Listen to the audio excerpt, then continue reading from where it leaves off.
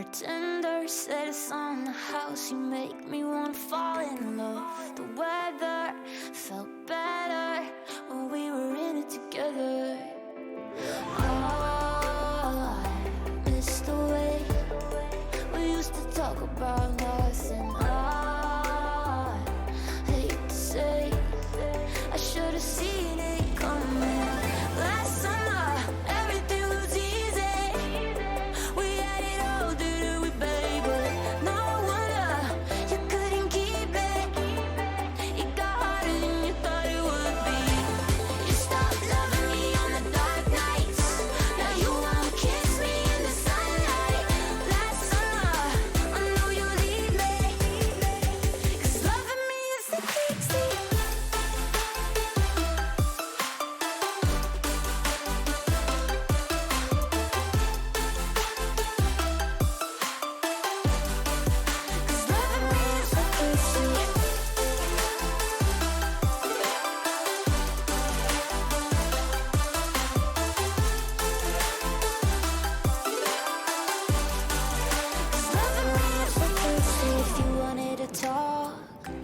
Texted. If I wanted to stop, I would've let it go. But I get it, it's alright, 'cause I can't keep my shit together.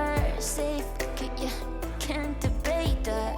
Don't want shit to get better, 'cause it made me forget it all and I hate that. Last summer, everything was easy. We had it all, didn't we, babe? But no wonder you couldn't keep it. It got harder than you thought it would be. You stopped loving me on the dark nights. Now you won't kiss me in the sunlight. Last summer, I know you'll leave me, 'cause loving me is the key.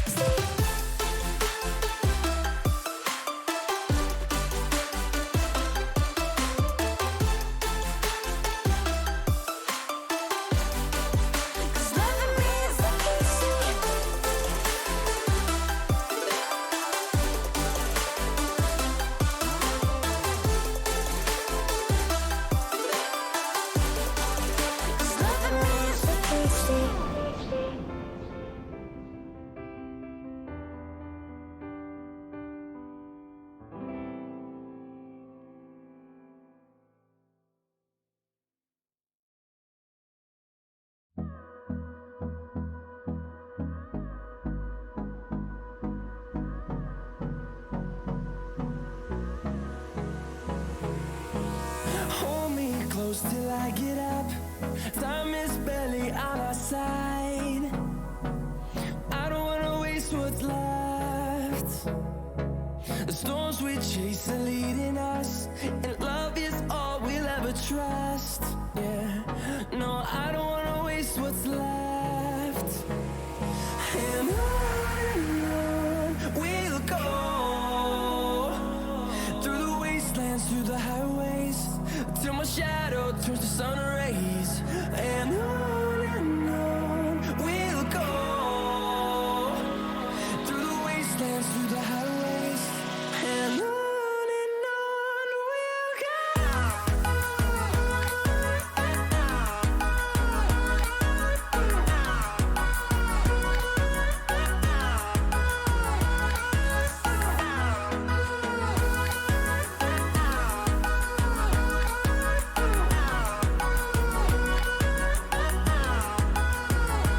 on we'll go. Finding life along the way, melodies we haven't played. No, I don't want no rest. Echoing around these walls, fighting to create a song. I don't wanna miss a beat. And on we'll go, through the wastelands, through the highways, till my shadow turns to sun rays. And on we'll go, through the wastelands, through the highways, and on we'll go.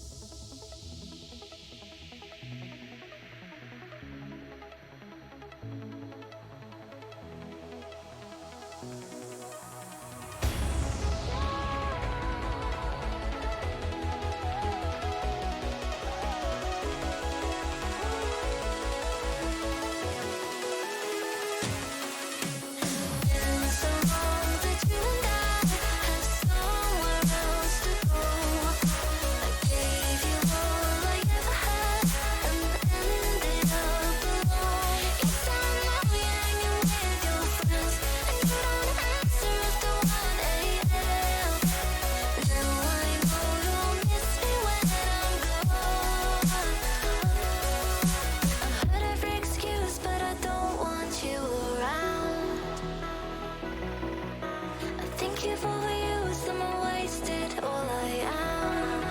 I stayed. This time I follow the thoughts that are my mind. I'm leaving you, and now I know you'll miss me when I'm gone. You'll miss me when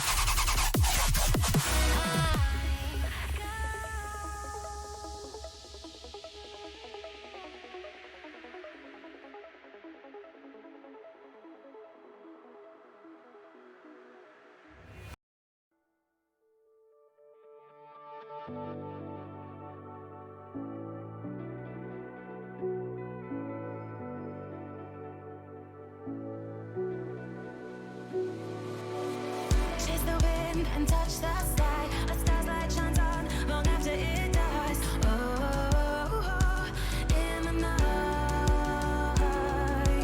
I live every day as if it's your last. Our memories been bright like beacons of the past. Oh, in the night, now we race against the sun. Now we race against the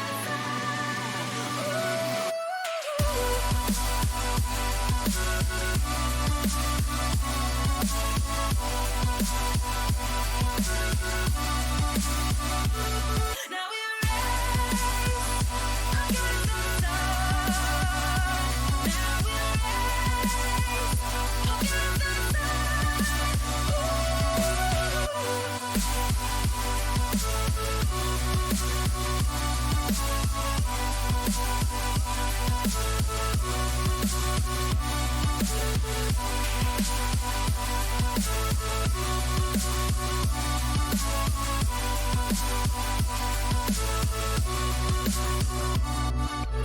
race against the sun. Now we race against the sun. Race against the sun. Now we race against the sun. Now we race against the sun. Now we race against the sun. Ooh.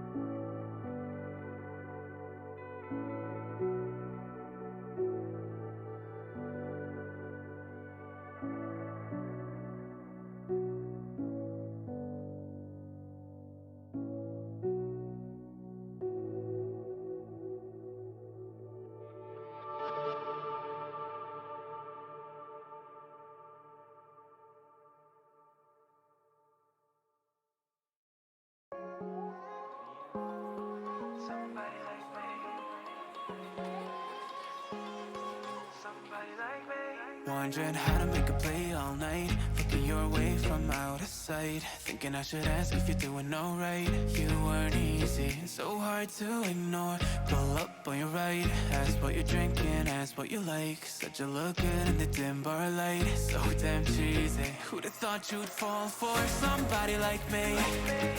When you asked my name, I panicked, so out of my league. And your body was so magnetic.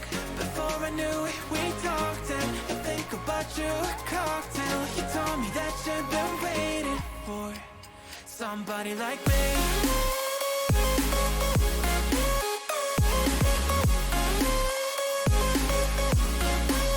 Somebody like me.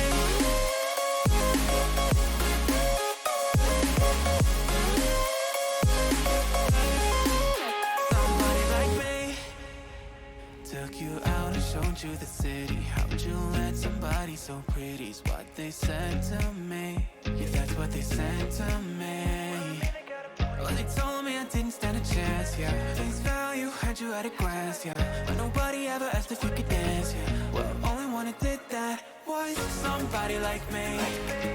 When you asked my name, I panicked, so out of my league. And your body was so magnetic. Before I knew it, we talked, and I think about you a cocktail. You told me that you've been waiting for somebody, somebody like me. You told me that you've been waiting for somebody like me. You told me that you've been waiting for somebody, somebody like me.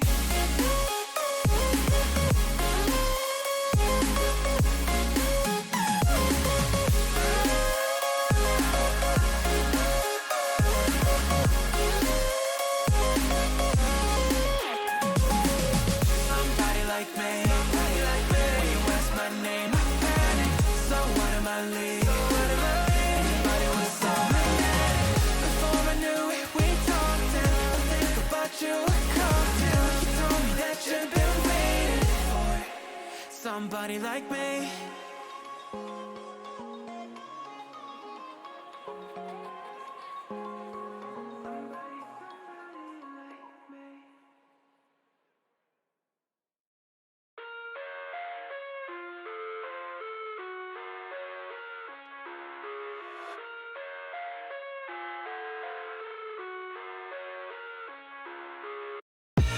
I live inside my own world of make-believe.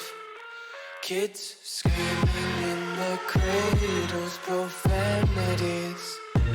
I see the world through ice covered in ink and bleach. Cross out the ones who heard my cries and watched me weep. I love everything. Fire spreading all around my room. My world's so bright, it's hard to breathe, but that's alright. Hush.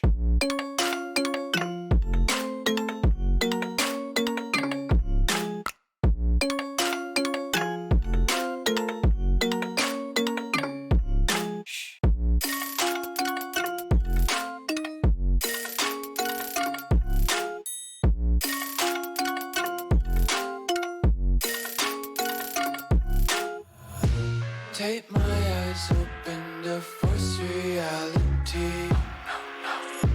Why can't you just let me eat my weight in glee? I live inside my own world of make-believe. Kids screaming in their cradles, profanities. Some days I feel skinnier than all the other days. Sometimes I can't tell if my body belongs to me. I love everything. Fire spreading all around my room. My world's so bright, it's hard to breathe, but that's alright. Hush.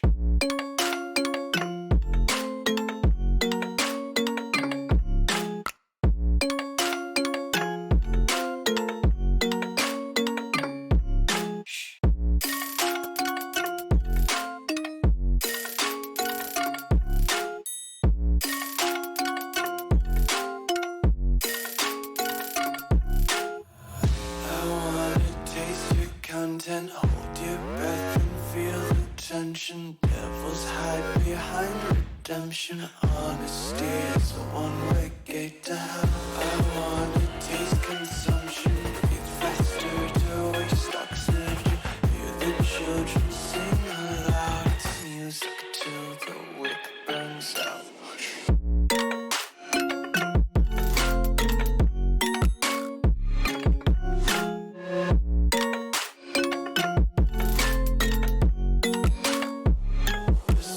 Be carefree lately, yeah. Just kicking up daisies. Got one too many quarters in my pockets. Count 'em like the four-leaf clovers in my locket. Untied laces, yeah. Just tripping on daydreams. Got dirty little lullabies playing on repeat. Might as well just ride around the nursery and count sheep.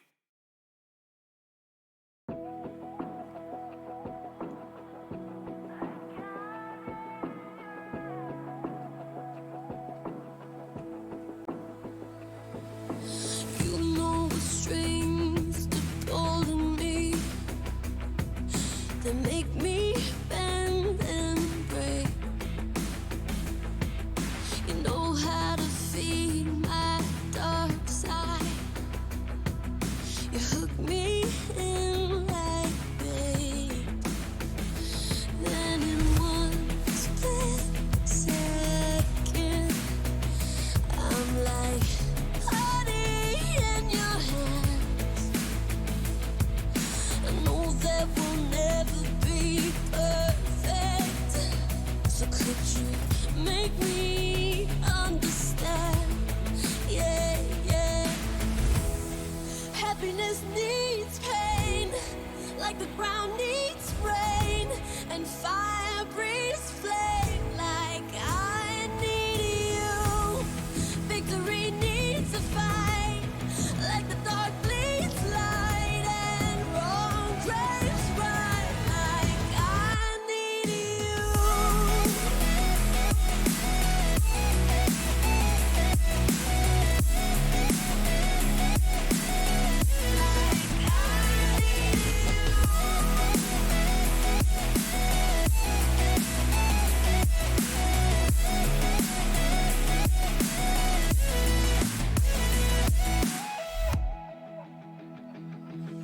I know how to push your buttons now, so I can get my way.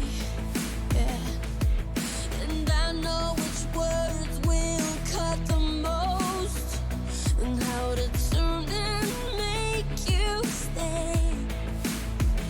And in one split second, you can barely catch your breath, and you know that we'll never be perfect. It's easy to forget. Happiness needs pain, like the ground needs rain, and fire breathes flame like I need you. Victory needs a fight, like the dark bleeds light, and wrong craves right like I need you. So wrap your arms around me now, with all your hopes and all your doubts, like you need me. And tell me now that it's all worth it. I don't care if we're not perfect. I wouldn't change a thing if it was all or nothing. Then I would want it all.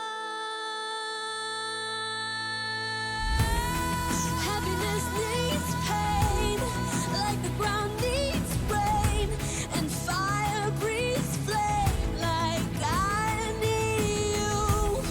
Victory needs a fight, like the dark bleeds light, and wrong craves right like I need you.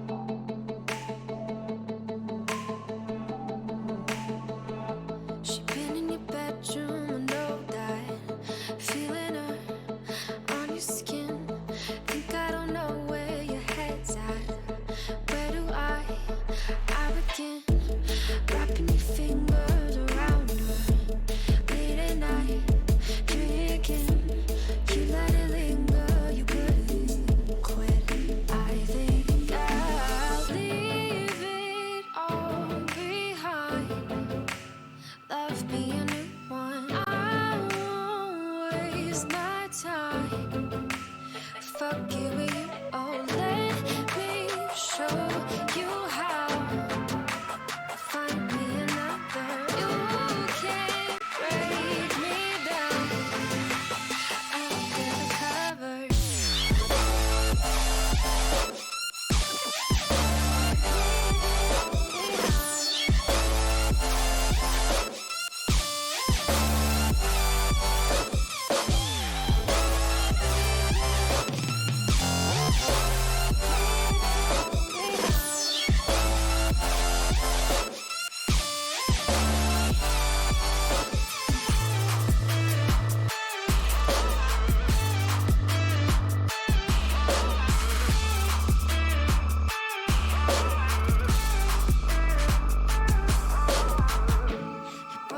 Touch just to break it. You thought that I would need it back, but you didn't know that I faked it.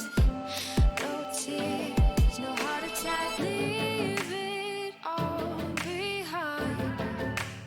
Love me a new one. I won't waste my time. Fuck you with you. Oh, let me show you how. Find me another. You can't break me down. Under the covers.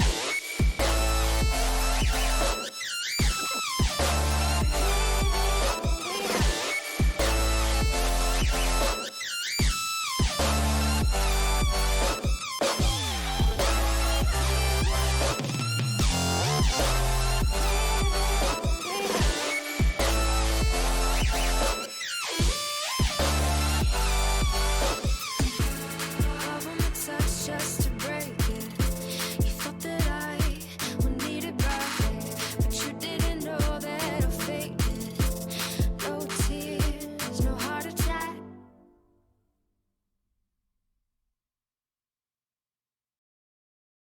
I was running road so many nations.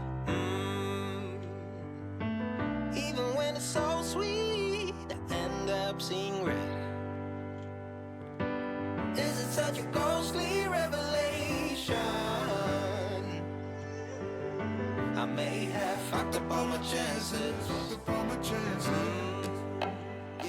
And we ain't sleeping on the floor again. We never sleeping on the floor again. For the ones who didn't make it out, for the ones that didn't see the life, for the ones that never cared, never gave a thought, found no happiness in that brand new car, or the house you bought. I see you talking about the love you lost, and it was gone like way before you ever thought it was. Yeah, I took my time, no quick ones, quick run, quick guys to get back there. Hot roads, I didn't think I'd come back fierce, cause I was running road so many nations. Even when it's so sweet, I end up seeing red. Is it such a ghostly revelation? I may have fucked up all my chances.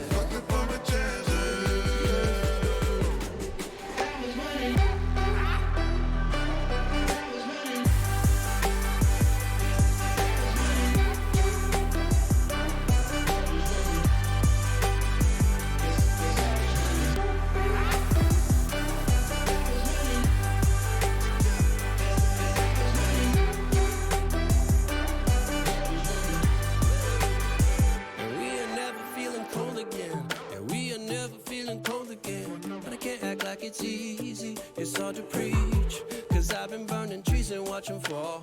If we cannot breathe out, we go forward. Sure, I was searching for cure, fishing a little wildlife. And when I'm low on fuel, I'll still be running till my back broke. Halfway, lost hope and I checked it. Hard roads, I didn't think I'd come back fast. I was running road so many nations. Even when it's so sweet, I end up seeing red. Is it such a ghostly revelation? I may have fucked up all my chances. been around the globe, looked around, nothing fitted, seen high and lows, but you won't even get it. time to admit it's not the end, but the road, and you won't even get it. Been around the globe, looked around, not to fit it. Seen high and lows, but you won't even get it. Been around the globe, think it's time to admit it's not the end, but the road.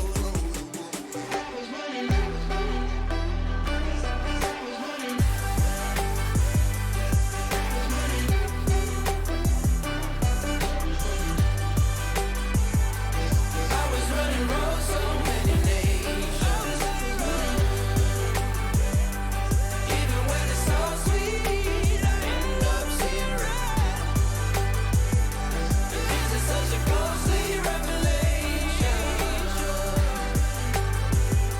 I may have fucked up all my chances, fucked up all my chances. I was running, I know, I know.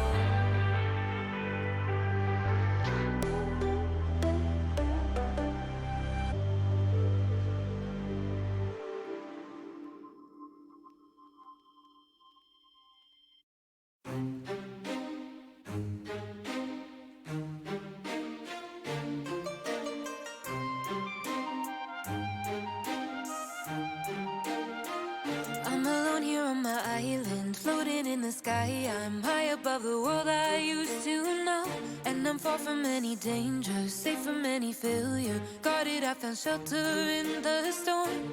I'm hiding in the blue, safe between the clouds. In the blue, where I can't be found. Was a soldier in the legions, fought against the demons, fought against the monsters made of gold. But they stormed across Arcadia, following the nature, washed away the place I once called home. I'm hiding in the blue, safe between the clouds. In the blue, where I can't be found. I'm hiding in the blue.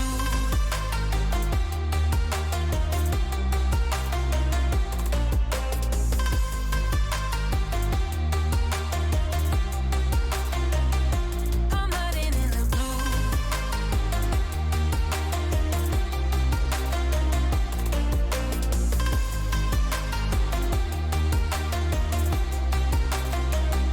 As time goes racing by, I'm wishing I could be fine, but I'm still so stuck on what used to be. Made a prison out of my mind, watch life as it goes by. Battle scarred my own worst enemy. I'm hiding in the blue, safe between the clouds. In the blue, where I can't be found. I'm hiding in the blue.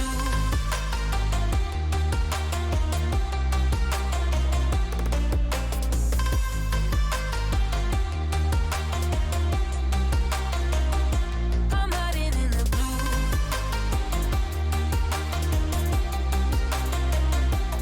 Hiding in the blue.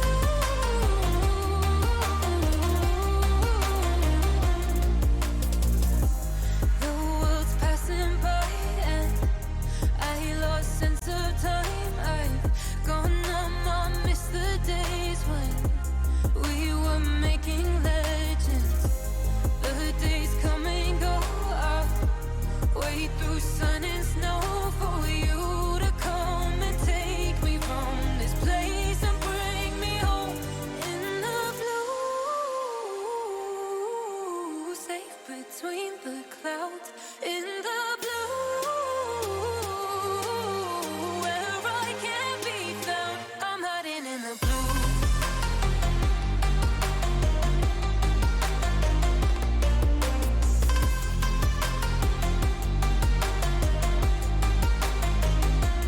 Hiding in the blue.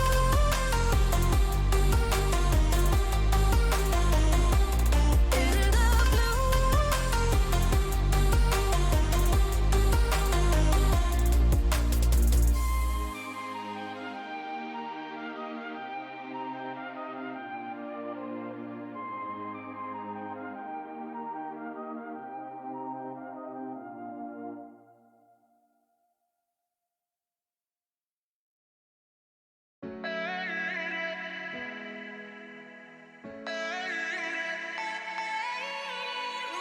Brother, sister, can you hear that?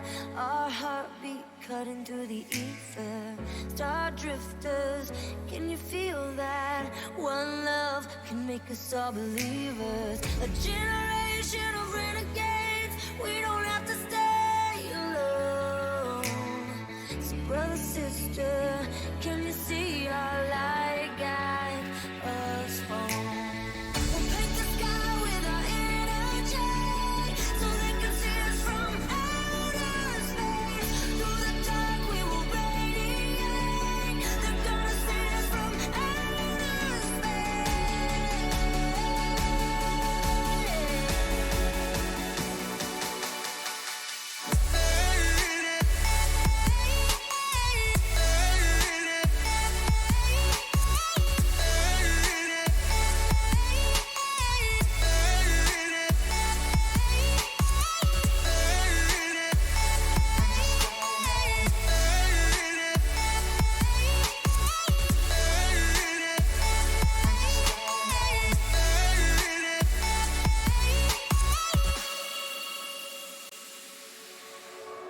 All the faces in this ocean come together, making memories in motion.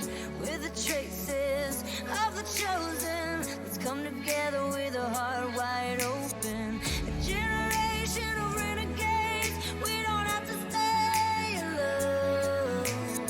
So brother, sister, find your spaceship and let it take you home. We'll paint the sky with our energy, so they can see us from outer space. Through the dark we will radiate. They're gonna see us from outer space. They're gonna see us from outer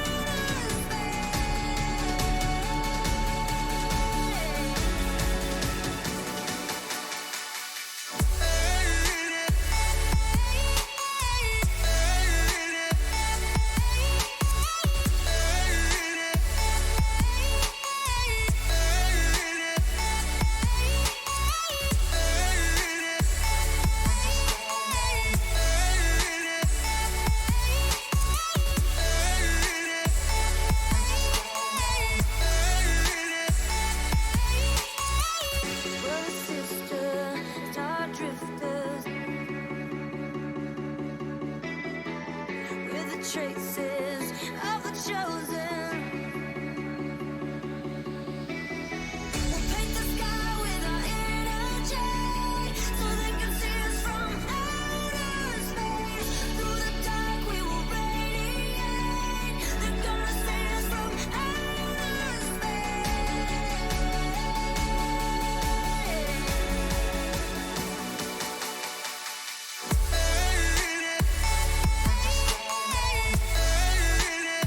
So they can see us from.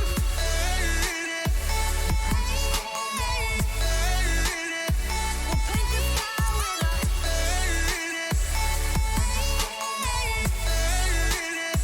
So they can see us from. So they can see us from outer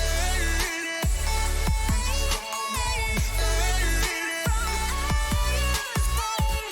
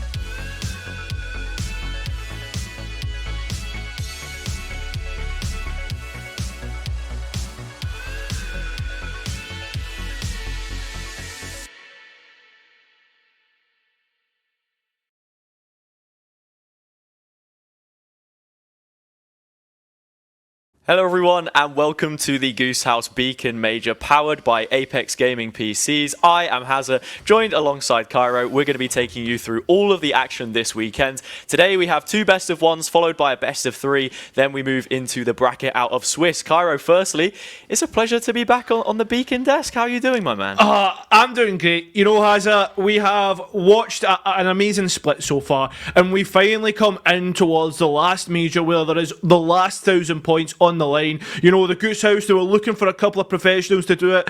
They weren't available, so it's just us 2 on the desk. So, I'm excited for this one.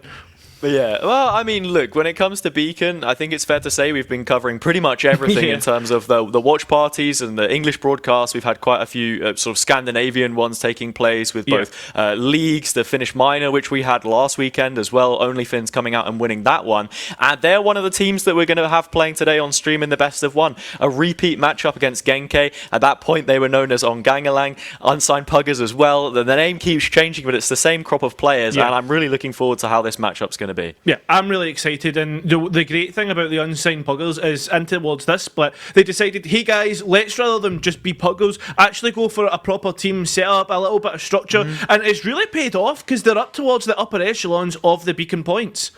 Yeah, I think it's really interesting to actually look at the teams that we have in Beacon this time around this split, because you have a team like OnlyFins, which have brought in a bit more quality. Players like Polvi, for example, who had a stint on Human Tripwires, now E-Masters, playing in Polaris, of course. That one didn't really pan out too well for him. I think quite a lot of role issues that were plaguing teams across the board, I think, in the region. This is always something that we say about the circuit as well, is that teams do often change, so having that bit of consistency is good. One of those mixes, I guess you could call it, Tots and Friends, which is now moved in towards the Insight roster. You know, there are quite a lot of teams sort of kicking about, and that quality level has changed, so it's really interesting to see who it is we've actually got playing. Yeah, 100%. And we're getting a little bit of definition now, obviously, with this being the last major. A couple of the teams that we thought maybe were favourites at the start are maybe not so high up as what we thought has. I mean, you've got Control and Next in Line. Next in Line essentially fighting for the lights. Two teams that really did well back in that Epic LAN that we had at the start of the split.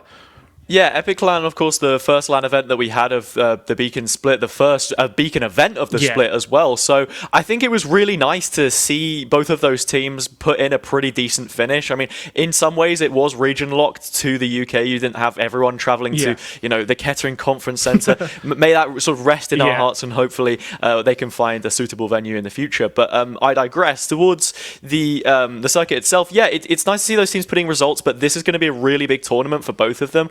Like you said, 1,000 points on the line towards the upper end if you can get it picked up.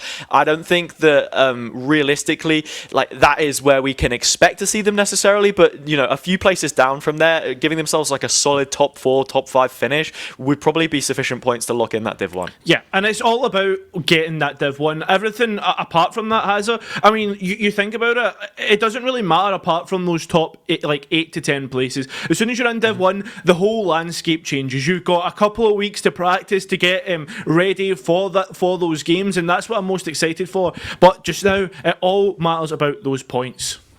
Yeah, points mean prizes, or places, I think it's more appropriate to be saying. Div 1 last time was a bit shaken up, promotion relegation tournament. You remember that both H2O and I believe at the time it would have been Alliance weren't able to play, because they completely withdrew from it. And H2O, their players had already moved into a few different places.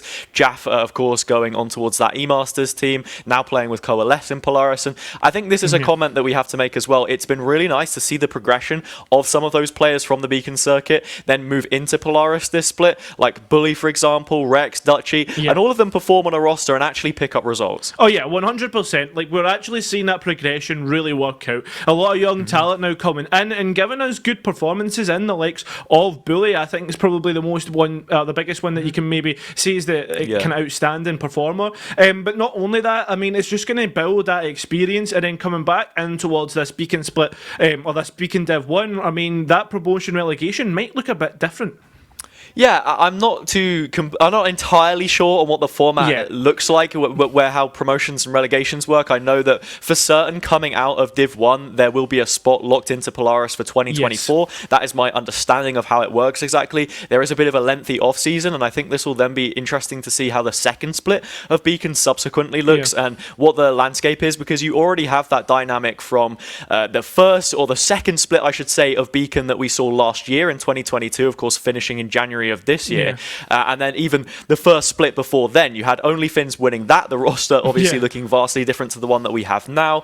Teams like Le Petit Buffon, Barbers, Vamonos sort of taking place in the midst of things there with really, really strong rosters lined with quality. And those players have sort of gone their separate ways. You've got people in a myriad of different places, from the UK playing in Polaris all the way out to India, if you're thinking about Eccles, for example. So it has been a wild ride so far, and I'm just excited to see where we stop off next. And also, Hazza, talking about quality, there's a few players of quality that may have just dropped out of Polaris recently, and have actually now, not actively, but are saying, hey, we might be playing in Beacon for this tournament. I think Fred in chat earlier was saying that, and I mean, there's these players like Stokesy, for instance, who could find themselves on towards a Beacon roster maybe at a later date as well. Yeah, they certainly could, and I think the word that sort of immediately springs to mind, or the phrase I should say, would be point to prove, but I think these are already proven players. Like, they should fully be expecting to not necessarily waltz through the division, because they do have that upper quality. You think as well, a conversation that we were having, sort of within the circle on the watch parties previous, was out of the teams currently in Div 1, how many of them stack up to the Div 1 that we had last time around? And I think that the comment to be made was, OnlyFins and perhaps Metasport, like, add a push. Those are the sort of the levels or the difference that we've seen. So having some of those players who maybe things didn't work out for them in Polaris this split, then dropping down and coming through, will be interesting to talk about. But something else we can talk about, we can stop waffling here on the desk and sort of giving that broader scope of what's been going on so far. It's nice to paint the picture, but let's get a bit more detail on the board. We're going to be looking at the map bans for this game. Genke versus OnlyFins, a rematch of the final that we saw in the Finnish Beacon Minor, and the map that we're going to have is also a repeat, I believe. We'll be going to Haven. Yeah, Haven's been a really good map for OnlyFins. I think, like, off the top of my head, we've seen them win 13-0 a few times in finals, so that's against like teams who were on form with that tournament. So yeah, this is something that I'm really excited for, but this was something that I believe, off the top of my head, Genki were actually able to steal away from OnlyFins. Yeah, I believe that they were. It's a lot about that macro read of the game and sort of how the rotations work, especially on the defender side, and we see this a lot. As long as you're a fundamentally sound team, especially in Beacon, then you're going to go a long way, and your Haven 9 times out of 10 is going to look really good. Another reason why I like this map, and a player that we've just seen fragging out consistently in all of these events, is Polvi. We have to be looking at him, getting on towards that operator, building it up as quickly as possible, because if we look as well at the side choices here, Genke are going to be beginning on the attack, which means that I'm sure it was OnlyFins that had that selection of map, right? They chose what the final map would be in the banning process, which leads Genki to have their side choice. That is my understanding of it, at least for them being on the attacking side. Genki actually got the last ban, so maybe maybe it's just a kind of showing that it's Genki that's on the attack, and actually OnlyFins has decided to start in the defence, which again, if memory serves me right, OnlyFins have a really good defensive Haven, and again it comes back to that macro read. Yeah, it does. It is also, like I mentioned, having Polvi on the operator, you know, such a comfortable player on that role, playing the Jet 9 times out of 10. And then just like the supportive play that they have across the rest of the board as well. Players like Vubit, for example, who I've been thoroughly impressed with. He was on the roster last time around and is sort of one of the existing core members of this OnlyFins roster, but has really stepped up in terms of performance in recent tournaments and thoroughly impressed me. It is only fair that we do our due diligence and look at the opposite end, though, however, and talk about Genke a bit here. And then in that duelist matchup, perhaps what Ticey can offer. Yeah, I mean, Ticey can frag out just as well. But at the same time, and I don't mean this by any disrespect, you were talking about the support that's behind that duelist, and I feel as if OnlyFins just have that, I guess, solid kind of infrastructure. Foundation's the word I was looking for. That foundation is just unbelievable with the kind of experience that's within that roster compared to that of Genki. Yeah. I mean, there are great players all across the board for both of these teams. Yeah. Another one that springs to mind is probably Fagan on the OnlyFins side. Playing the Sentinel role, we expect him to probably pick into the Killjoy here on Haven, as is meta. I think, we can speak a lot about compositions, but realistically, 9 times out of 10, you're going to be seeing the same compositions played on specifically Haven and Ascent, which is interesting because obviously, the meta perhaps in some ways has stagnated a little bit, but at the same time, it is then nice to see when we get these mirror matchups how exactly teams are looking to make the most out of that utility, really try and not necessarily innovate, but be a little more creative with the setups, put a little more thought behind it, because on a map like Haven as well, you don't necessarily have to be proactive on your defender's side. It's good to be collecting that information and going for some good mid-rounding, but the bigger thing for me is having good prioritization for certain areas of the map. With the 3 sites, you're going to be playing retake quite a lot, so it means that if you have a good anchor on one side, a player like Fagan, for example, it's going to lend you a world of good. Yeah, and for Genki, I think with them starting on the attack, it's going to be a kind of seeing how much they can get out of this. They really need to make this attack work against OnlyFins, because when OnlyFins move on towards that attack, one thing that we can say is their attack always looks amazing when they're on Haven.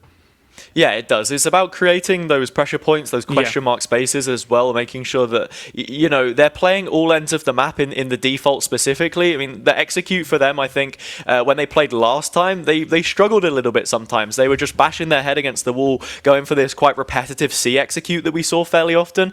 And when it wasn't panning out, you could see that there was just a sort of sense of frustration in the way that they were playing that attack. So I would really like to see them here, be a little bit more composed, punish the gaps, because there will be gaps on this OnlyFins side. We've seen it a few times before where, that they pick up a couple of maps here and there, but then they'll drop one and it'll look like a really uncharacteristic performance. It's about taking that to the next level and making sure that you're, exploiting these opportunities when they present themselves. Yeah, and I think the advantages that OnlyFins have can sometimes be disadvantages. One thing that I remember from OnlyFins was on Split, when Povey decided to or not decided to, but slightly overheated on the duelist role, and that's an opportunity that we could see for Genki to kind of try and manipulate.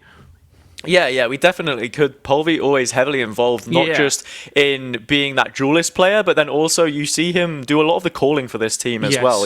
Where you'd usually expect it to be Nixon, the guy who's sort of been holding the OnlyFins roster together for a long, long time now. And I remember speaking to him back ahead of Division 1 finals and speaking about sort of how he sets the team up. But then introducing a player like Polvi with all of that experience, you want to have some of those calls. And I mean, he was even in chat when we were doing the watch party sometimes, sort of saying, a variety of things, but one of them being, of course, that, when things were looking a little bit tricky for them, he would be there to sort of lend that hand, make some of those decisions for them, and bail them out where they needed it. Now going into Agent Select, we can get a look at what both of these teams want to play, and GK are actually going to pull out the Viper.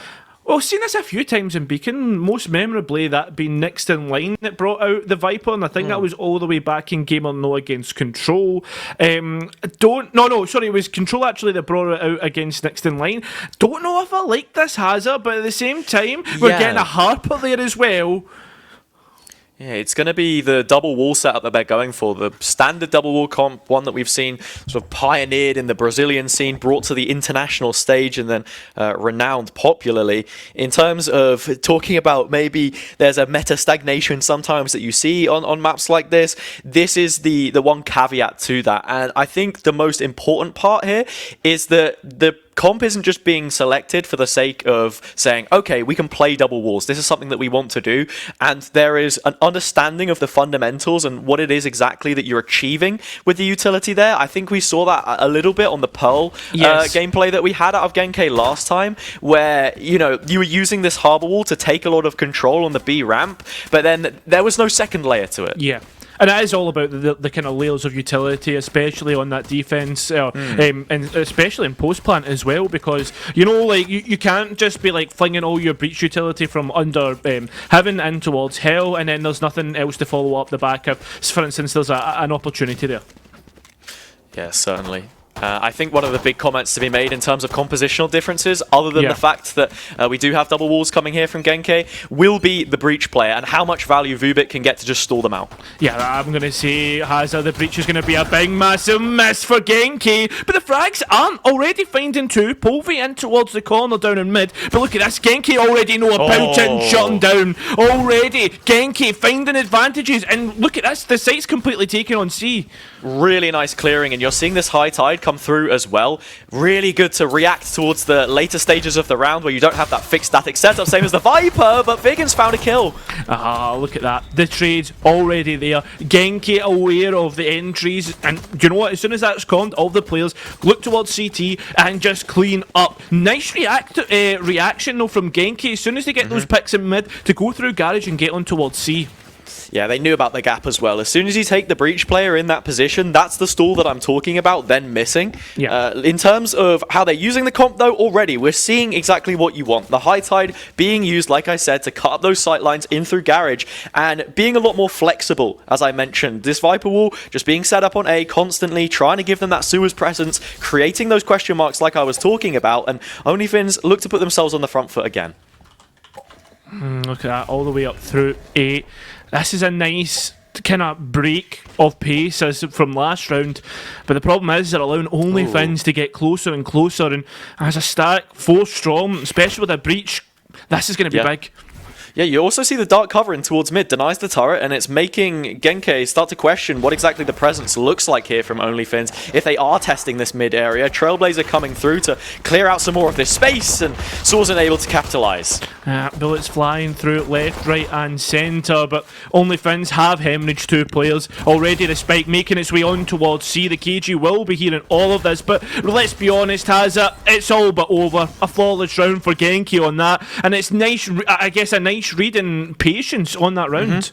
Yeah, composure that I was speaking about, not getting too ahead of themselves. That is one of the rounds which you fully expect them to win. Coming into the gun by, I'm interested to see what this setup looks like from OnlyFins, because you've already seen them try and get a little aggressive 2 times. One in towards mid. We know that Vubit likes to set these players up to go for those kinds of aggressive plays. The other one being that sort of heavier A lean in towards lobby control.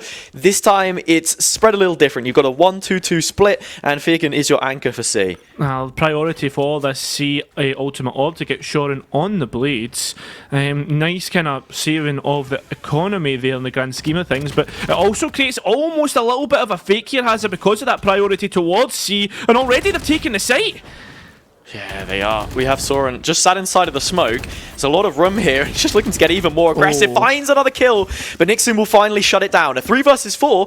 There's low HP on a few of those Genki players. Thankfully, the overgrowth or the regrowth will be able to heal them back up. It's not only that, though. It's a big pick because the entry back into the site will be that little bit, I guess, slower, less supported because the breach is gone. As the players try to come through, the snake bite and the Spectre cut the players down. 1 player left. It is Nixon, but I think he's already looking to save this rifle.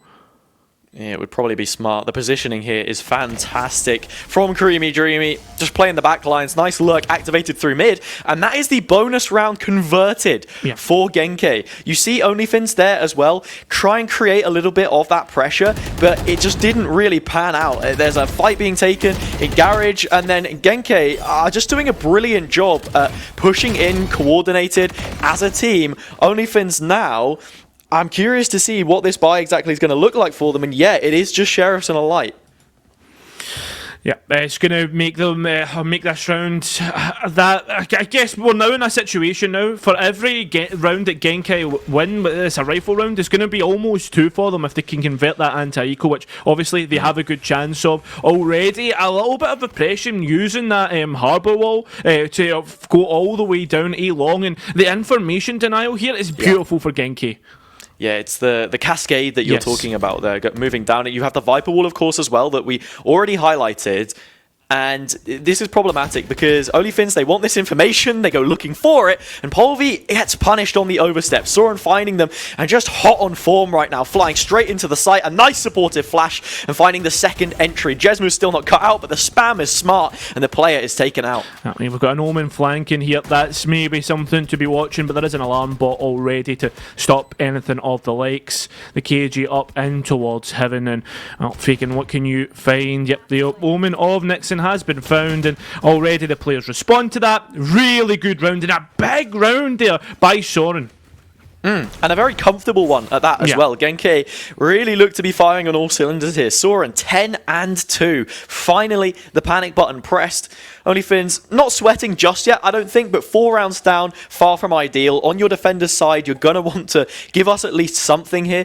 Offer some form of a tribute to make us feel that this is going to be more competitive than it's certainly shaped up to be, because while we were speaking so much about OnlyFins on the desk, Genki right now are the ones ever present in that kill feed. And I would actually argue, Hazard, that OnlyFins have a better kind of comp for the defense just because of that breach stall and the KG util. You look towards Genki, there is no sense. Well, sorry, they actually do have the KG. Never mind, but they don't have that stall in the form of the breach.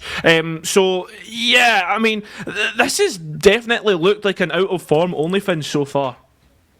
Yeah, it certainly is. In terms of the roster, you're going to have to just correct me if I'm wrong here, but I don't really remember seeing Soren playing on the Genki team last time around Facebook when they user. were... is that it? I think it's Facebook user.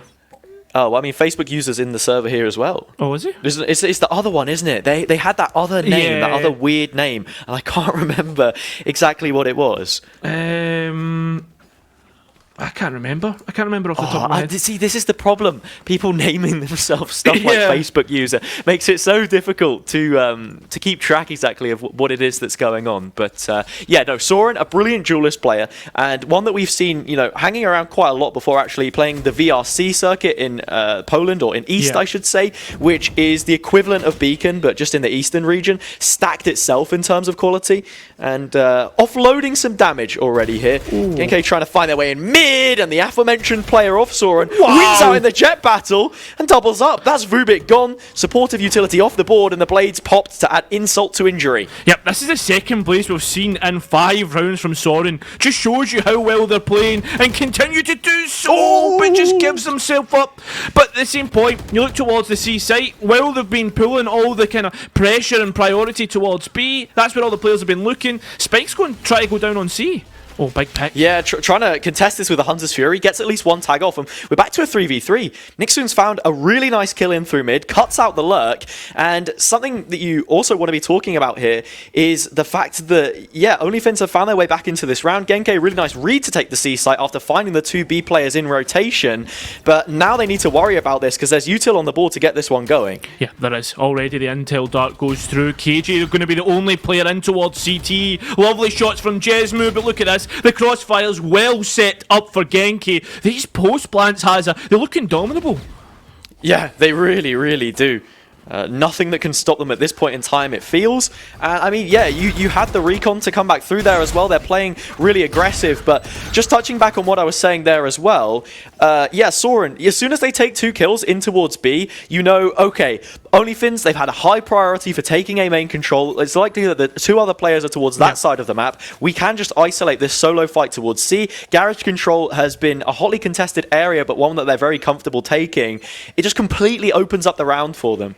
Yeah, a little bit of a fanatic buy coming through for OnlyFins, trying to make that economy go a little bit further so they can try and challenge that of Genki. But I mean, Hazard.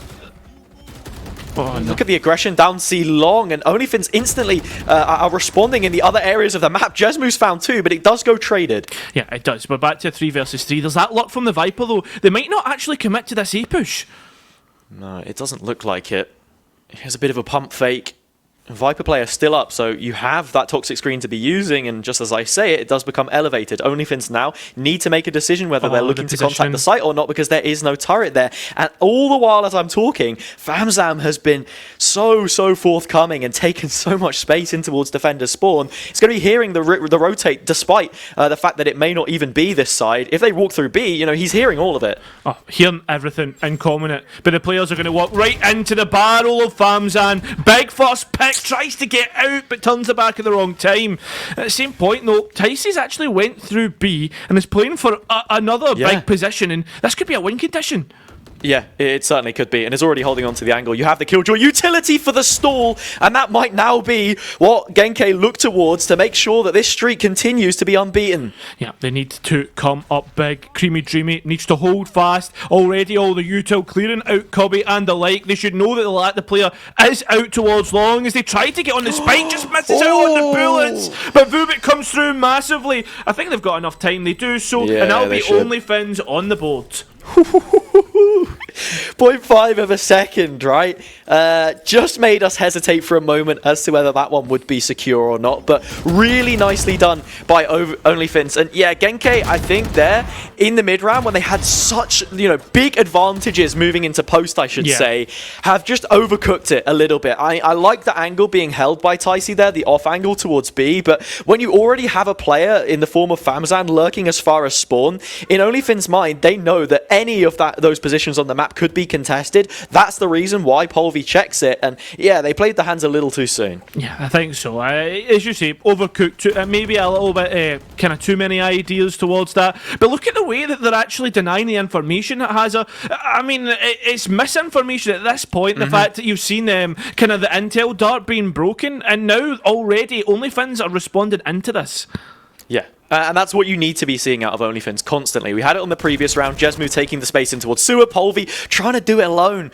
Had the first flashpoint out of Vubit and is looking for a little bit more here. Will find the Trailblazer, but right now just emptying their pockets in the face of this pressure created by Genki. And they've been working the map really well. Like I said before, one of the premiums, that information denial, and they're getting the most out of it. Yeah, but look, there's already players here. The KG hiding in towards the corner. The paranoia comes out. Famzan at least changes, but Faking goes huge. Here we are, has the Seekers popped. Now the last two remaining players might try and come in quick here for a quick retake. They do, especially supported by the Rolling Thunder, but that's massive from Ticey. The Seekers denying any sort of sight for the players coming back in, and that means they can just cut them down.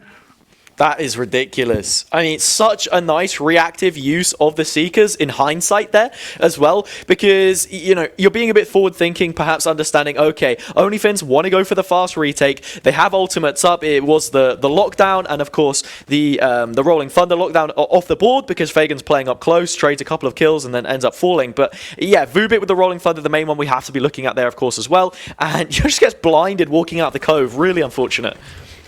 Again, the same cascade that we've seen every single time, but look at this. In response, Polvi actually just moves up and has, when the Viper wall drops, all that control in towards A lobby. This is exactly what OnlyFins need to be doing. I mean, we saw it on the previous round as well, trying to get a little more aggressive in the positioning, make it difficult for Genki, as right now they are just piling on all of the pressure. Like I said before, raising a lot of questions about OnlyFins' defense, denying a lot of space. And Famzam already so far up the choke, just trying to dodge in front of the dark cover, finds the first kill, but there should be a trade, and there is. Yeah, good stuff. That is a rifle, an upgrade perhaps, but maybe not at this point in time. Lovely shots from Vubit though. Advantage gain, but immediately traded out. It's just continuing back and forth, and Vubit's went huge. One player left, the spike's down. Could use the lockdown if you really wanted to! Oh my god, Creamy Dreamy! What on earth? Just peeks out and gets a ridiculous timing. Vubit looking the wrong way towards Garage and completely caught in no man's land. I mean, I have absolutely no idea what he's doing there. You found 3 kills and then they're just sitting ducks. Maybe because there was the delayed reaction from Creamy Dreamy that they thought, the player must be lurking through Garage. But not only that, Jesmo's looking towards long anyway. So realistically, the trade should be there. Yeah, I mean, you have spike control in the site as well. I think I might be wrong in saying that, but yeah, they did. Even in a 2 versus 1, you're just playing the numbers. Really unfortunate. And yeah, I speak of punishing these gaps. Genki have been doing a fantastic job at it. It's been massive, and not only that, I mean, you look towards the ultimates now. At least OnlyFins do have that counter for the lockdown. Genki don't though, so this is going to be a massive point to try and get back in towards any site, any retake. Yeah, and Ticey's been saving this Trailblazer every single round to just re-clear A lobby, knowing that Polvi's liking to fight into it, and he's completely unsupported. Both Initiator players back in the site, a fault line perhaps being lined up. The spray's not good at all. And Facebook user has found the kill. It's not only that though, elsewhere, KG's gone. Genki, I think it was Vubit that found the pick. Massive one at that Hazard. Lovely shots on towards Soren. Yeah, and now that this Viper's Pit is up as well, the lockdown into the retake is going to be huge. We've already seen it popped. Genkai looking to adjust, perhaps take this space in a connector. Vuba under a lot of pressure, needs the timing on the flash to be good. Oh, and it is, but the problem is there's so many players there that they can just respond into that. Nixon's holding the cross. Jesmu's still on the site, so even if they escape in, they're escaping in towards a rifle hazard. And they don't even get the information off the guiding light. Yeah, it's not cleared at all, and it's perhaps a false sense of security right now for Genkai. Nixon also going to be using the From the Shadows to reposition. Jesmu capitalized from the position. It's another double kill. Tyce's found a couple, loses a bit of HP as he breaks the legs. A quick snap as the spike looks to be planted. A 1v1. Oh, I don't think Tyce's looking at the right spot. The guiding light gives the information though. Fakin just comes up huge at the right time. Only Finns needed that second round, Hazza, even just for a little bit of respite on the scoreboard. Yeah, they really did. Right, Ticey with the Seekers yet again, trying to perhaps stun a player up, find something, but yeah, it was not happening. Not a pretty sight from Polvi in that situation. And yeah, we were speaking even before about these duelist players being well supported, and I can't say that we've seen too much from Sora in the last few rounds, right? It's sort of been quietly working away after having opened the game up for them massively. On the opposite end, Polvi has been found in these really random spots from time to time, and it's been really difficult for him to have that value where usually he's stepping up individually. We're just not seeing it this time around. Soren though looking to boss down, actually falling through this cascade. The rest of the players though respond by taking shot control, and that's where the kind of minority of Genkei's roster will be. Yeah, Genkai putting themselves on the front foot, using the Trailblazer to take the site this time around, but there is a wedge in the middle, and it's Polvi on short. Yeah, big massive packs. Creamy Dreamy tries to get a trade, but two players there. Jesmu just comes in at the right moment. Soren, no, trying to go in towards CTs. A nice response, but the problem is the setup is already there, but Ticey breaks it down. Perhaps going to escape towards C, but here comes Fakin at the right time. Figgins' timing has been near impeccable at this point right now on those rotations. How many kills have we been seeing taken all the way into defender spawn at this point? Both of these teams, liking to press their advantages, and we're seeing, some really good gameplay come out of both of them. This might be one of the better matches I think that we've seen in the split so far, and a lot of it is just how well drilled Genkai seem to be. Definitely an overextension in that round, perhaps, and needing to make sure they're not giving OnlyFins a way back in. One more round, and I think the game is on. Yeah, I think the response there should have been to crunch in towards short, but even at that, once they lost the players, they were like, right, let's go and take CT. I like that. They kind of fought their way out, but unfortunately, Fakin was there at the right point in time. A little double up in towards short. Both players caught in the reckoning. Polvi finds one, tries to disengage, but the site is already compromised. And going back to something I wanted to say earlier, we've not seen this defender-sided operator at all. Just trying to be, moving on that Vandal as much as possible. Ult's invested, lockdown respected. Going to be just stepping away from it, but we've got to look at that Rolling Thunder. I think OnlyFins still fancy them their chances, even with a player disadvantage. They should do. They breach a little late, just re-clearing through B, which is respectable. Paranoia too. Yep, this is going to be big here once they come in. The players, though, looking to play majority from long. I don't know if this is in response to the Rolling Thunder. There goes Facebook user. The rest of the players being dismantled on the site. The last two remaining players towards the extremities. That just means that the players can get in towards... Oh, no! Oh, they just pushed through, but that's went massive. That's going to be the round for OnlyFins. And you know what, Hazza? It was just isolated fights. Yeah, Genkai there as well. You can understand why the post plant looks the way it does, because seeing that the Rolling Thunder is available, you don't want to leave yourself just sat in the middle of the site to be taken out, right? So they go for a more passive angle, but it just means that Facebook user hung out to dry. Really nice use of the Paranoia under the site there as well. Good use of the Rolling Thunder. And yeah, I'm not sure what the setup should look like there for Genkai. Maybe you can take a little bit more space, a few more liberties off the back of the lockdown that you have, especially considering it was inside the site, right? Like, there's a chance to even have a connector control at that point. And again, I mean, not to hamper on and kind of flog the dead horse, for instance, Hazza, but if you put a breach in towards hell and Genkai have that stall, that would be a totally different round. Definitely. Looking at this one as well, by this point in time, OnlyFins have heavily conditioned the fact that they want to fight for A lobby. The turret's taken the contact and already disappeared. They fall back, and there is so much presence for OnlyFins towards this C side of the map. They've left B almost gaping open, a single turret just to contact it. But how many times can we say that we've seen Genk finish on a B? Yeah, I mean, a good response here would to go B and head in towards A link. But it's not only that, you talk about kind of conditioning Hazard. The conditioning has always been to finish on C for Genk. Nice clear, and Soren goes huge.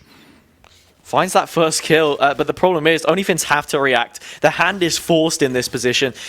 You can gamble on playing C, and I think that's exactly what they're going to do. And they've got the read perfect.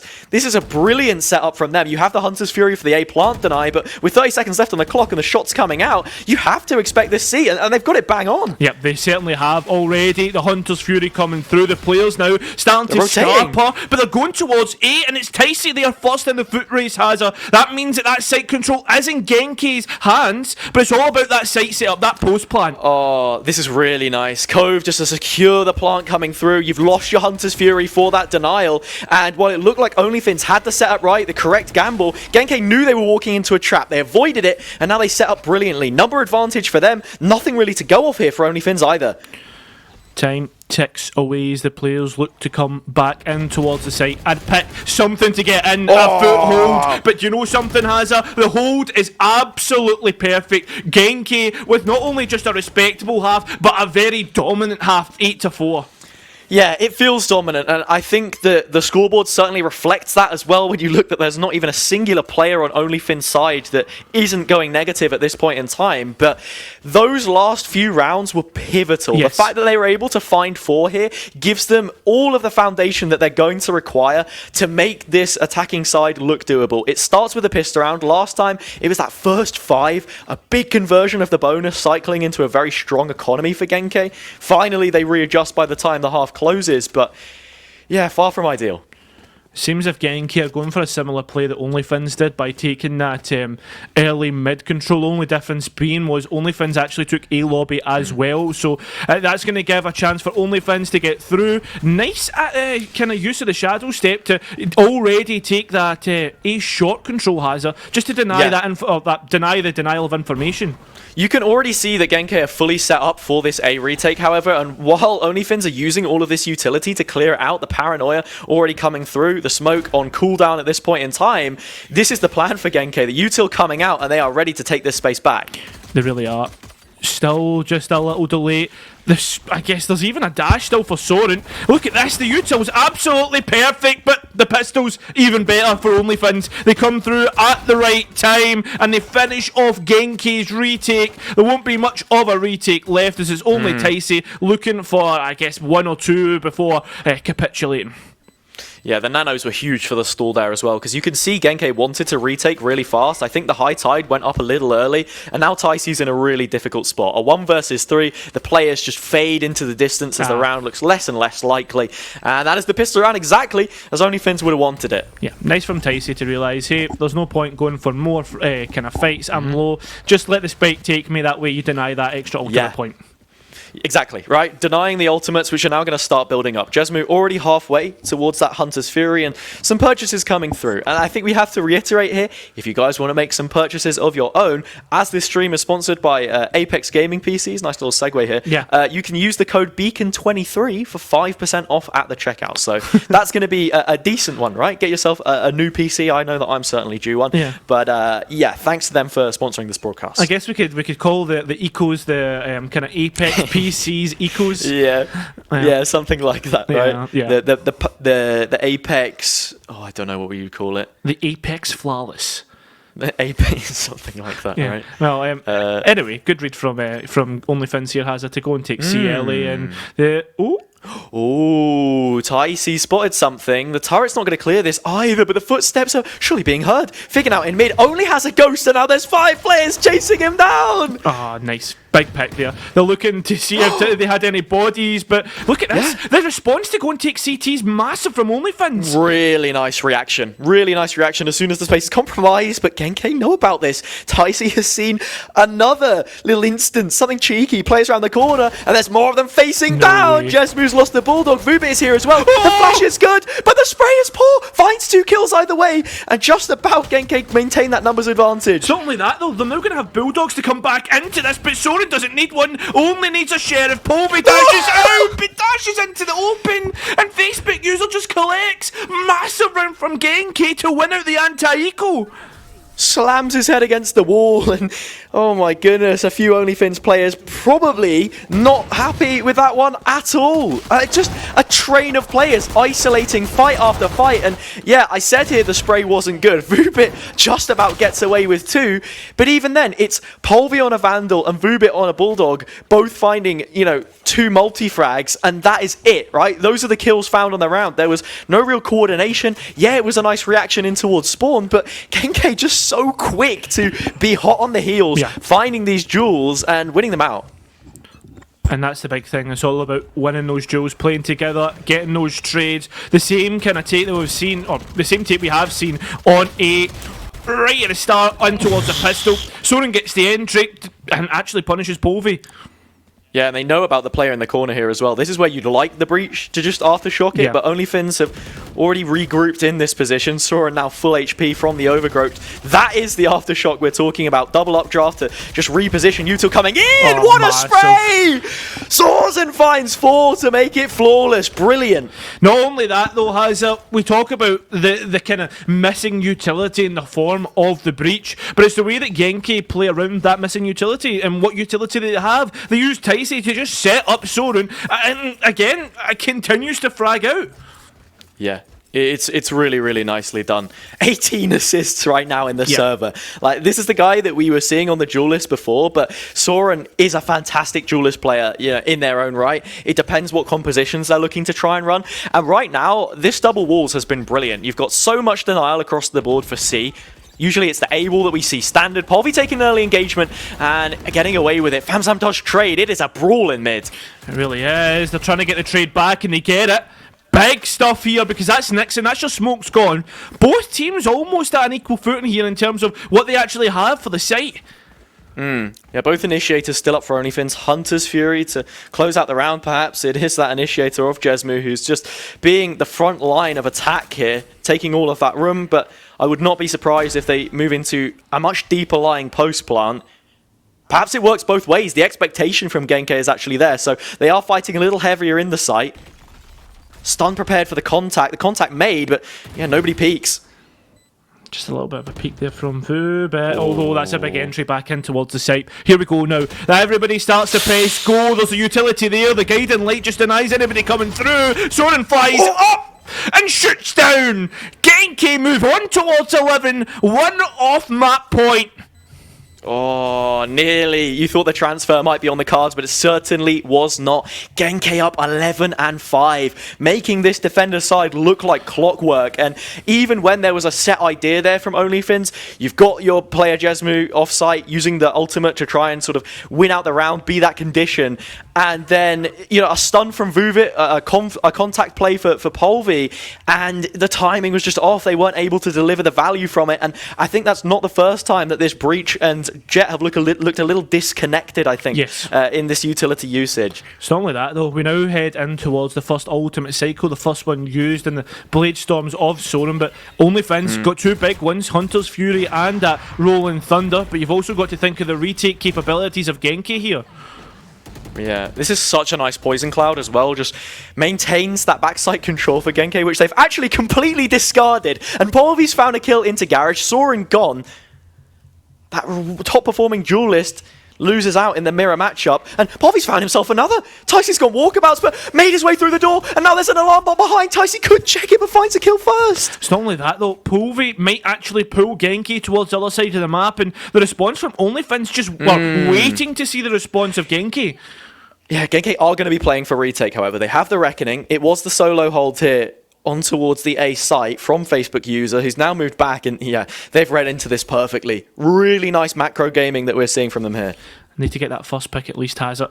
In fact, they're actually choosing just to hold the site rather than just decide to play for the retake, and it's went huge! Wow. The crossfire, perfect! There's 12 for Genki, and this is map point against OnlyFins. Yeah, I mean, Famzam has just completely bailed out Facebook user there. Flashed by the paranoia, Recon about to bear down on their position, and a beautiful double into that third kill finally being found. Creamy Jimmy on the scene, and Genki up 12-5. OnlyFins looking second best for the team that beat them in the grand finals of the previous Beacon event. And I mean, what a change that we've seen from this Genki roster. Before, they were just using the utility for the sake of it, but now it feels like there's a lot more purpose behind it. This really looked like a really kind of... Oh my god! Never mind what they look like. They look like killing machines. Soaring coming straight through. There's at least a trade back, but the advantage already made. You've got the Reckoning still there. A player still on short. His Foamy tries to clear it out, but can't do so. Only one left. It's up to Nixon to keep OnlyFins alive, but they're not. They're dead in the water. Completely gone. Genki Esports, we were talking earlier, about OnlyFins being one of the only teams to actually be good enough for that last Div 1, but Genki, they come through and give us another argument. They are making a real argument for themselves there. I mean, what a map that we have just seen from them. And as I said before, purpose-driven with the utility that they had, especially on the attacking side. Just some of the set reactions and pieces that they had and how they were setting up, right? The constant cascade in towards A for the information denial, the toxic screen setting things up. This really nice reactive high tide, as I mentioned before, to, you know, send in the executes. On the defender side, playing retake where they had to. Good reads of what the setup look like from OnlyFins. And I said on the desk as well, every now and then OnlyFins have one of those maps that leaves you scratching your head thinking, you know, what has happened to the team that we expect? It looks so disorganized, and I think this is definitely one of them. Yeah, this is. But remember, this is only a best of ones, and maybe other series where there's another map to come, they could try and answer back. But not only that though, one thing I think is the biggest change for Genki is that firepower and Soren. Yeah, I mean, he's just looked absolutely brilliant on the duelist, which is nice to see. I think Tycee and Polvi were going toe-to-toe in the previous sort of duelist matchup, and the one that I perhaps anticipated to see coming into this. But Soren is a fantastic duelist player. I believe was on the team, it would have been, I can't remember what they're called now, but the team that ended up winning Div 2 of Beacon last time around. If I'm trying to remember what it was, but it's completely escaped me, essentially. But it's sort of part of that core that we've seen now moved into this Genki team as well, and has just been leading the line. And I think while their impact sort of slowed down a little bit as the game went on, they heated up again at the end, and more than anything else, it was that nice 5-round cushion which they were able to build up so early on, converting the bonus, and just punishing OnlyFins for a lot of those mistakes. Yeah, well, guys, we are done for this match. This was actually round 4-5 and towards the round 5 and towards the kind of Swiss, but we have still one more best of one to go. Yeah, we do have one more best of one to go. Then we will be moving into a best of 3. After that, that will, of course, be in the bracket. And then tomorrow, we're seeing that one through until the death. I'm very much looking forward to it. Yeah, certainly are. We're going to take a quick break as we get ready for that next best of one, Hazza. We'll be back in a moment. Watch 'em run away, I got none. I'll be standing on my own, never gonna take my throne. I got no rival. Watch 'em run away, I got no, I got no rival.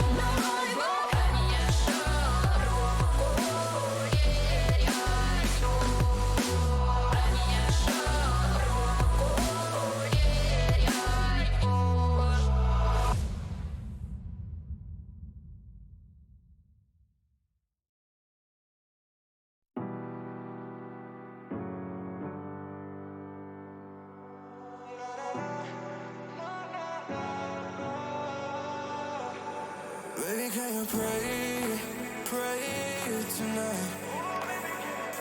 Baby, can you pray, pray for us? Oh, baby, can you pray? 'Cause every time you make time, it's only to the end. So pray tonight. So you won't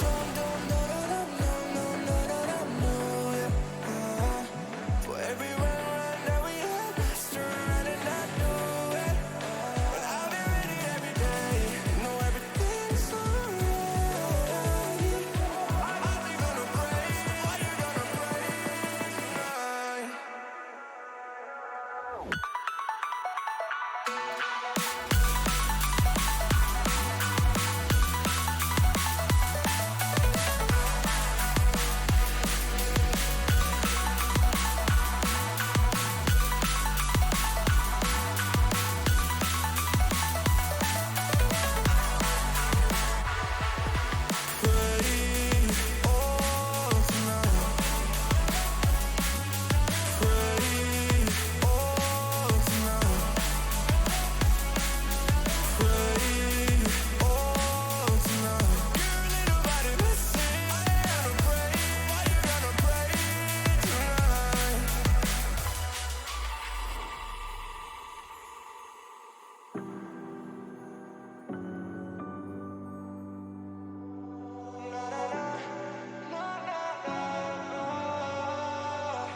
Baby, pray, pray, pray for me and for us.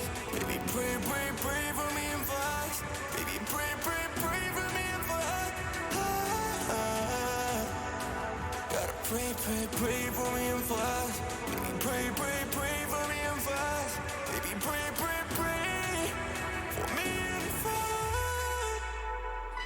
Baby, can you pray, pray tonight? Baby, can you pray?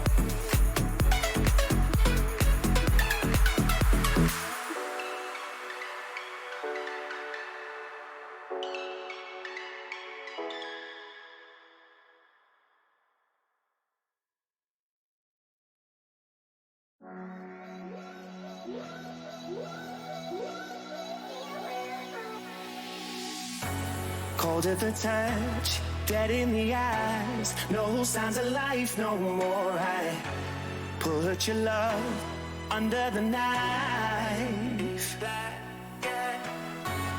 Leave me to die here all alone. No signs of life no more, no. A crying dove may never fly.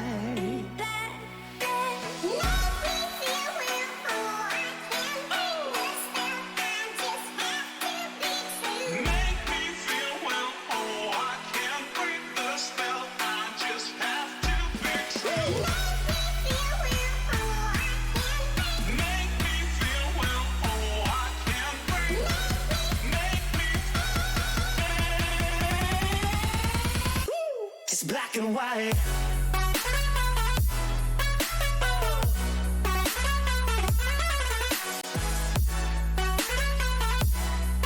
Yeah. Black and white. Oh, oh, oh, oh. It's black and white. Come on, baby. Love, no more, baby. Black and white. Come on, baby. Love, no more, baby. It's black and white. Just let me go. It's only right. For all I know, it's only matter. It's calico. It's black and white. White, white, white. Just let me go. It's only right. For all I know, it's only matter. It's calico. It's black and white. White, white, white.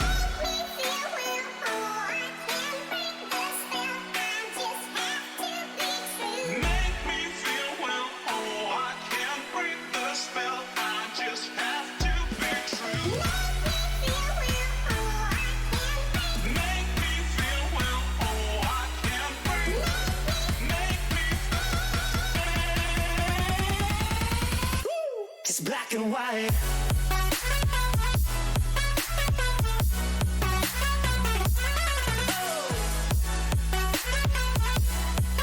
Yeah. Black and white. Oh,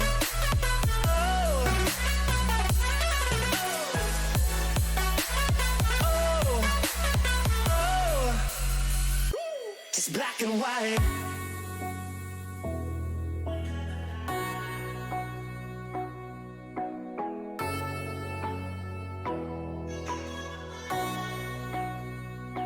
It's black and white.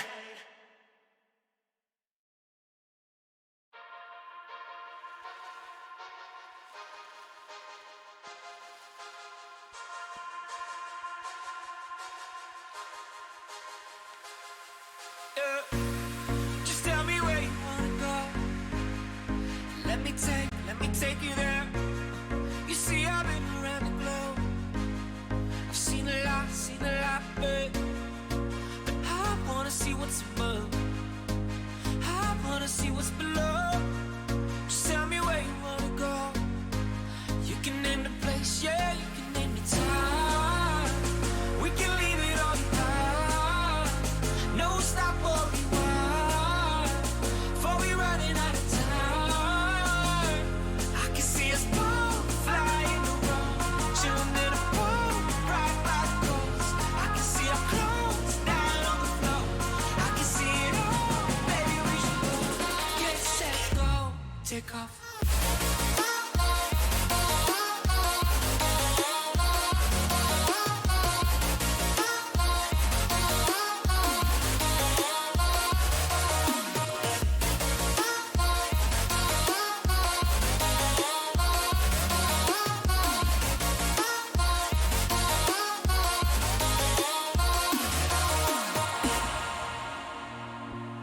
Just tell me where you wanna go. North Pole, East, West, baby, I'll go anywhere. We'll take a plane and take a boat. I don't really care, just as long as it will get us there.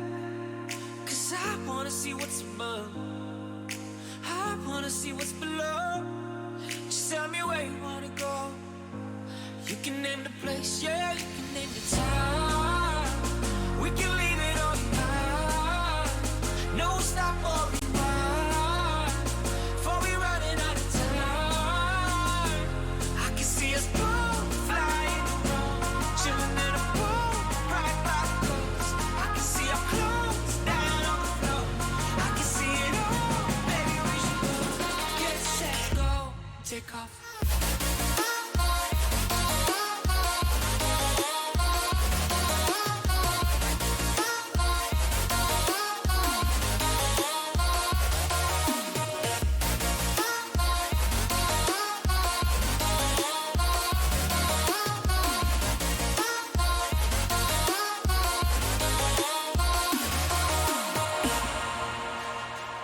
We can leave it all behind.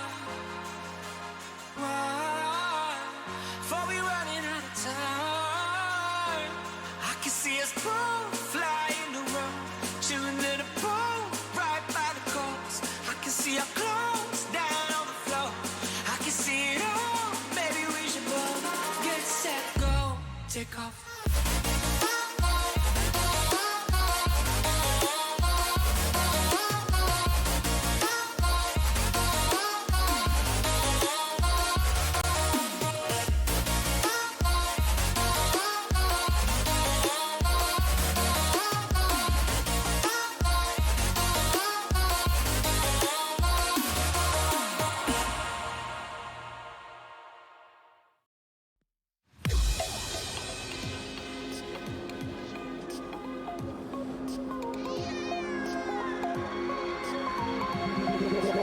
Feel me like a Hellcat.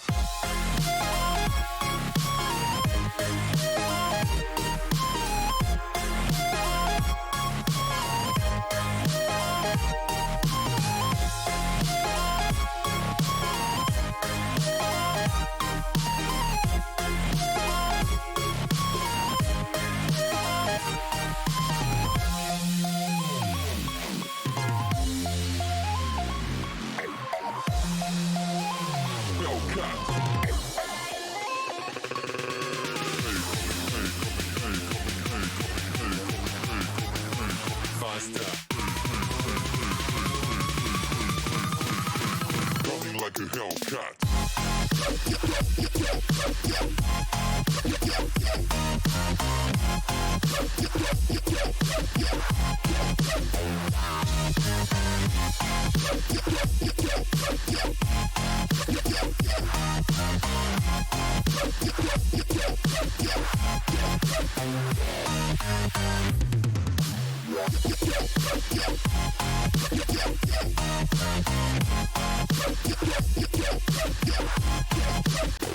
Like a Hellcat. Like a Hellcat.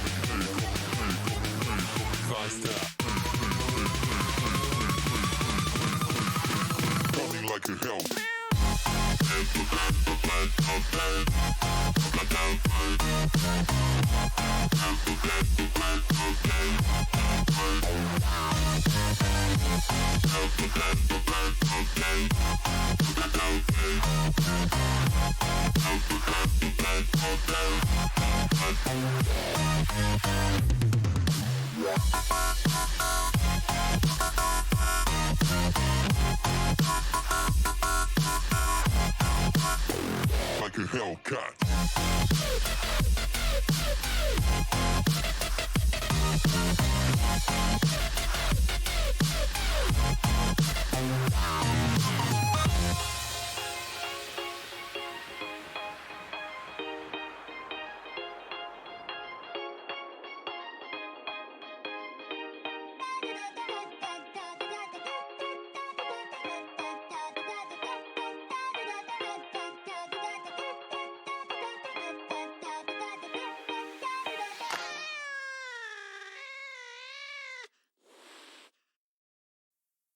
Oh, I got lost on the way to you in an orange sky by the ocean blue. Every mile lost, my soul renewed, taken by the sunrise and the golden view. Walking slowly in the mountains underneath the constellations. Yeah, I know that you've been waiting for me. Time is losing all its meaning, like I'm living in a dream, and I've been chasing all the feelings I need. It's in these moments with words unspoken, my eyes wide open, life tastes so sweet. It's in these moments where all I know is coming into focus, and now I see. It's in these moments.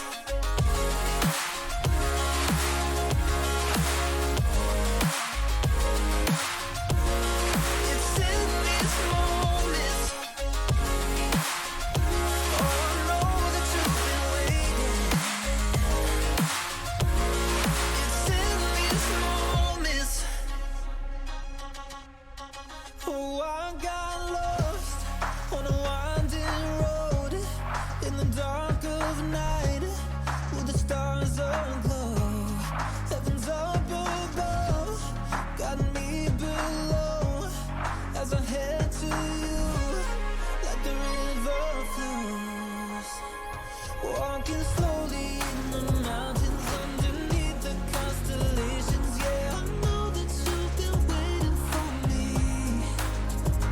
Time is losing all its meaning, like I'm living in a dream, and I've been chasing all the feelings I need. It's in these moments with words unspoken, my eyes wide open, life tastes so sweet. It's in these moments where all I know is coming into focus, and now I see. It's in these moments. It's in these moments.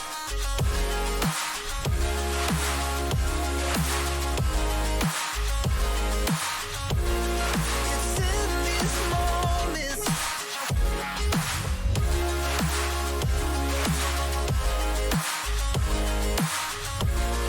It's in these moments.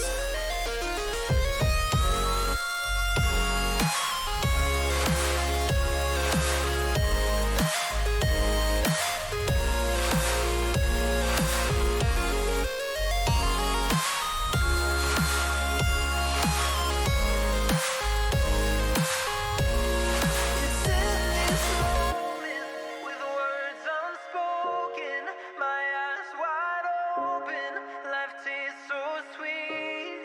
It's in these moments where all I know is coming into focus, and now I see.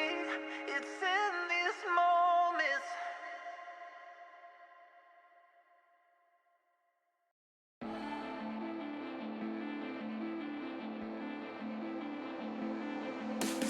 I will never rest until I'm dead, no greater placing. Push me past my breaking point, but it don't even faze me. You think you got me beat, I guess you don't know who you facing.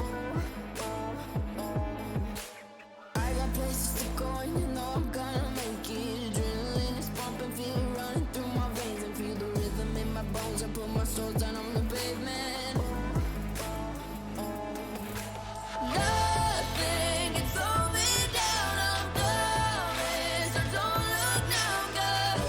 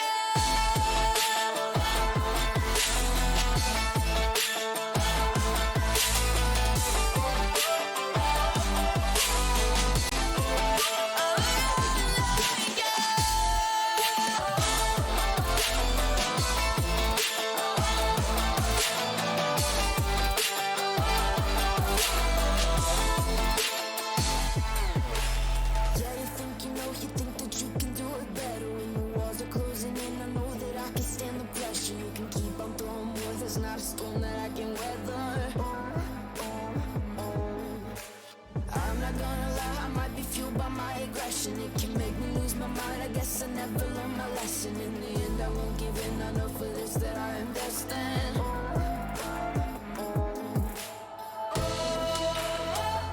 But it's hard to breathe.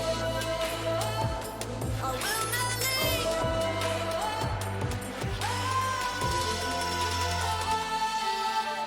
Nothing is going down. I'm going. Don't look now, girl.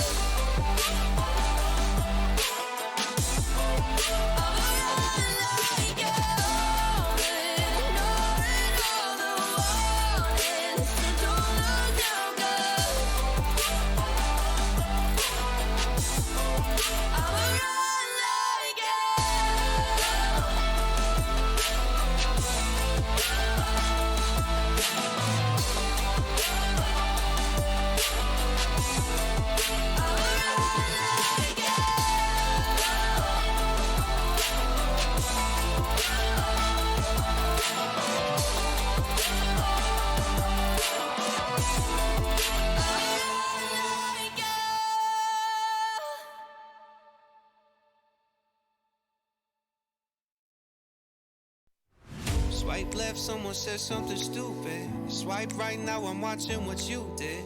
Power down, now I'm at a disadvantage. But I think that it's worth it. I put my headphones on, I play my favorite song. I go to sleep and try again. Mama used to try and tell me no man is an island, but I think I feel like drifting away.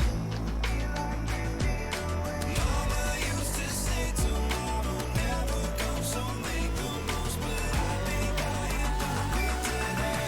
Think I am done with today.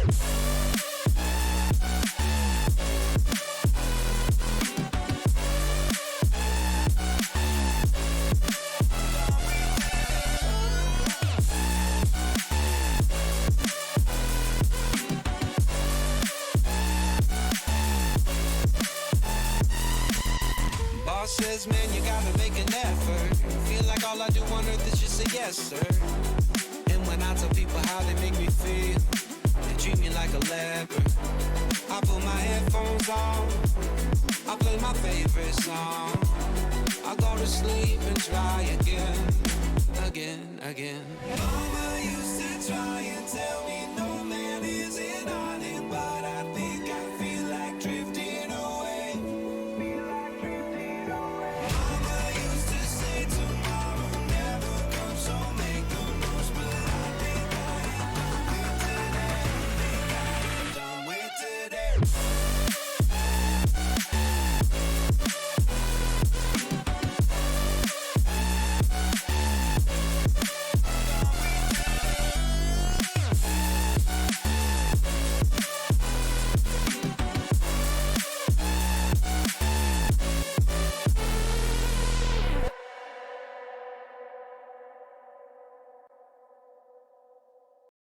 I remember when the bartender said it's on the house. You make me wanna fall in love. The weather felt better when we were in it together. Oh, I miss the way we used to talk about nothing. I hate to say I should have seen it coming. Last summer, everything was easy. We had it all, didn't we, baby? No wonder you couldn't keep it. It got harder than you thought it would be. You stopped loving me on the dark nights. Now you won't kiss me in the sunlight. Last summer, I know you'll leave me. 'Cause loving me is addicting.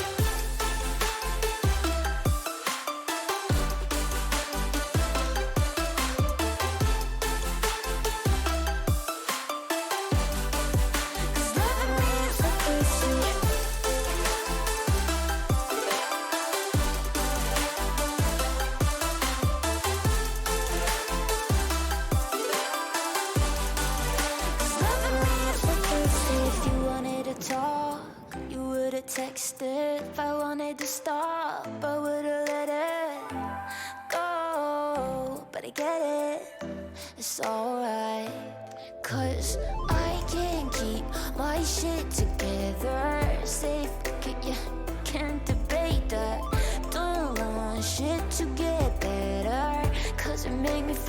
darling, I hate that. Last summer, everything was easy. We had it all, didn't we, baby? No wonder you couldn't keep it. It got harder than you thought it would be. You stopped loving me on the dark nights. Now you won't kiss me in the sunlight. Last summer, I know you leave me. 'Cause loving me is the crazy.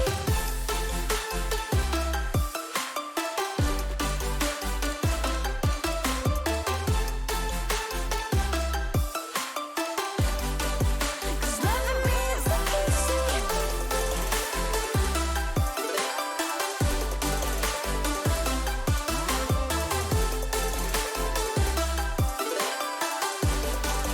Cause loving me is the crazy.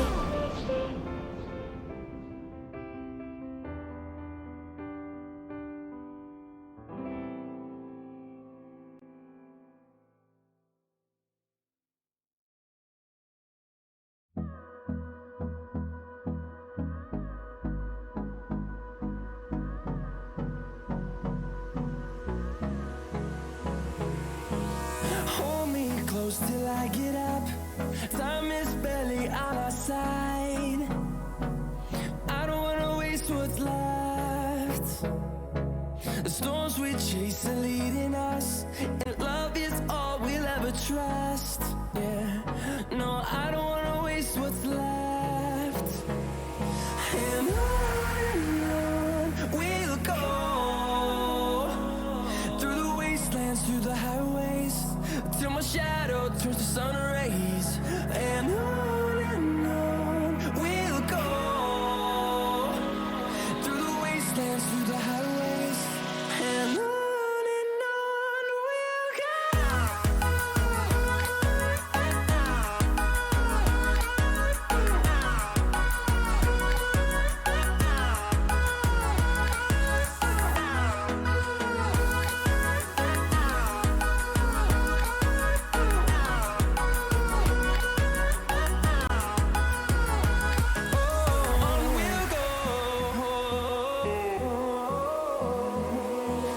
finding life along the way, melodies we haven't played.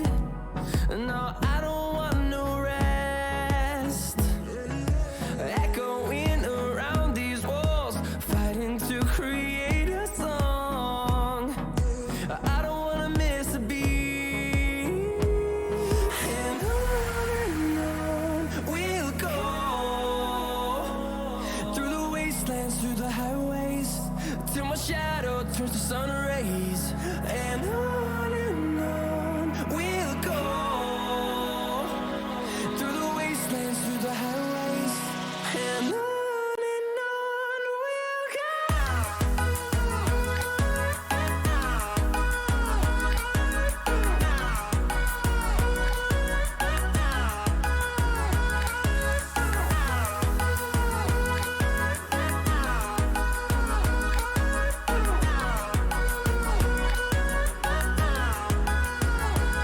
and we'll grow in number, fueled by them to see the horizon, turn us to thousands. And we'll grow in number, fueled by them to see the horizon, turn us to thousands. And on we'll go, through the wastelands, through the highways, till my shadow turns to sun rays. And on we'll go, through the wastelands, through the highways, and on we'll go.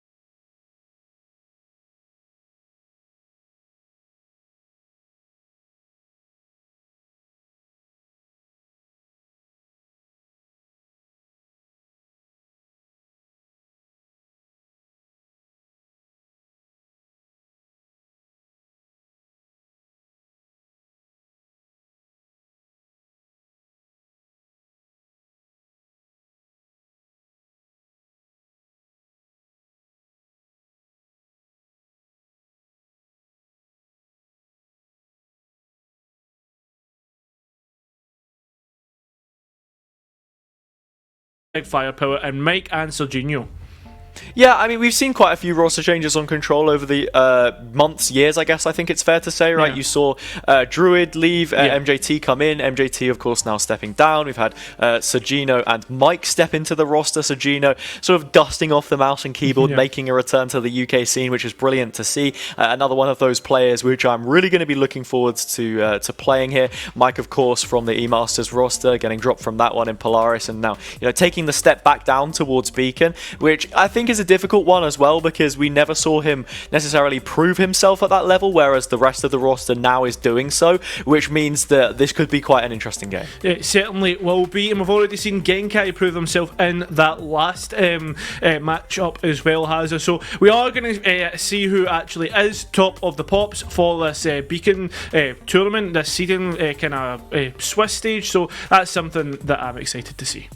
Yeah, definitely. Swiss is always an interesting one, right? It doesn't have all the bells and whistles that the best of 3 does. Yeah. And in terms of what the map rotation looks like as well, it's always going to be a lot different. We had a Haven in the previous one. I'm expecting sort of similar scenes here, perhaps something along the lines of the Ascent. I mean, some teams will purposefully ban out those maps just to make sure that the veto looks a bit different. Yeah. But in terms of map pool depth and a flexibility to play on a variety of different selections, that is always something that Control have been widely remarked for. Yeah, definitely. They've been really good at Lotus recently, Hazza.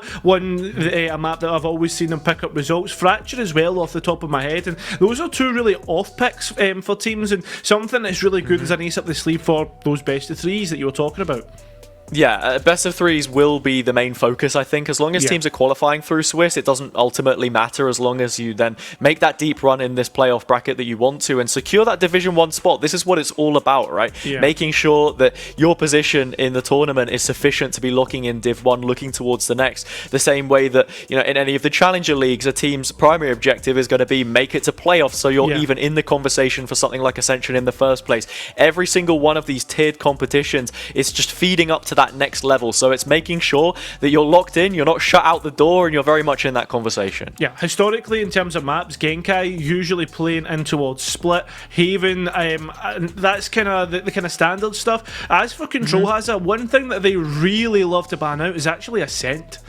Yeah, and we've spoken so heavily about the map bans here as well. We can actually get that veto up for you, so we will be knowing exactly where it is that we go. And it is Lotus, right? You said it. I'm surprised perhaps in a little way that Genkai had not really opted to sort of lift this out of the pool, right? That they floated it and that it has found its way through. Yeah. Instantly going for that Ascent and Haven ban, both of these teams, like I said, flexing that deeper pool that they have and going for, an off pick, I suppose you could call it. And like you mentioned as well, that'll definitely come to light when we do move to those best of 3s. Yeah, and do you know something? I don't even want to call what I was calling Lotus earlier a kind of off pick. I don't necessarily think it's an off pick anymore. I think it's really been in towards a really good state and a favourite for a lot of teams. Yeah, it's been well received by the community, I think it's fair to say. I'm a big fan of the 3-site maps anyway. I think it suits the way that Valorant plays as attack FPS a lot better, especially in terms of that utility usage, setting up for retakes. Being really well coordinated on your defender's side is especially important, and especially for Lotus as well. We saw a few different ideas used on this map by teams across the board. I think we had one Insomnia recently when there was a team playing a Yoru comp there as well, trying to get value out of that. This is really strange, but there's quite a bit of flexibility on here, which is nice to see. Yeah, certainly is. And Hazza, I'm going to just ask you a quick question. We're going to take a little break from the analysing, the analysis. I'm going to ask you a quick question. How's your PC set up? How is that set up? It's my PC, right? My PC, I built it myself in 2014. Little 14-year-old Hazza on the desk trying to put it together, and there's quite a lot of consistency in there, quite a lot of continuity in terms of parts. I think. I did go over a rebuild during lockdown, but it's still far from ideal. Well, I've got a little offer for you, a little something that you can use. Okay. So if you're maybe looking for a new PC, we have an offer on board thanks to our lovely partners over at Apex PCs. They're offering a 5% off Beacon 23. If you use that code, that'll get you 5% off a PC. Yeah. All caps, Beacon, numbers 23, not letters, of course, and 5% off a PC. So yeah, no, it's very good to see. Thanks, of course, to Apex for sponsoring this broadcast as well, sponsoring Beacon. We've got Pringles on board now as well, which is brilliant. I enjoyed a tube of that earlier on. Hashtag Pringle Popper. Hashtag Pringle Popper. Get it in the chat. Get those Pringle Poppers in the chat. But yeah, let's see if we get a Pringle pop off from any of the players in the server. In terms of who we've got to be looking at, I think a big conversation for me, and it's always one that we talk about on the desk, our good friend Marky, of course, you both being Scottish, you giving him his trip down to LAN and whatever, making sure that he's well pampered, right? And I would like to see a bit of a step up from him in this game, I think. This is against a higher quality of team. Genk just dispatching OnlyFins, not here to mess around, and getting a look at these comps, it's going to be him on the Neon. Yeah, Marky as a duelist for me is not one that I immediately think as an opper, is one that more that I think in towards the Razes and the Neons, and something that I think he really thrives in. But up against Soren, it's going to be an interesting one. Yeah, he has 5% better first kill rate on the Neon as well than his other standard picks, Jack being the one that he most frequently selects, but the meta somewhat dictates that. So, understandable. Looking at the comp on the Genk side as it flashed up, a double controller will be brought out by them. So, definitely sort of falling in the footsteps of what it is that they did exactly on the Haven map, but not fully committing to this double wall that they were playing before, as we are going to be seeing Facebook user on the Omen this time.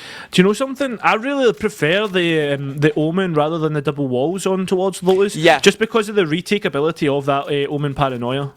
And then you have Sid on the Harbour here as well, of course. Yeah. So, there is some lines to be drawn across the board. If you're looking at this control team, especially on the defense side, a lot of that will be retake. Sagino joining the team after MJT has dropped out of action as well is going to be running this chamber, which is a pick that they used on the map before, and just trying to keep it copied here into what the setup looks like. Yeah, and something that we tend to see was MGT actually playing solo on C. This time, actually looks as if the chamber positioned up towards A main, holding down that spot, Hazard.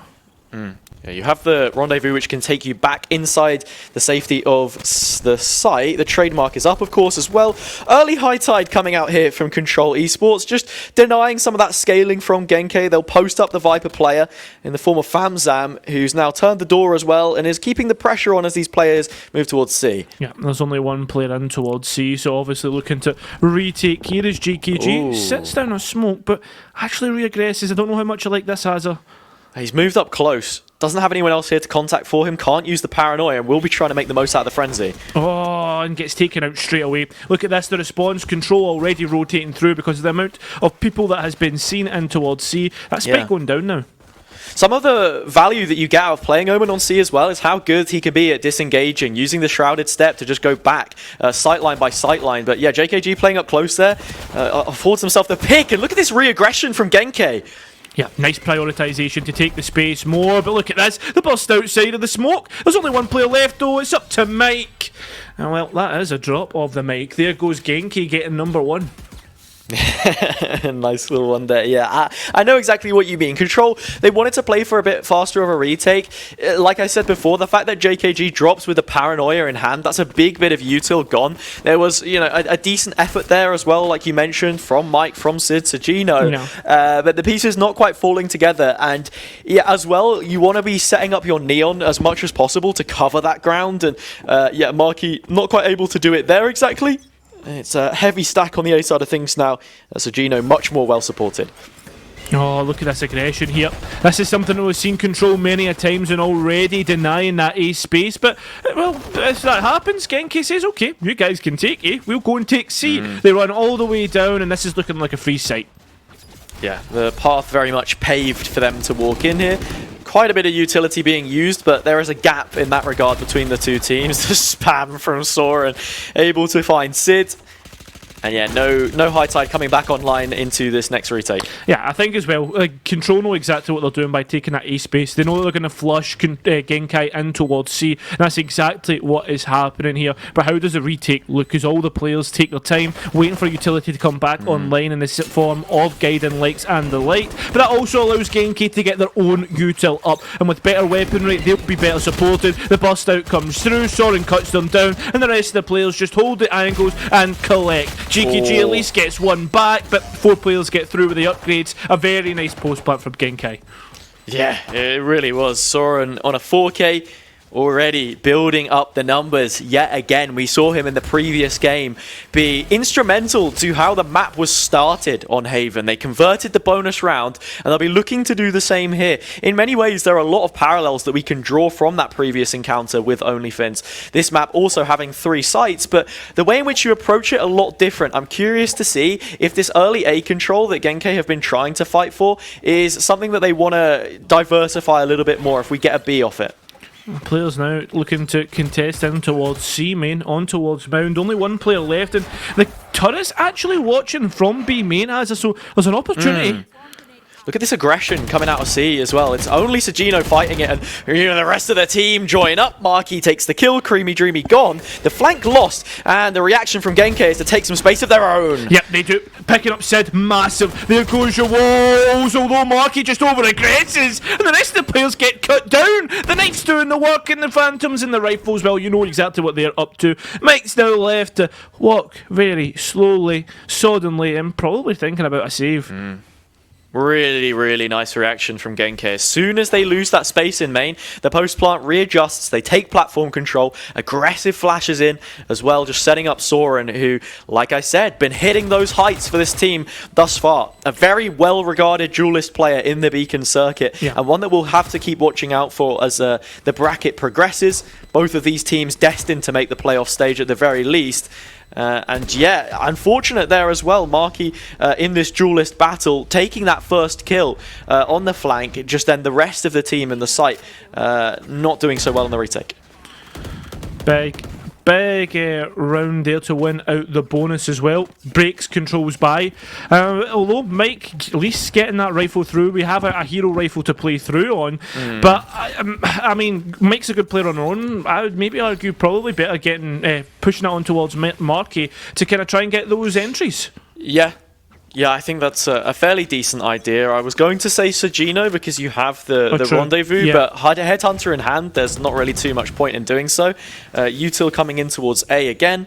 Early investment of a High Tide just to intersect these walls, the toxic screen as well, and slow the pace down from Genkai and make sure that they're reinvesting this utility to re-clear, as Mike is taking so many liberties right now. Creamy Dreamy yet again threatened on this flank. It's not only that though, you look at the positioning of Serginho, it was perfect because could take contact and immediately out in towards tree, which is done. But look at the space, it's getting more and more claustrophobic for control for Genkai here. They're walking back into the crosshairs and Mike gets found. Creamy Dreamy wins it out. And just like that, now they have so many options. And what do Control do? What is the read? They're just going to spread out, divide up the troops, but it's not much to be conquered right now. The full 5 set of Genkai players still up, and JKG forced to turn. Yeah, already seeing the faces and the barrels running forward. This is a nice reposture though, in towards B, where Ticey is already taking the space. Now you've got Serginho to try and respond, but realistically he's only a headhunter. Yeah, again, it's those reactions that we're seeing from them. Wondering if that then hits the next height. And we do get waterfall control, but it seems like the site itself should be secured. Control in a 2 versus 4 situation. Yet again, Genkai looking really good in this mid-round. Every time they make explosive starts to the haphazard. And do you know what? It continues 4 and 0 so far. And they seem to, when they get the momentum at their backs, just completely run away with it. Yet again, it's one of those things where both of the maps that we've seen from them played thus far have an attacker bias. You can get off to a good start on your attack. I think Control's attack especially has always been a strong suit for them on this map specifically. So I'm just curious as to how this one pans out. So Gino now on an operator, with having the chamber in the composition, that is one of the reasons why Marky isn't going to be picking it up specifically. Yeah. And this needs to deliver some value. Unfortunately, they're going to be holding towards this A, and it is a very heavy setup towards the C side of the thing. This might be a little bit of a trap play though, that one way not allowing Genkai to go and take that mount control, so forced to go elsewhere, which forces them into what would be a more, I guess, control stack site. I mean, look at the controllers as well. Just all of this util in the early round from control, making sure that Genkai have to invest that utility if they want the space back. But most of the time, it's just Soren sent in the human piece of util to just clear everything out.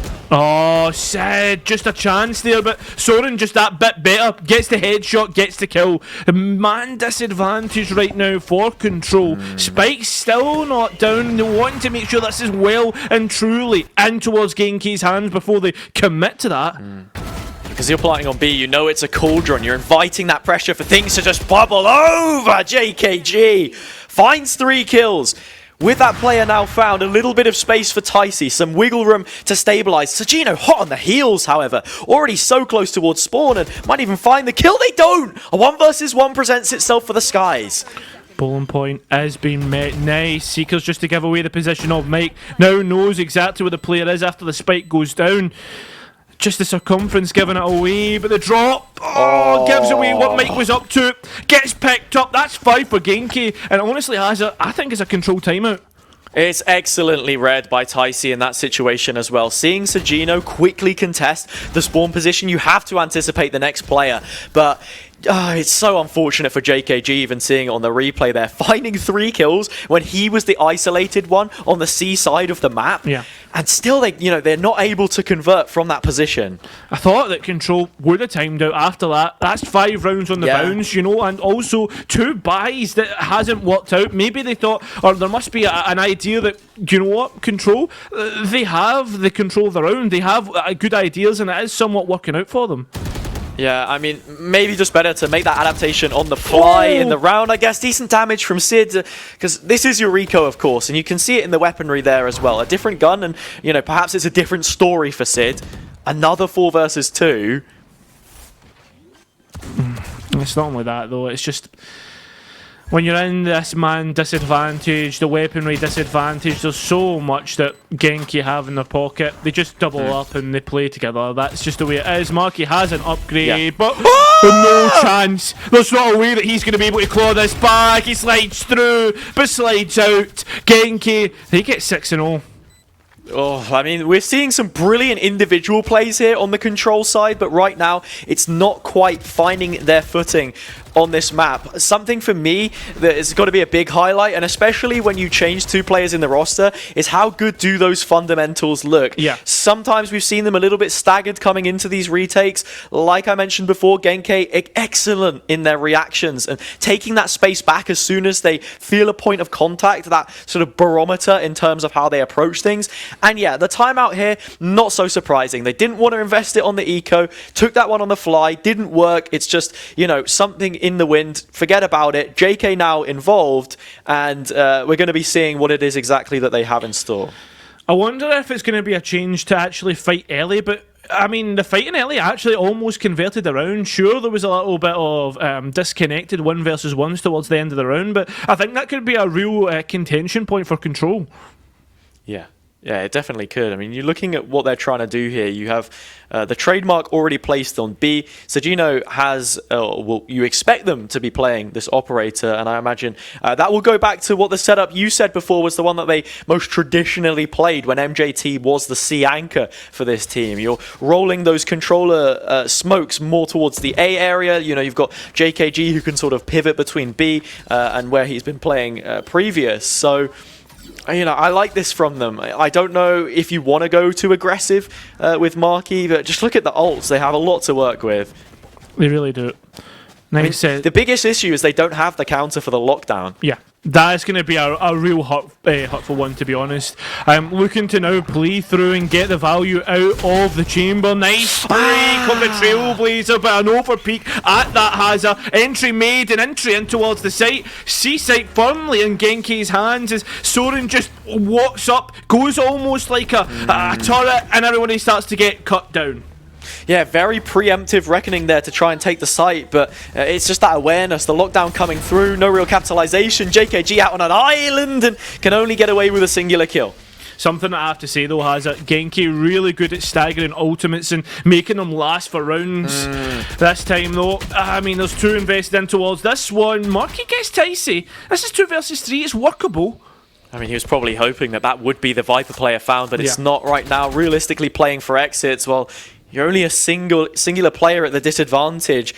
That should be sufficient inside the pit. And like you mentioned, Genki getting great value out of their ults. That is also 2 invested on the control side. Tour de Force and the Reckoning. Yeah. And what is the result? Another lost round. It's tough. It's so tough. I guess at the same time, though, it saves up a little bit of economy for control. So Serginho could invest in op if he really wanted to. And this next round, doubt will be the case because it will be on towards an eco. But control still can't find a winning formula for a round. No, they can't. And you will have expected as well there from Jack in the timeout, the response to have been, okay, give them C, fall back. That is exactly what JKG tried to do after the initial contact and Serginho wasn't able to find the kill. And then just be playing retake, using that Reckoning. Unfortunately, there's that slight lack of awareness with the lockdown that, you know, that's something that could happen. You still have a chance to fight before it expires, but it's only really JKG who commits to that idea. Yeah. And now we're into another round where, you know, Genki are just keeping things rolling over, but Control, they do have some ults still in pocket. 100%. And the big ones, I mean, Marky can pop off with his if he really wants to. Seekers for retake. That's what it's all about, though. Retake, right? They've just got to concede this space, respect the wishes of Genki right now, which seems to be taking the B side. Paranoia in, and Marky finding the opener. Yep, now the flank well wide open. Marky, though, looks to... I thought over-aggressed there out the smoke. It's just spamming through. Here comes Soren, and there is the punishment. With that much spam, you know, you're almost inviting the fight to be taken. Sid nearly gets 2 on the shorty. Now a bit of redirection for Genki. They're pivoting onto the A site. Mike needs to be the hero, but he falls. A 3 versus 2, and the advantage that Control had has flipped the opposite way. Unfortunate the 1v1s fall that way, Hazard. That could have been a 2 versus 2, or even 3 versus 2 in favour of Control. Spike goes down, players now playing from tree, but a Paranoia already used though for Control would have been amazing in this situation. Yeah, I'm curious to see what the util looks like for the Viper player here, Famzam, if he has any snake bites to try and work with, because already a lot of ground covered by Control in the site. They're looking to take these fights, not much of their own to work with, but the dark cover will at least deny you. Have the operator on Serginho, though. This is so difficult to try and work. It's not only that, though. You've got so much delay. The guiding light, one player now wrapping round. That is Ticey. The players need to get on the spike soon. Nice pick. Nice trade. One player left. It's up to Facebook user. Time is low, though, for Control to get this defuse. Is there enough time? Nice. I don't think there is. I think there is. Serginho has just about got it, but it's incredibly close. 0.02! What? You've got to be kidding me! That is amazing from Serginho. Massive round for Control to get that on the board, though, Hazard. And not only that, get value out of what they invested. Yeah. I mean, in retrospect there, I do really like the dark cover towards the tree position. Yeah. On the one hand, you know, Serginho holding with the op, it can be a little more difficult to have a grasp of those sight lines, but it's just relieving some of that pressure for Control, giving them a bubble in which to operate. And yeah, there's some util there to stall for Genki, but, you know, even Ticey perhaps peaking a little too soon. Well, as the rest of this map develops, again, another C aggression here from Genki. I think that's just to actually get the op, but nobody's peeking out. Should be bringing the Seekers online. It's this double stack that we're seeing again. Both JKG and Serginho both have ways to navigate this fight. The rendezvous just about in the radius, and the kill found. Immediate trade, though. Yeah, big. Now, look at this. Creamy Dreamy has a chance. Just seen the cascade go up, so knows the Harbour's here on B. Using the Omen ultimate to maybe bait out the players into rotating, although no one's bit just yet. Yeah, and we spoke before about what the retake looks like here for Control. That seems to be the game plan. Marky now on the op, peeking out, spots the shoulder, but can't quite snap the shot. Forced to just move away, swap to the Phantom. I think this is definitely something, good for Control, that they have two players that can be on that operator, and as it fires off another warning shot, you're right, A already under threat. Yeah, now the players look to move on. The spike already making its way through, and Control still think this is towards C. Look at the stack, that's what it is. Maybe just looking to re-clear. Mike gets that first big pick. There is the Seekers invested for Genki to somewhat figure out where people are. The spam's still coming through, but Mike brought low. Yeah, Mike just needs to buy time here. The high tide already up, the retake wall, giving them space to operate yet again, just allowing for Control to reposition here behind it, get ready to go. Genki have a crossfire of their own, however, and they are ready to mow them down. Yeah, they do mow them down. 2 versus 3. Paranoia could be used here. Would be massive, and it is dropped. No more sound, so the players don't know. They have to re-clear and peek. Well, here we go. First nano gone. There should be a second there somewhat for Genki to continuously delay. Mike clears out tree, so you know it's all from main. Only one player left. It's JKG against 3. One player left. It needs to come up huge. Time low once again, but at least gets the half off. Now needs to wait for a peek from Dreamy, and it comes through at the right time. Denies JKG from a heroic effort. Yeah, I've been thoroughly impressed with how JKG has performed so far on this map, but even then the heroics of one player will not be sufficient for Control, something that we mentioned before. Every single one of them incredibly capable, but the fact that JKG's in a 1v3 in the first place tells you that there is a greater issue at hand. Nice use of the high tide to, like I said before, relieve some of that pressure, give Control the necessary space to make that retake workable. But even at that point, you feel like with a numbers advantage, Mike should just be buying time and looking for a different way through. Same avenue and prioritization we've seen. Didn't account for Serginho being there, but they're fighting this heavily. And it's not went the way that they wanted it to. Genki mow them down, and this is what happens when you play in a stack together. That is just unfortunate. The final one onto Serginho, who hadn't even peeked the smoke before getting spammed out by the Phantom of Soren. And right now, this is looking like an absolute massacre from Genki. While we're speaking about some of the issues on the Control side, namely how the retakes end up being, because, the last couple of rounds, they've actually enjoyed the opening kill, whether it be, through Marky or someone else, Mike, in that instance. You're now in a position where, looking at Genki, though, they're just really well drilled. And I think this is the biggest difference between what I saw from them in the last Beacon event, in the Finnish Minor, and the amount of practice they've been putting in behind closed doors. 100%. It's the improvements that's been made. That's the biggest thing about Beacon. Nice first pick. And again, Control get that entry. Really nice entry. Trademark obviously gone now. And there could be a response. Lots of control for Control. But, how many times have we said that one? But Mike has to be a little cautious here, because you pick him off and the round is opened up. He instead will open the head of Famzam against the wall and manage to flash himself out of a sticky situation. Yep, can even get through a broken door. There is Creamy Dreamy here, though. Peeks out at the wrong time. Big. Now, look at this. Control have a chance to really fight back in towards this one, Hazza. Yeah, and just as soon as we're complimenting Genki for how they've improved, suddenly we see almost an old version of them. Unsigned Puggers, tendencies coming to light as singular fights are being taken and won. That goes both ways, however. Facebook user has found a kill back into the round. This takes the site for them.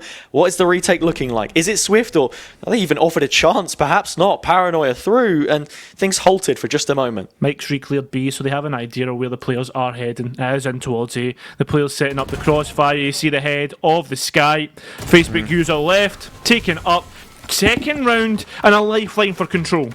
Yeah, they really need this next one, though. 9-3, I think, has to be that baseline in terms of what is the absolute bare minimum that we can walk out of pretty much any half on any map with, and it still be a doable situation, other than, like, perhaps defender-sided split or something, right? If they can get this next one, then perhaps the chase is on, but we need to see a little bit more of that from them. That previous round, while it was good, I still want to put it down to some of those individual fights being taken, and as I said before, that can swing both ways. Serginho on this Tour de Force, however, can offer quite a lot on his lonesome. Yeah, there is a few ultimates that could come online in this round for Control, but I imagine the same for Genki. Didn't get a look at it. First shot of the Tour de Force fired, and they identified exactly where they want to go. The Vipers looking A though, Hazza. Yeah, and after the early conditioning that Control set up for that A control, they've now just decided for the past couple of rounds to send a high tide and then effectively leave it. Maybe a player follows it up, but that is all. Yeah, nice entry here from Soren. Spike still not committed. This is just a little bit of chaos being created. Nice trade back though in terms of numbers. Because look at the positioning of FamSam. They've not committed the spike just yet because they can scale into this A so easily. Finally, the pseudo-lurk of Soren is taken out on this duelist role, but they need to be worrying about the Viper player, and they've not cleared him out! FamSam's found a couple, and that's denied from the shadows. Even more time taken from this retake, and the Seekers have the positioning of these remaining players. Yeah, and look at this. Even more time has to be used up to try and re-clear FamSam's old position. But here comes Dicey. Gets the first pick and drops out. Lovely discipline. Now they just play numbers and wait for the spike to explode. Exactly, not overheating. And look at this, a train of players walking up the stairs and could be knocking JKG from the top flight. Goes for the nice little shrouded step fake play, but yeah, just simply does not anticipate this. Flicked the head for a moment. I thought we might have seen the knife come out. Stab in the back to make matters worse, but it won't be. 10-2, double digits for Genk on the opening half. Usually, as casters, we have the storyline of 9-3 is the bare minimum that you need to be alive for the next half. 10-2, a pistol could be your doom. But Control now on towards the more favourable of the two sides. If they win the pistol here, things could easily be turned on their heads. That they could. I mean, you really need to just be converting the bonus, or if I'm going to put it in layman's terms, you just got to win every damn round from now on. Yeah. Like, of course, as long as the game isn't outright won, and this is the beautiful thing about esports as well, there is a comeback possible, but we need to see that realised. Control, something big for them has always been what the mental game looks like, making sure that they're keeping their heads level, and right now it's just taking it one round at a time. Playoffs already secured. How badly do they want this? That's the question that's on our lips. Already a response though from the early aggression of C is to go and take A. I thought for a minute there Genki was actually going to go and start to close the space on the map. It's not going to be the case. They're opting just to play the retake once again as Marky goes on a wonder. Spike's still not there though. The spike will slowly be approaching. Like you mentioned, this time has bought a little bit more for Genk to go for the retake. No double edge. It is just Marky trying to be the sharpness which cuts and divides the site. They've made it through. The post should be good. It's a 5v5, and that is a brilliant stun in. Sojino has traded. Yeah, but look at this. Everybody coming through to work in pairs, work as a unit. The guiding light not popped. It's a fake one, and this is not a fake retake at all. The players finding a little bit of chaos and somehow Control fight back.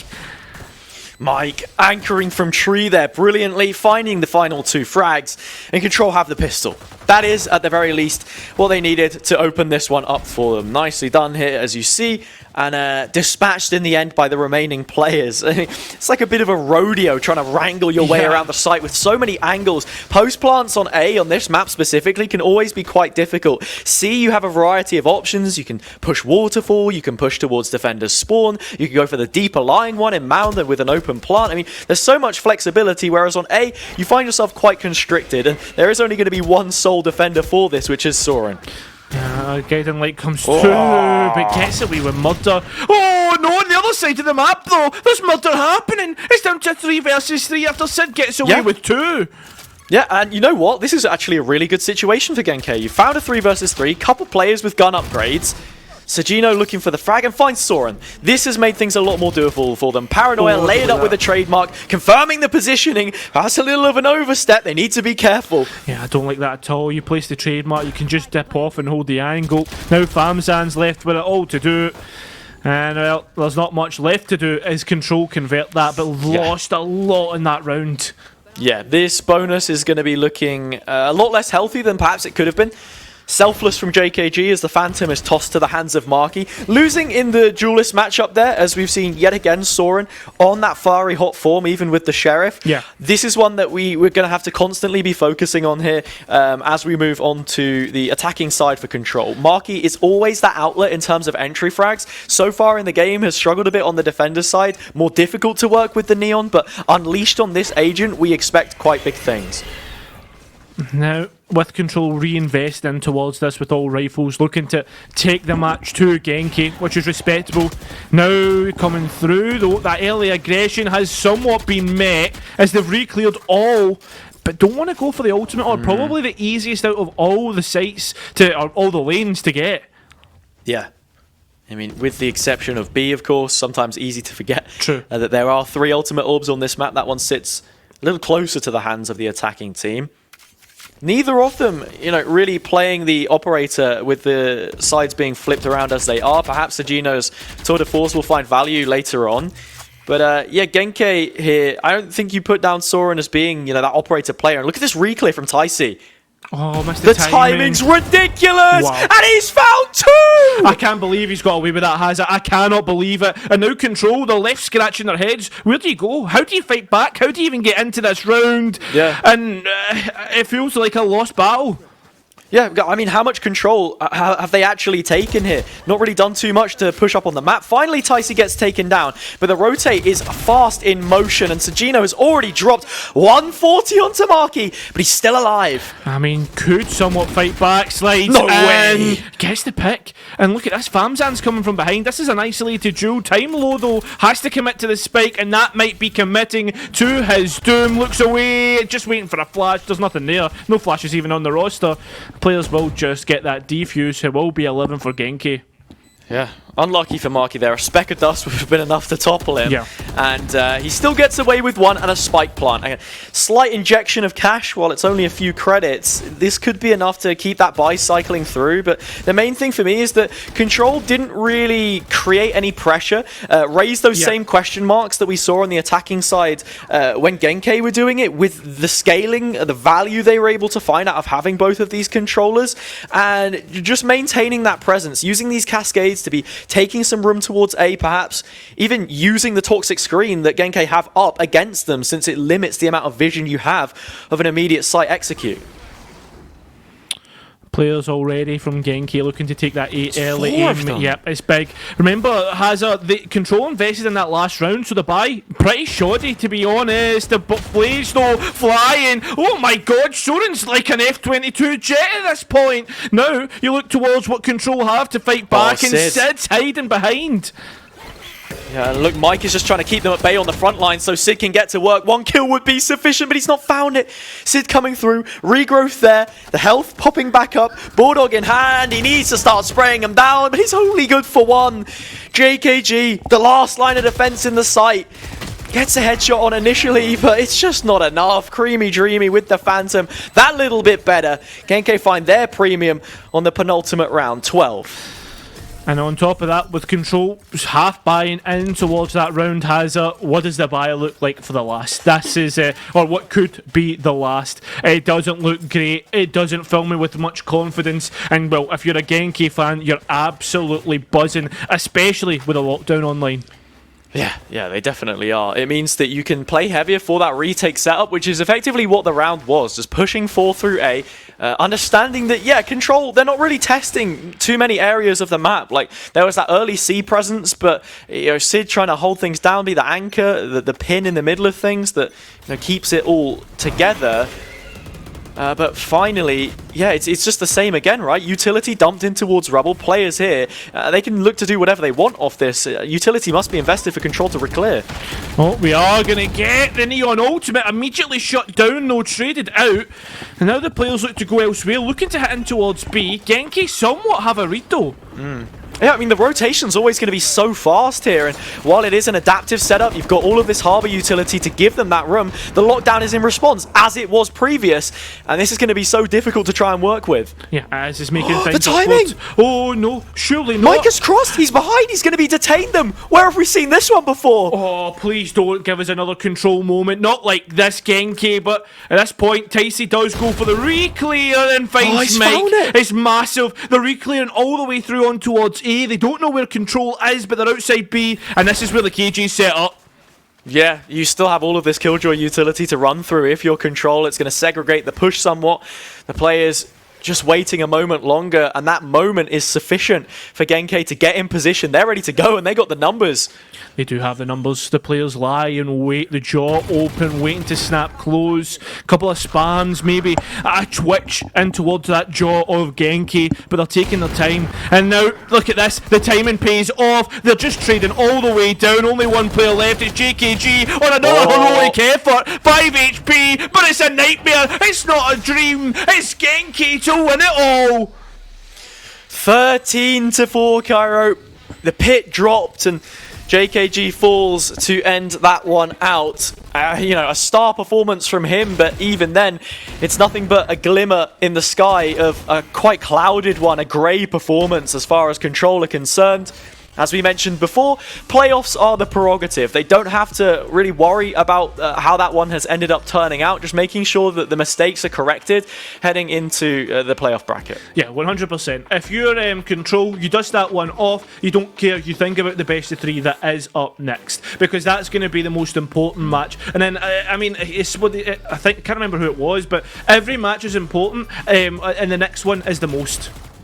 Yeah, of course, right? We've got a best of 3 that will be lined up after this one that we will be taking you through. But yeah, just to sort of think about how this is now for Genki, because it's important that we talk about them and not just some of the shortcomings of this Control team, as the result is, pretty dominant in the end, 13-4. Is that, who in this tournament is going to beat them? If we've already seen OnlyFins, get dismantled in the fashion that they did, 13-6, Control 13-4. I mean, perhaps, Metasport, Sandcastle, who else? I'm not sure. Lots of sort of individual errors, I think, sometimes, and as a team, the performance not quite there.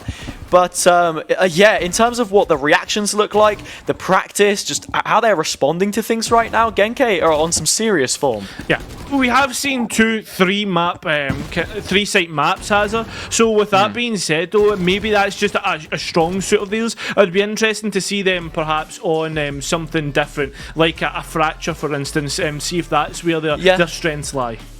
Fracture is very much like the black swan of the map pool in many ways, because it doesn't play like anything else really at all in any game. I don't think. Like, it's just so random, right? All 4 corners tied up with the zip lines in the middle.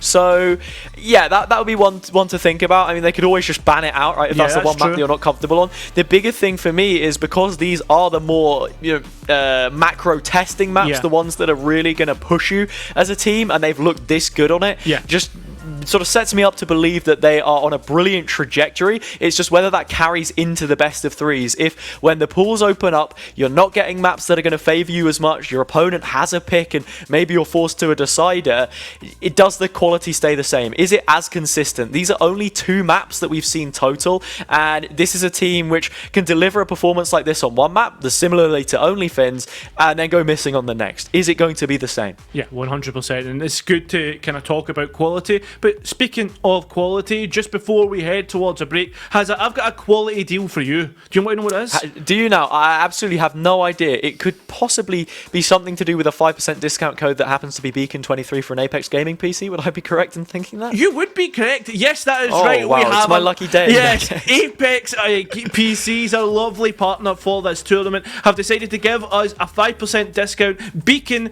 with the numbers 23 at the end. If you guys are looking for a new PC, you'll get a shrewd 5% off. And Hazza, that's all I've got for you. Yeah, all right. Well, look, I have something for you, Kyra, and it's called a break. We're going to be going and taking a moment just to unload some more fluids, offload some perhaps, get something to eat. And then when we return, we will have your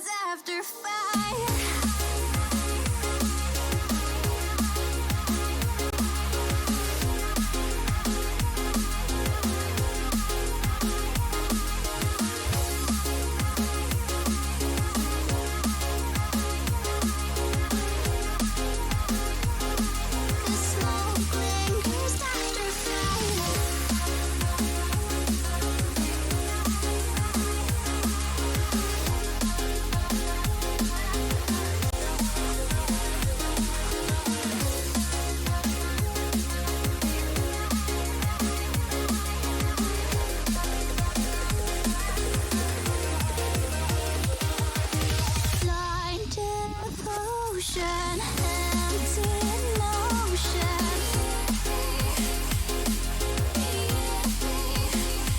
Like a roaring ocean, slow motion. The smoke lingers after fire.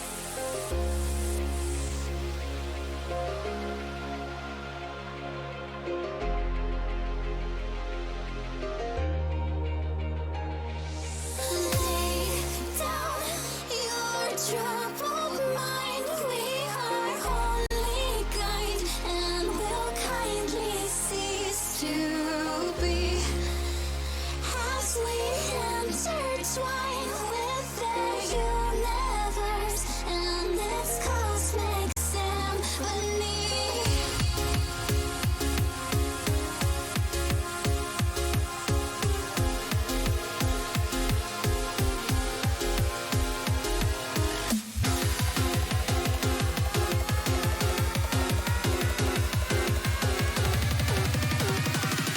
The smoke lingers after fire.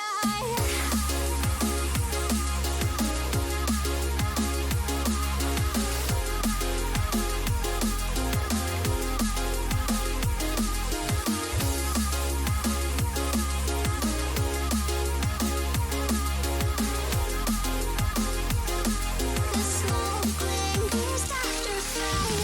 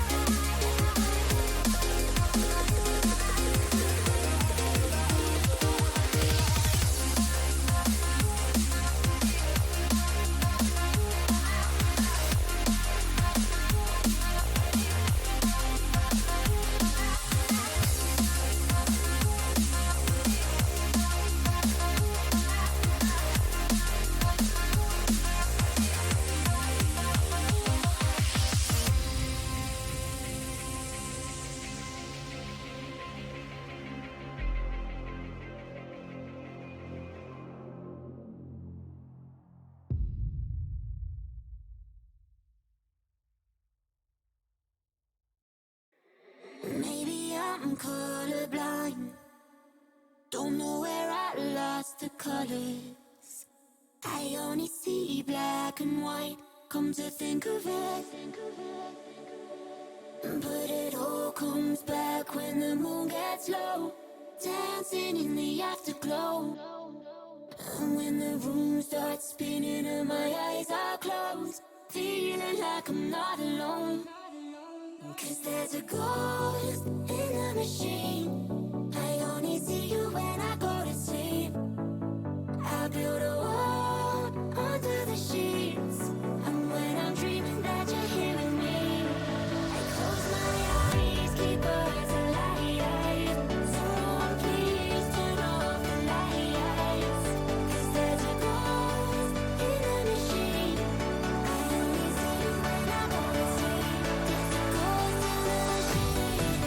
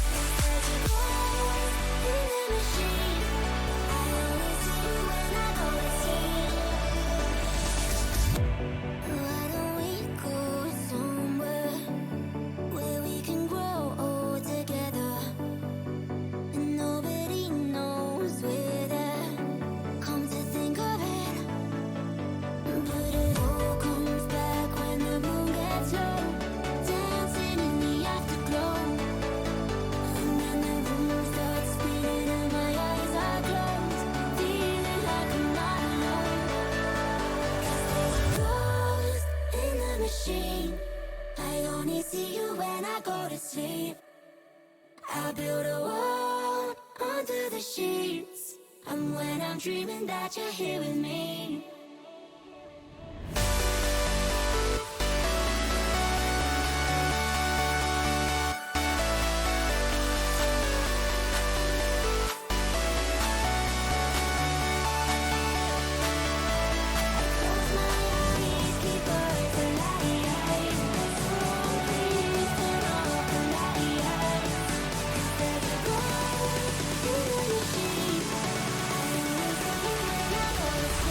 There's a ghost in the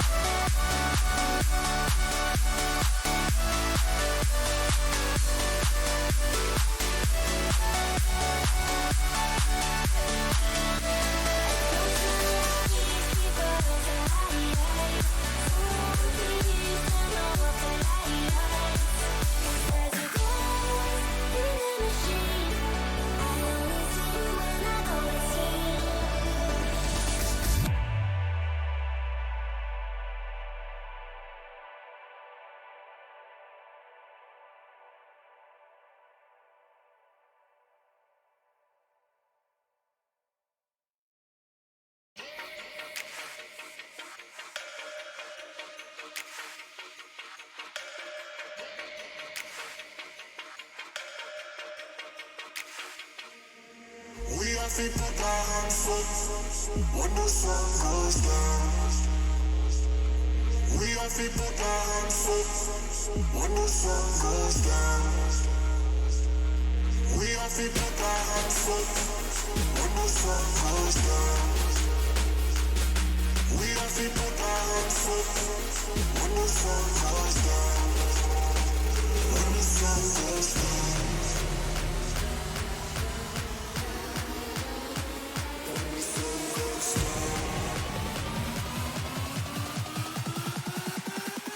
When the sun goes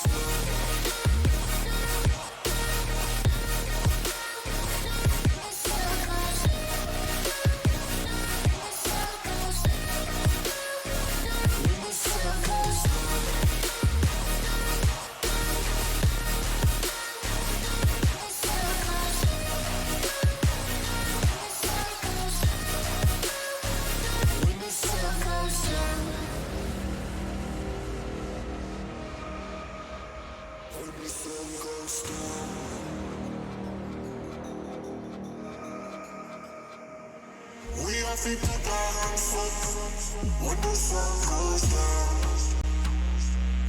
We have to put our hands up when the sun goes down. We have to put our hands up when the sun goes down. We have to put our hands up when the sun goes down. When the sun goes down.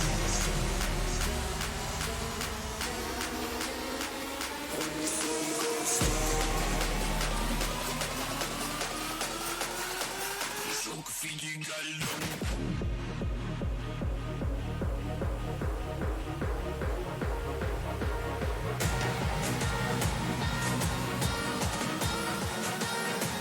When the sun goes down.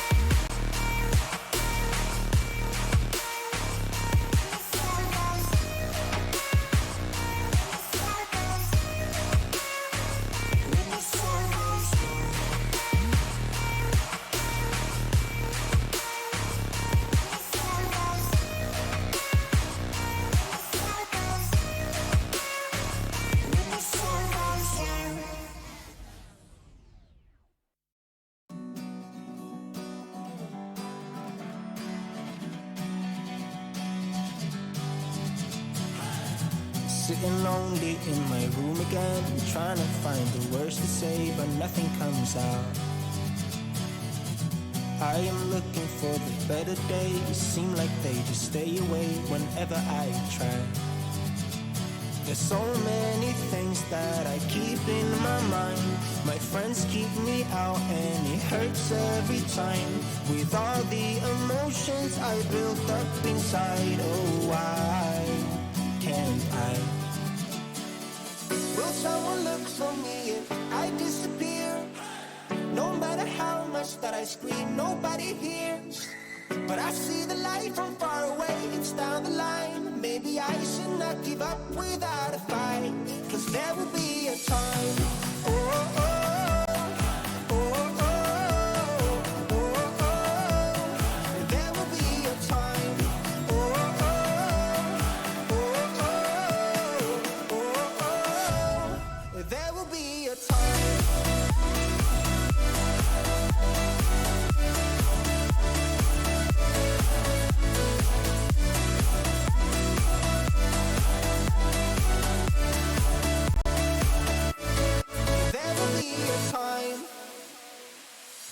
Sitting lonely in my room again, acting like I'm innocent. Why do I try? 'Cause now I'm feeling like a fool again, thinking I can fool myself by telling me lies. When there's so many things that I keep in my mind, I hang around people I don't even like. If they can be happy and walk with a smile, oh why can't I? Will someone look for me if I disappear? No matter how much that I scream, nobody hears. But I see the light from far away, it's down the line. Maybe I should not give up without a fight, 'cause there will be a time. Oh, oh, oh, oh, oh, oh, oh. There will be a time. Oh, oh, oh, oh, oh, oh. There will be a time.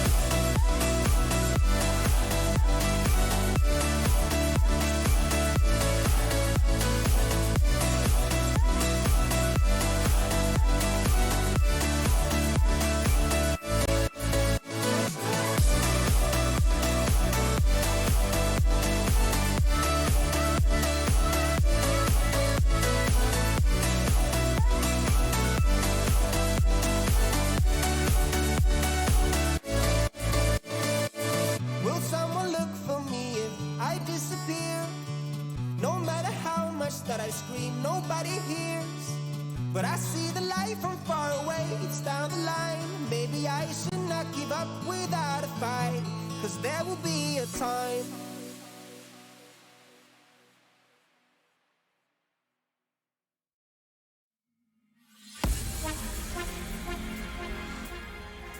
Beyond infinity and back again. On to them. Young dog and a talking.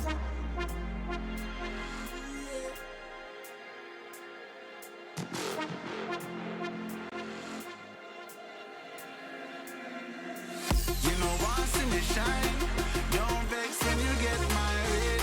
Me nah make trouble stress my brain. Cut checks me, I cut to the chase. Start never second hand, never second hand, never stopping for a second, talking up on the line. Look a jump and sound, I go try and make statements. Don't test my patience.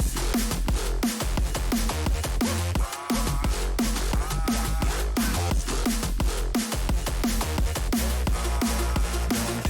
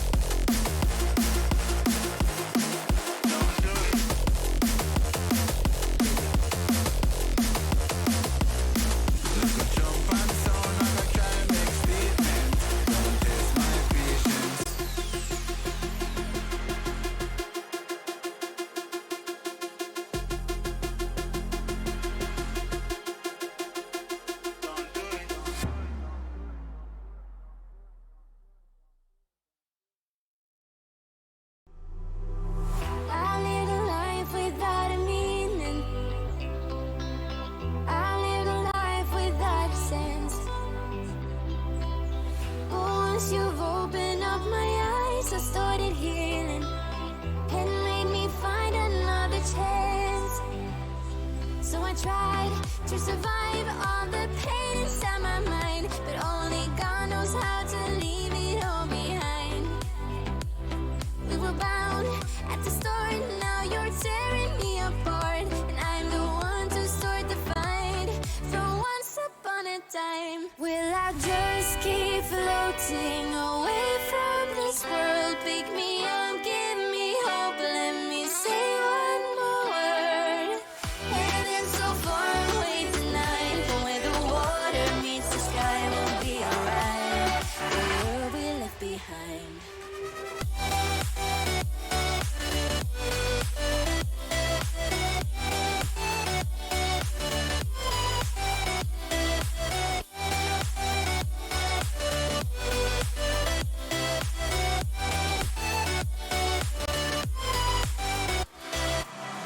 The world we knew just started changing. The world we had just broke apart. We were bound at the start, now you're tearing me apart, and I'm the one to start the fight. From once upon a time, will I just keep floating away from this world? Pick me up, give me hope, let me say one more word. Heaven's so far away tonight, but where the water meets the sky, we'll be alright. The world we left behind.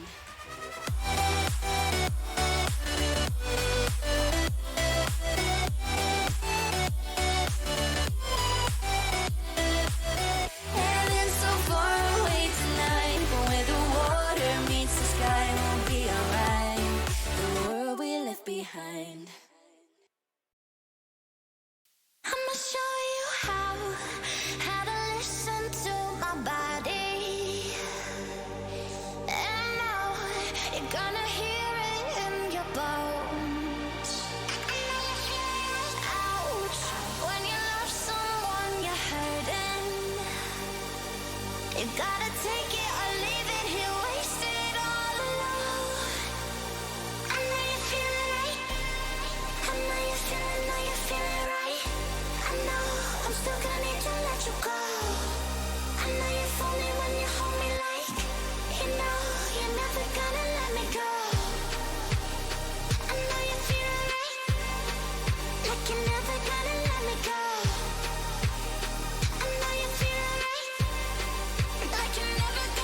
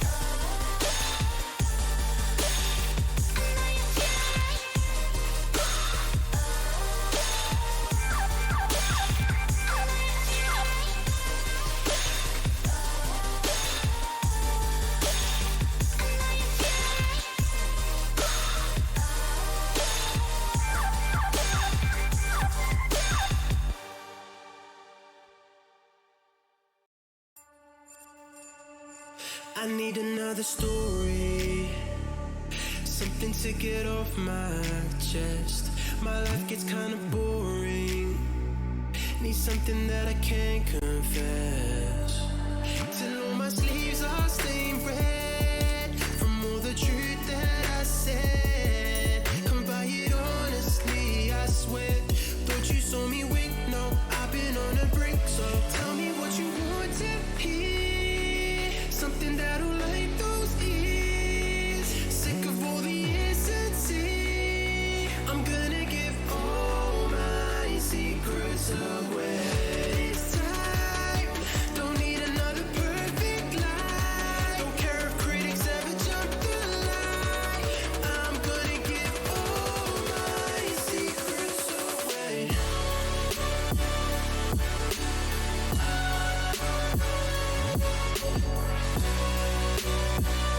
I'm gonna give all my secrets away.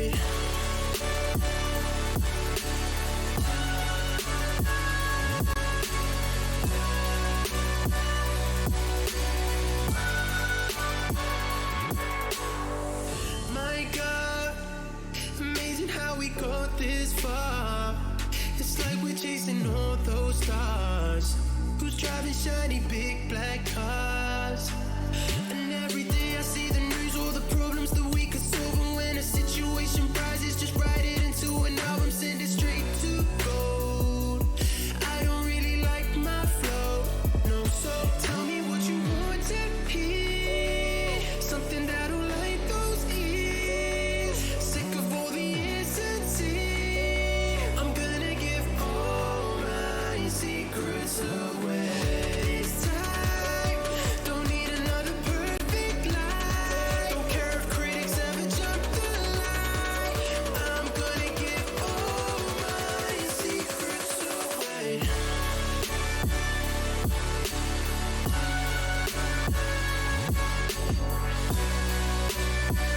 I'm gonna give all my secrets away.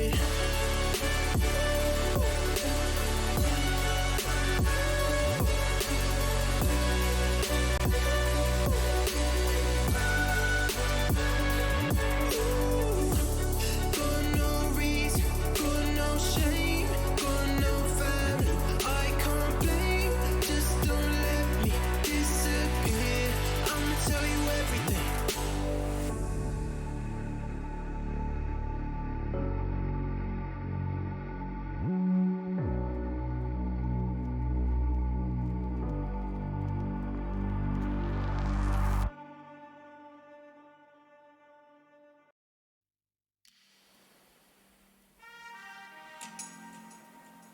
I'm feeling lovesick, but I kinda like it, feels like a trip. Got my temperature rising over you. I think you need a doctor, so do you. And I'm feeling you a lot 'cause of the way you say you don't want me to go. Put on a movie, then hold me close. You are my LSD, so I don't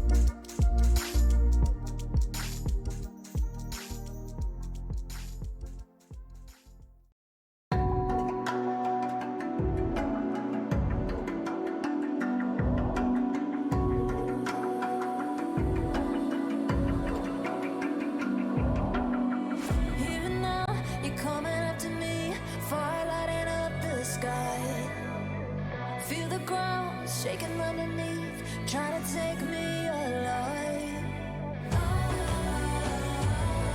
Get ready for the fallout.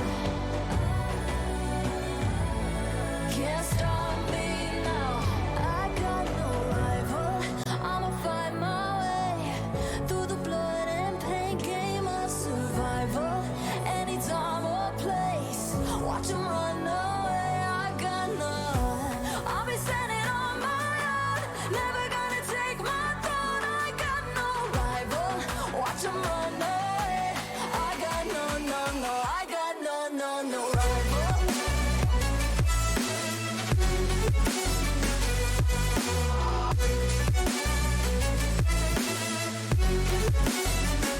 No rival.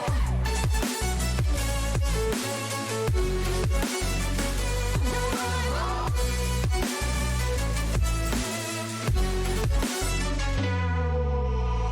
Tell me now, what you gon' do? We can do this face to face. The reckoning is coming real soon. Doesn't matter what you say. Try to tell you this is my moment. Can't take mine 'cause I own it.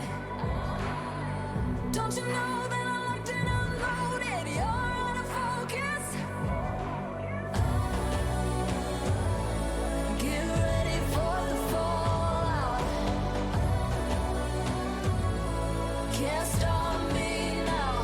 I got no rival. I'll find my way through the blood and pain game of survival.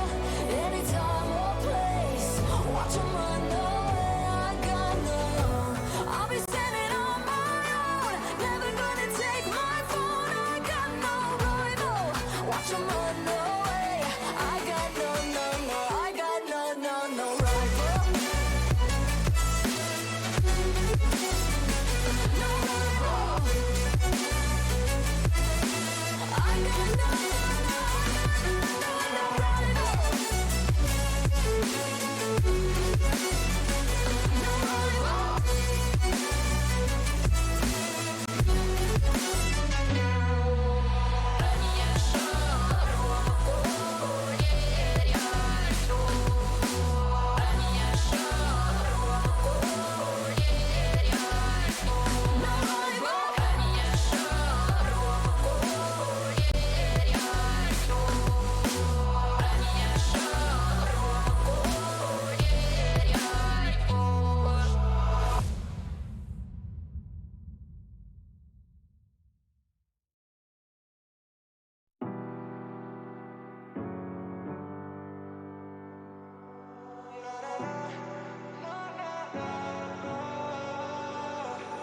Baby, can you pray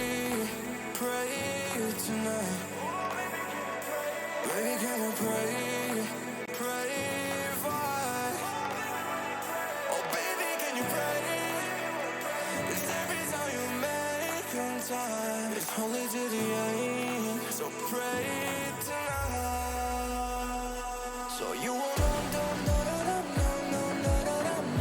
yeah. For every round that we had, turn and I know it. But I'll be ready every day. You know everything's alright. Are you gonna pray? Are you gonna pray tonight?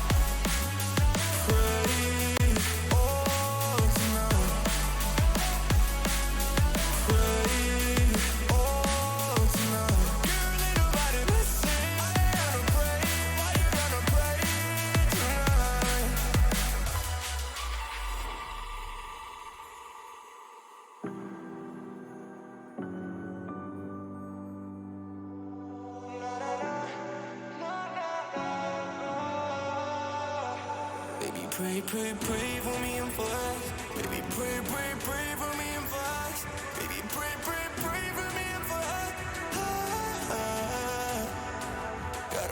Pray, pray for me and fast. Baby, pray, pray, pray for me and fast. Baby, pray, pray, pray for me and fast. Baby, can we pray tonight? Baby, can we pray fast? Oh, baby, can you pray? It's every time you make on time. It's only to the end. So pray tonight.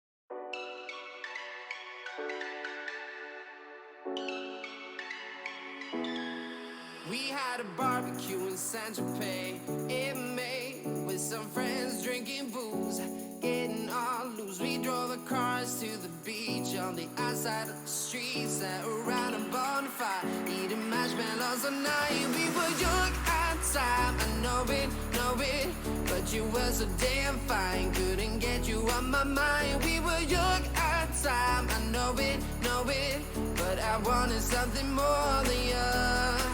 Cause you wanna be free for the summer, free for the summer, free for the sun. You wanna be free for the summer.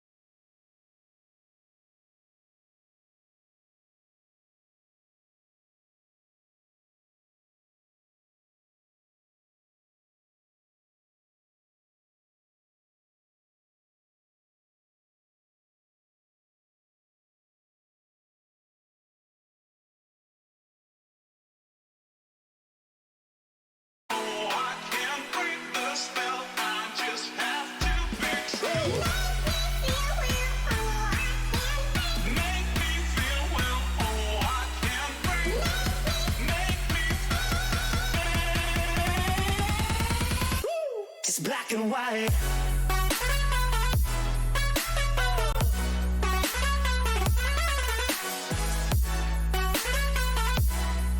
Yeah. Black and white. Oh, oh, oh, oh. It's black and white. Come on, baby. Love, no more, baby. Black and white. Come on, baby. Love, no more, baby. It's black and white. Just let me go. It's only right. For all I know, it's only matter. It's calico. It's black and white. White, white, white. Just let me go. It's only right. For all I know, it's only matter. It's calico. It's black and white. White, white, white.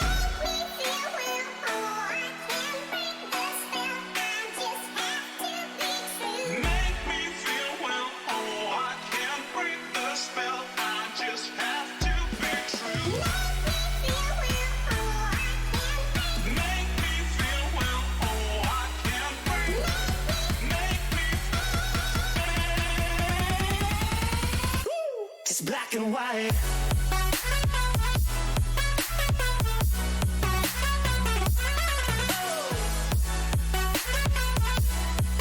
Yeah.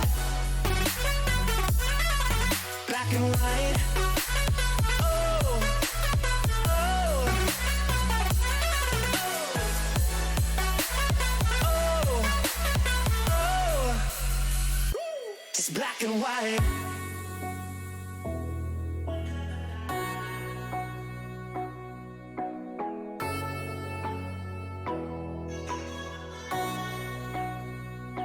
It's black and white.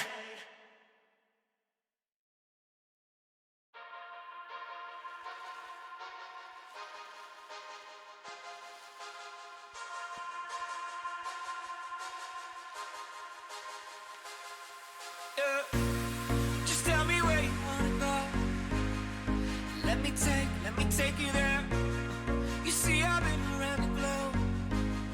I've seen a lot, but I wanna see what's above. I wanna see what's below. Just tell me where you wanna go. You can name the place, yeah, you can name the time. We can leave it all behind. No stop or rewind. Before we running out of time. I can see us both flying around, chilling in a pool right by the coast. I can see our clothes down on the floor. I can see it all, baby, we should go.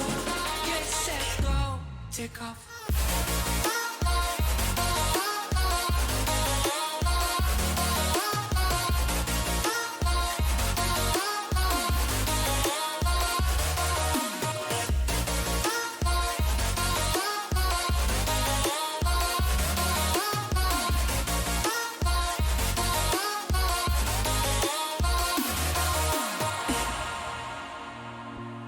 Just tell me where you wanna go. North Pole, East, West, baby, I'll go anywhere. We'll take a plane and take a boat. I don't really care, just as long as it will get us there. Cause I wanna see what's above. I wanna see what's below. Just tell me where you wanna go. You can name the place, yeah, you can name the time. We can leave it all behind. No stop or rewind. Before we running out of time. I can see us both flying around, chilling in a pool right by the coast. I can see our clothes down on the floor. I can see it all, baby, we should go. Get set, go, take off.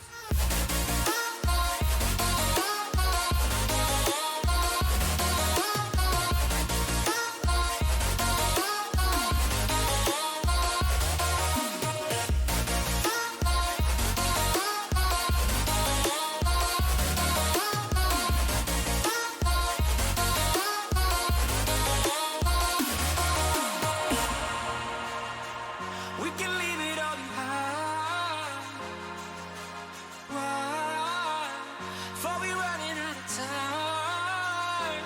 I can see us both flying the road, chilling in a pool right by the coast. I can see our clothes down on the floor. I can see it all. Maybe we should both get set, go, take off.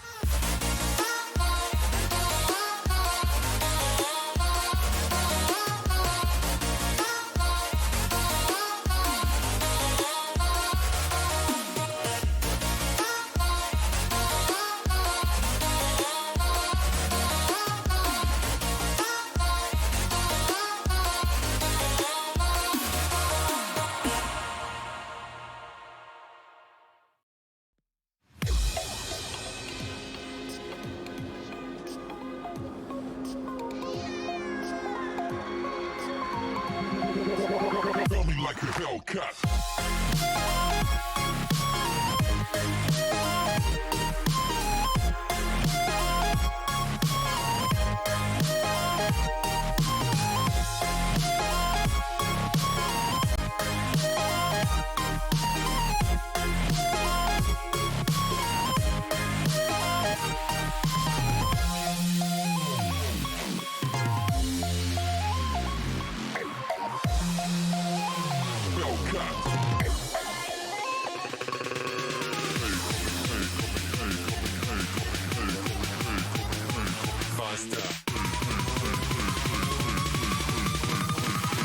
Running like a Hellcat.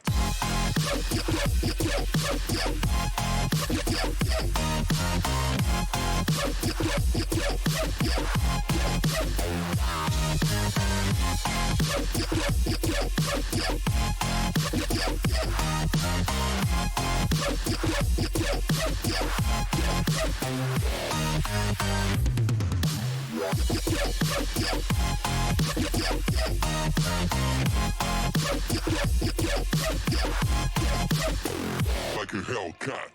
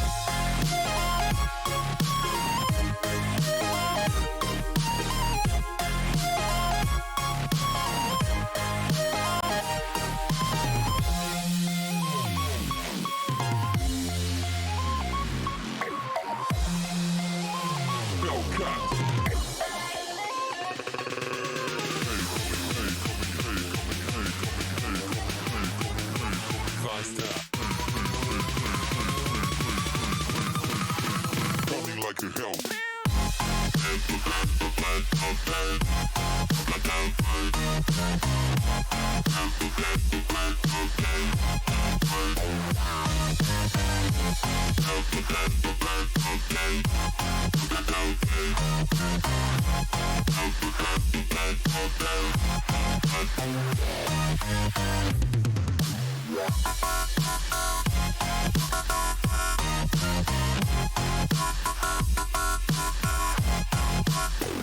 Like a Hellcat.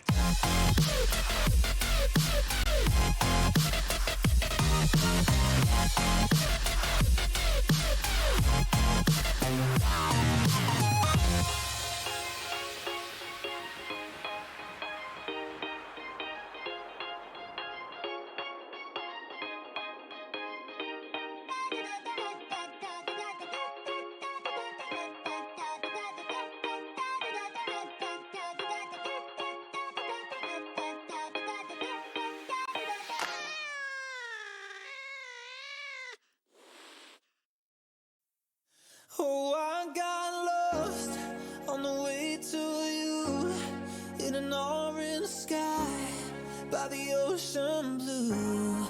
Every mile lost, my soul renewed, taken by the sunrise and the golden view. Walking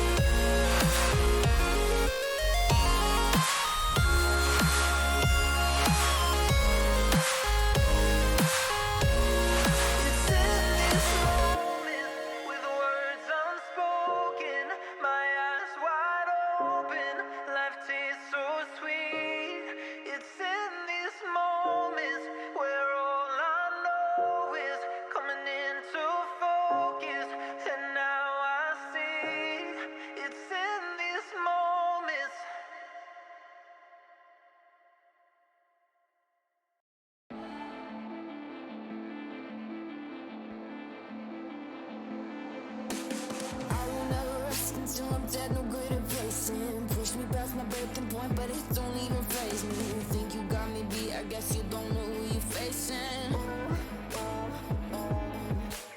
I got places to go and you know I'm gonna make it. Adrenaline is pumping, feel it running through my veins. And feel the rhythm in my bones, I put my soul down on the pavement.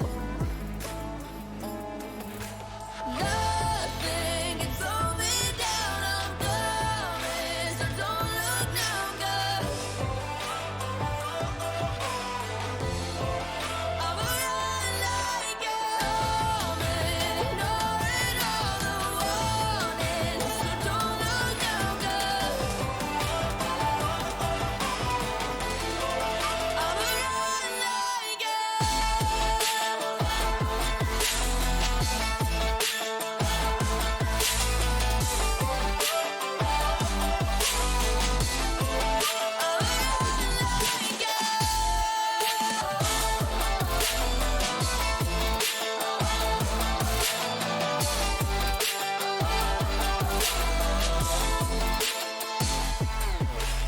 Yeah, you think you know, you think that you can do it better. When the walls are closing in, I know that I can stand the pressure. You can keep on throwing more, there's not a storm that I can weather. I'm not gonna lie, I might be fueled by my aggression. It can make me lose my mind, I guess I never learned my lesson. In the end, I won't give in, I know for this that I am destined.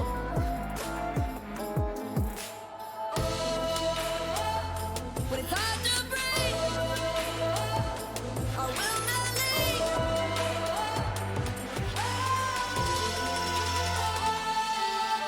Nothing can slow me down, I'm coming, so don't look now, girl. I'ma run like you're coming, ignoring all the warnings, so don't look now, girl. I'ma run like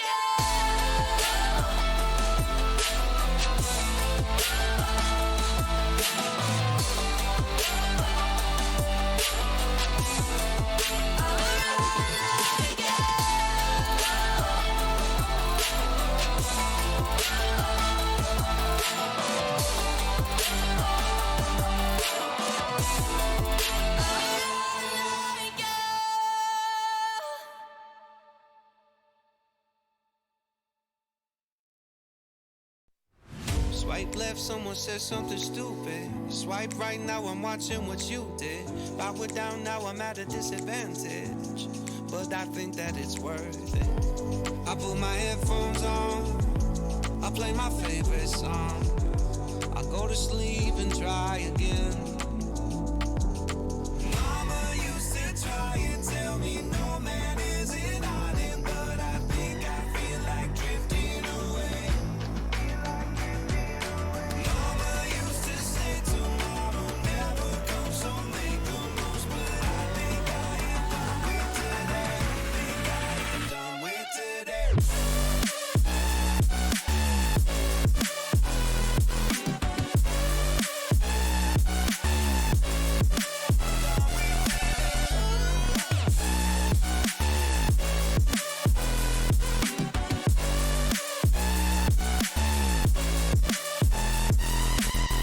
Boss says, man, you gotta make an effort.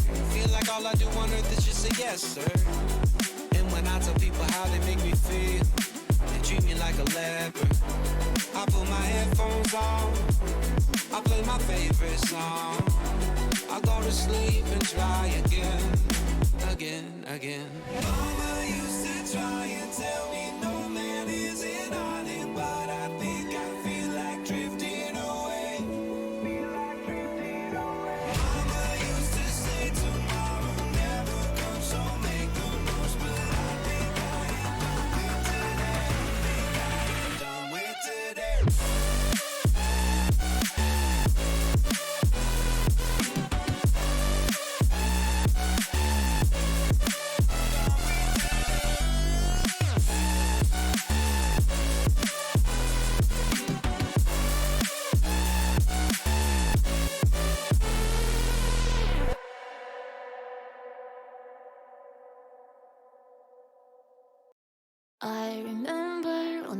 bartender said it's on the house. You make me wanna fall in love. The weather felt better when we were in it together. Oh, I miss the way we used to talk about nothing. I hate to say I should have seen it coming. Last summer, everything was easy. We had it all, didn't we, babe? But no wonder you couldn't keep it. It got harder than you thought it would be. You stopped loving me on the dark nights. Now you won't kiss me in the sunlight. Last summer, I know you'll leave me. 'Cause loving me is the key to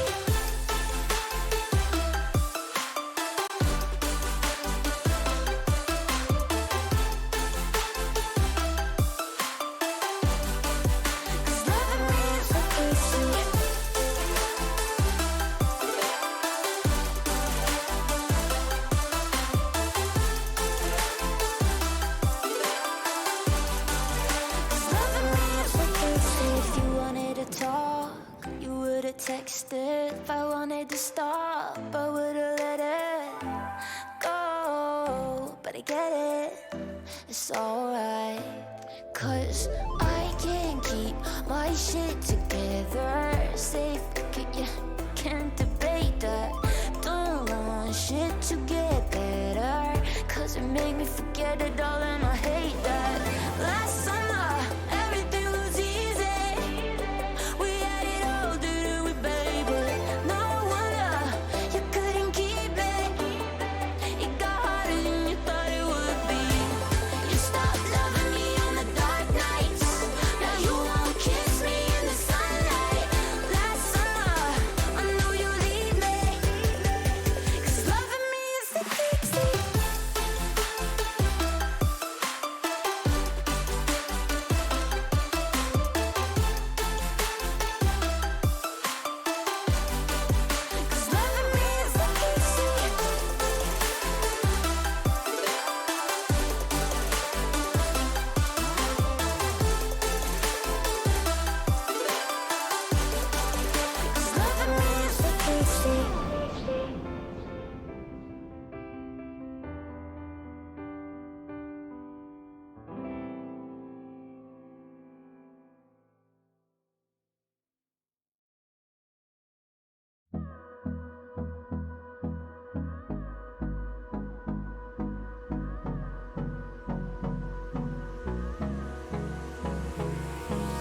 Hold me close till I get up.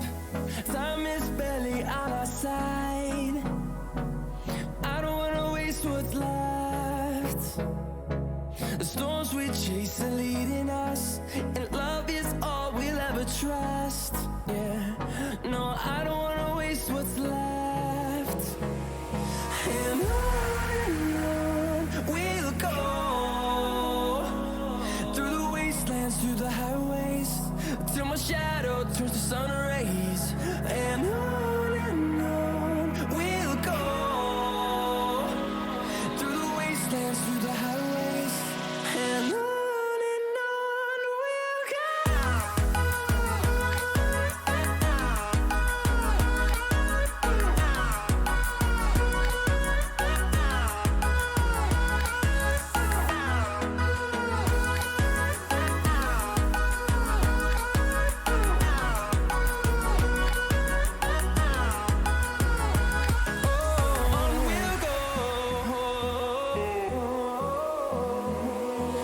Finding life along the way, melodies we haven't played. No, I don't want no rest. Echoing around these walls, fighting to create a song. I don't wanna miss a beat. And on we'll go, through the wastelands, through the highways, till my shadow turns to sun rays. And on we'll go, through the wastelands, through the highways. And on we'll go.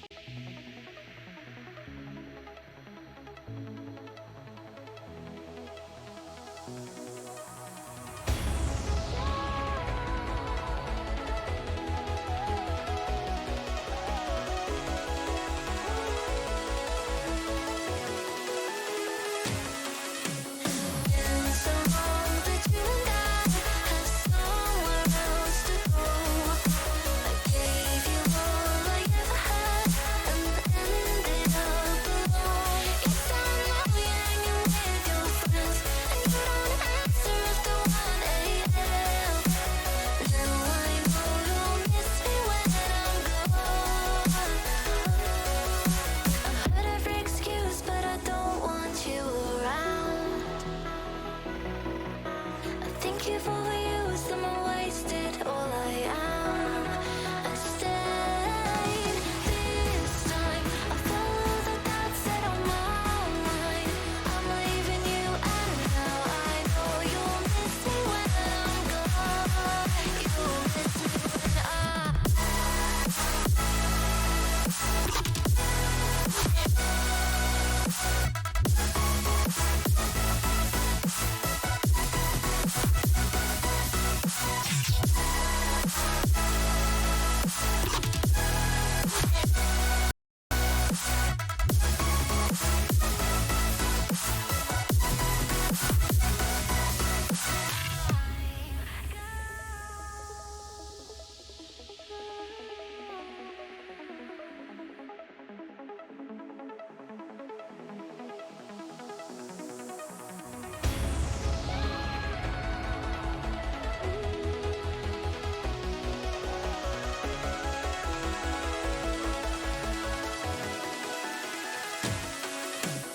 things are so unlifeless.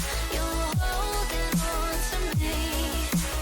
It's too late, my heart is set, and I can finally breathe. Wrote you messages I'll never send. We are pieces that will never mend.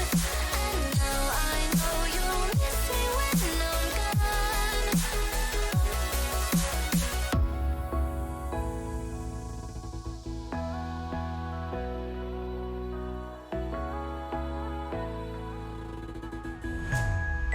I stayed. This time I follow the thoughts that are my mind.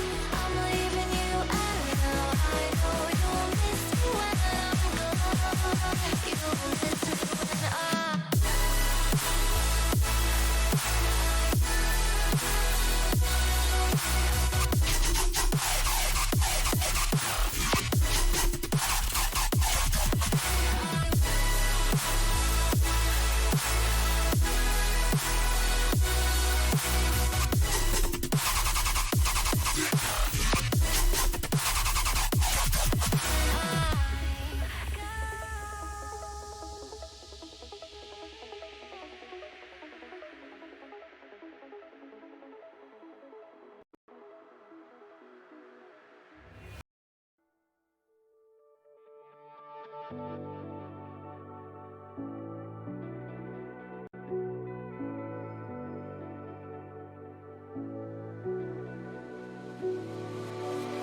chase the wind and touch the sky. A starlight shines on long after it dies. Oh, in the night, I live every day as if it's your last. Our memories been bred like beacons of the past. Oh, in the night, now we race against the sun. Now we race against the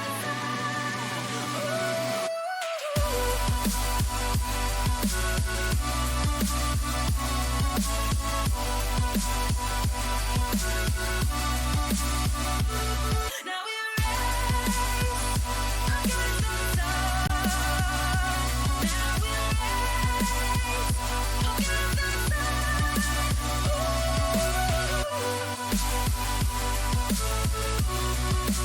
against the race against the sun. Now we race against the sun. Race against the sun. Now we race against the sun. Now we race against the sun. Now we race against the sun. Ooh.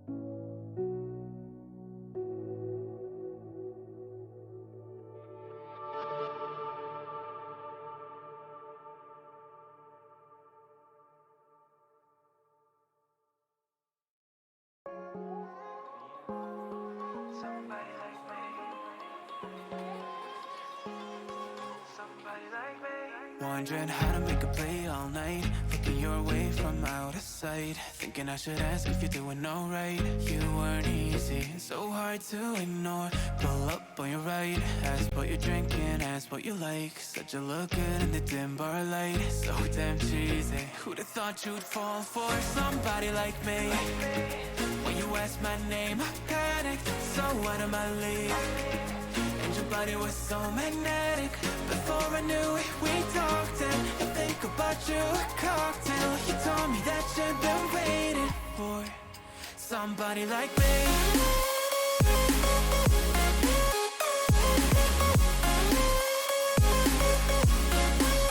Somebody like me.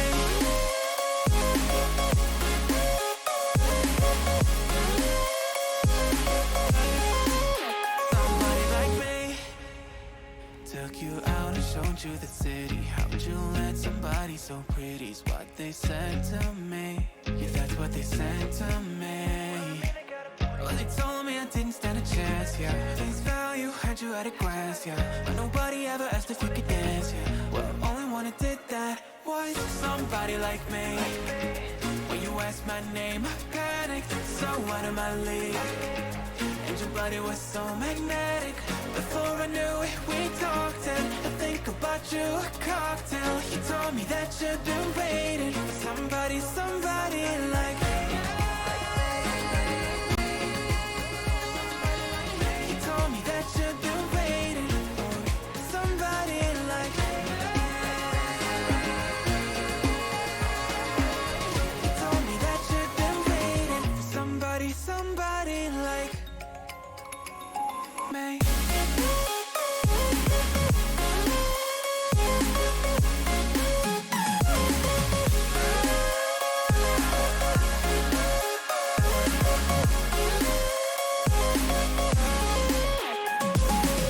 Somebody like me. When you ask my name, I panic. So out of my league. Everybody was so magnetic. Before I knew it, we talked and I think about you a cocktail. You told me that you've been waiting for somebody like me.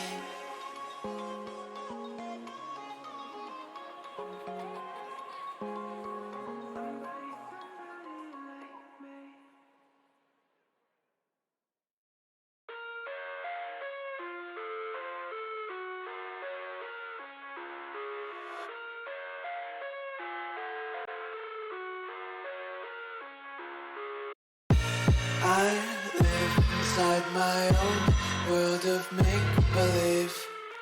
Kids screaming in the cradles, profanities. I see the world through ice covered in ink and bleach.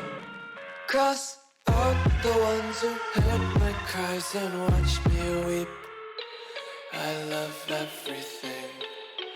Fire spreading all around my room. My world's so bright, it's hard to breathe, but that's alright. Hush.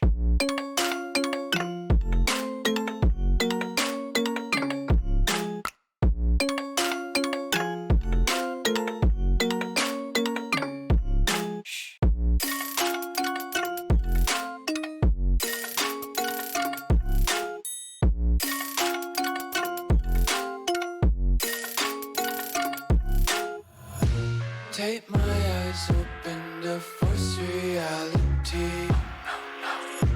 Why can't you just let me eat my weight in glee? I live inside my own world of make-believe. Kids screaming in their cradles, profanities. Some days I feel skinnier than all the other days. Sometimes I can't tell if my body belongs to me. I love everything. Fire spreading all around my room. My world's so bright, it's hard to breathe, but that's alright. Hush.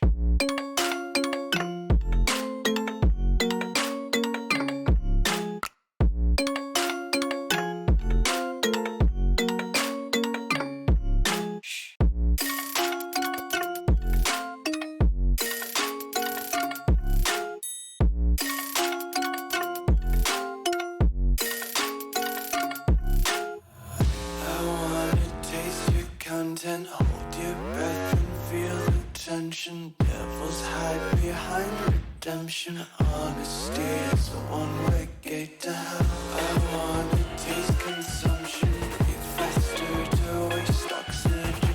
Hear the children sing aloud. It's music till the wick burns out.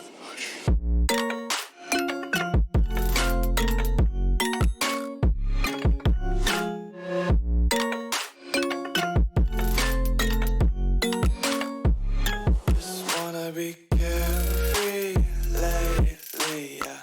Just kicking up daisies. Got one too many quarters in my pockets. Count 'em like the four-leaf clovers in my locket. Untied laces, yeah. Just tripping on daydreams. Got dirty little lullabies playing on repeat. Might as well just ride around the nursery and count sheep.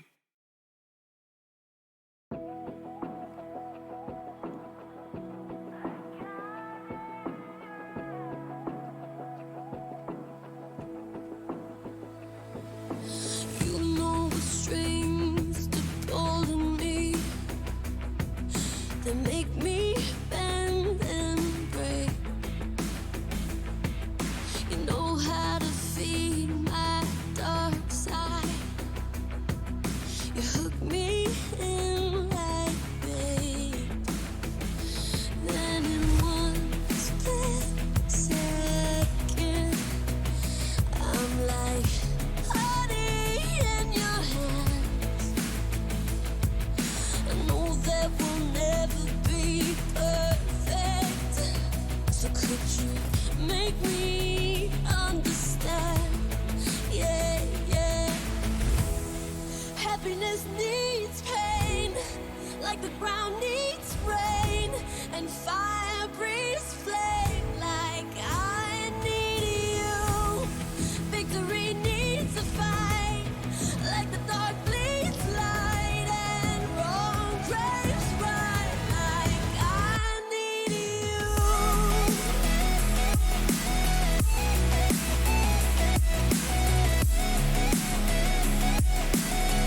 Like I need you.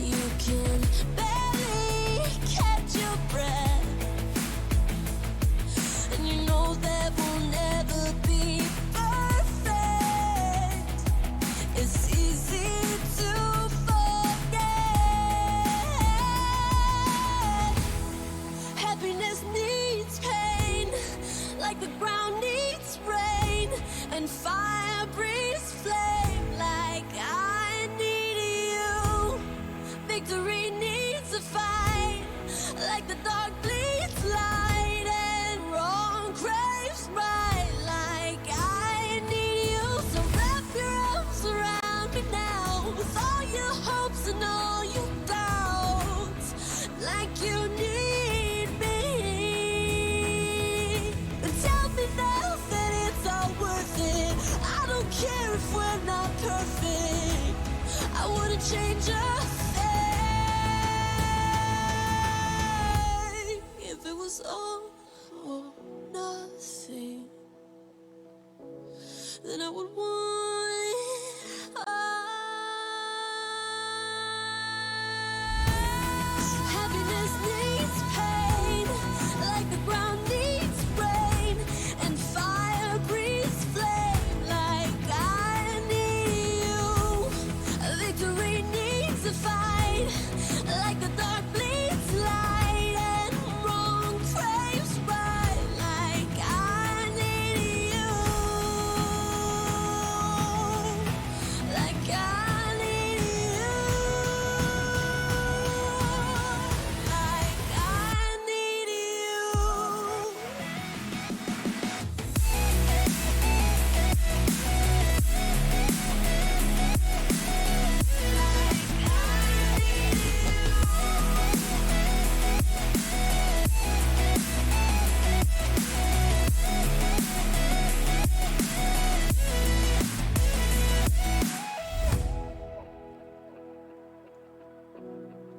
Like I need you.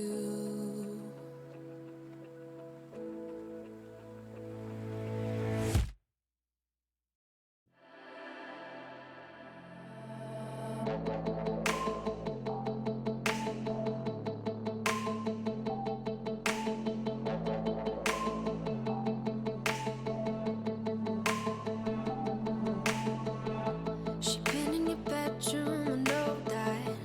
Feeling her on your skin. Think I don't know where your head's at. Where do I begin? Wrapping your fingers around her. Late at night, drinking. You let it linger, you couldn't quit. I think I'll leave it all behind. Love be a new one. I won't waste my time. Fuck it with you. Oh, let me show you how. Find me another. You can't break me down. Under the covers.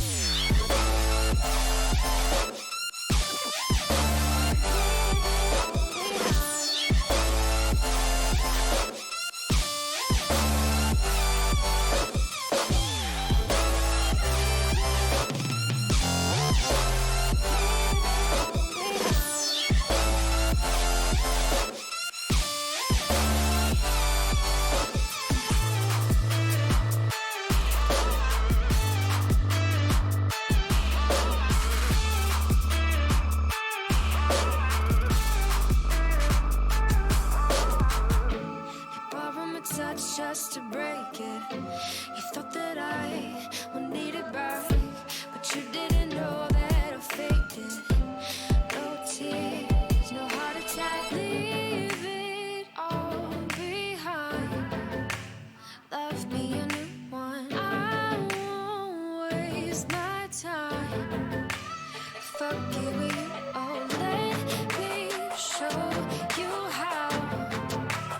Find me another. You can't break me down. Under the covers.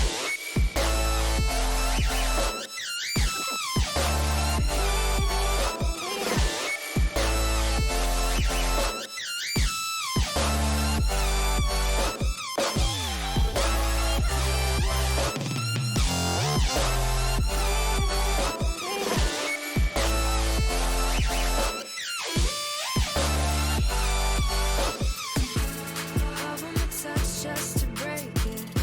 You thought that I would need it back, but you didn't know that I faked it. No tears, no heart attack.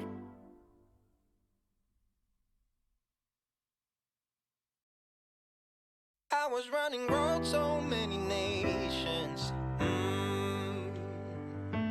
Even when it's so sweet, I end up seeing red. Is it such a ghostly revelation? I may have fucked up all my chances. Yeah. And we ain't sleeping on the floor again. We never sleeping on the floor again. For the ones who didn't make it out, for the ones that didn't see the life, for the ones that never cared, never gave a thought, found no happiness in that brand new car or the house you bought. I see you talking about the love you lost, and it was gone like way before you ever thought it was. Yeah, I took my time, no quick ones, quick run, quick gas to get back there. Hot roads, I didn't think I'd come back fast, cause I was running roads so many nations.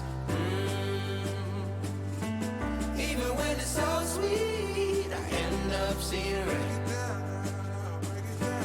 This is such a ghostly revelation. I may have fucked up all my chances. Fucked up all my chances.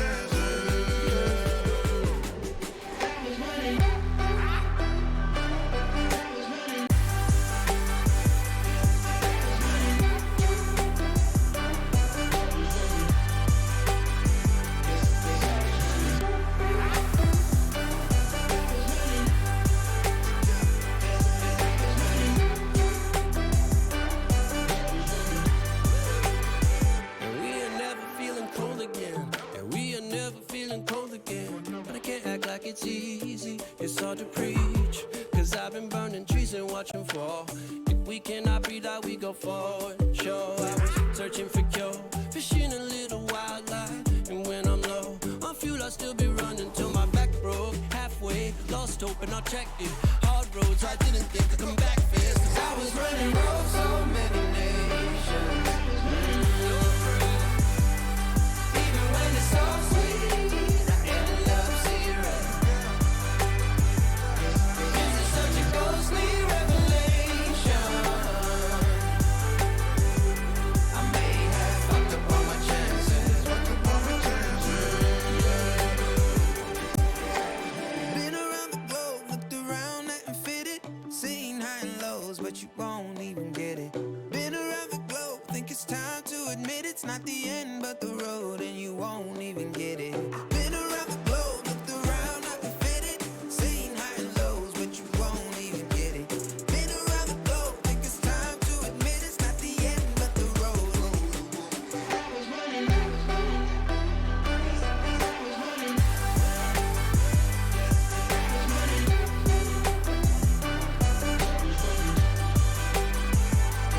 I was running roads so many nations. Even when it's so sweet, I end up seeing red. This is such a ghostly revelation. I may have fucked up all my chances. Fucked up all my chances. Yes, I was running. I know. I know.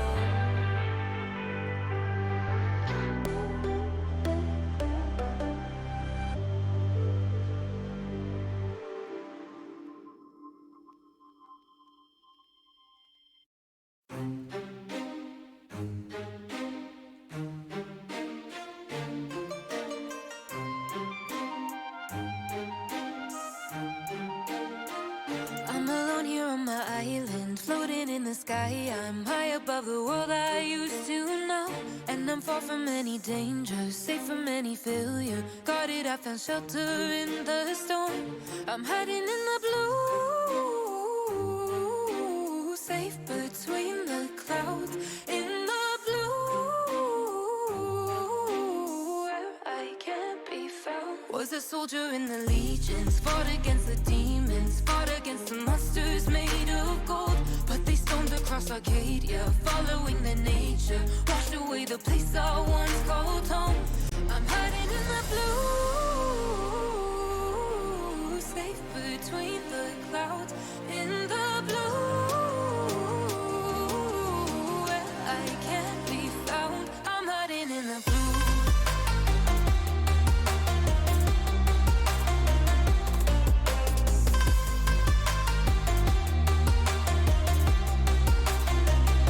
I'm hiding in the blue.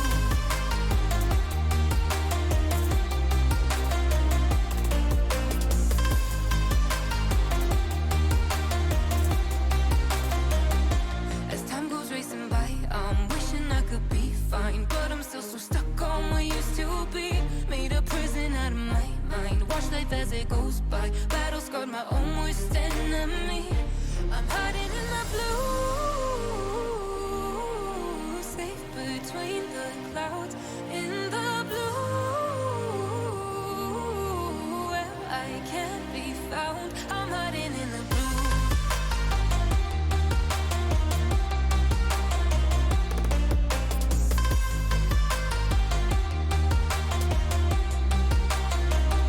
I'm hiding in the blue.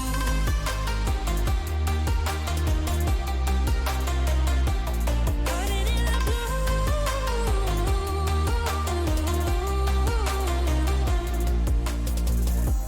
The world's passing by and I lost sense of time. I've gone numb, I miss the days when we were making legends. The days come and go. I'll wait through sun and snow for you to come and take me from this place and bring me home. In the blue, safe between the clouds. In the blue, where I can't be found. I'm hiding in the blue.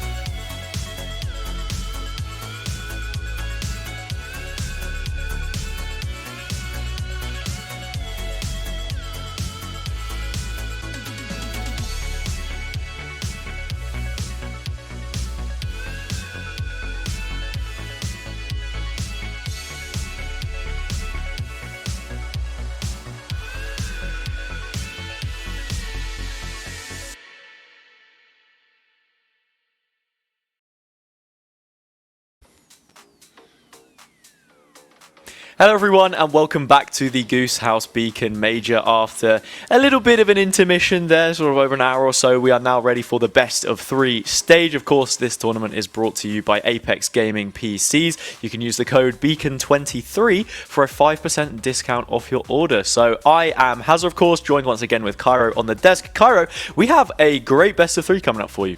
We certainly do, mate. And you know something? I'm really excited because now we're into single Elam best of 3s. This is where things start to get exciting, and with those Div 1 spots on the line.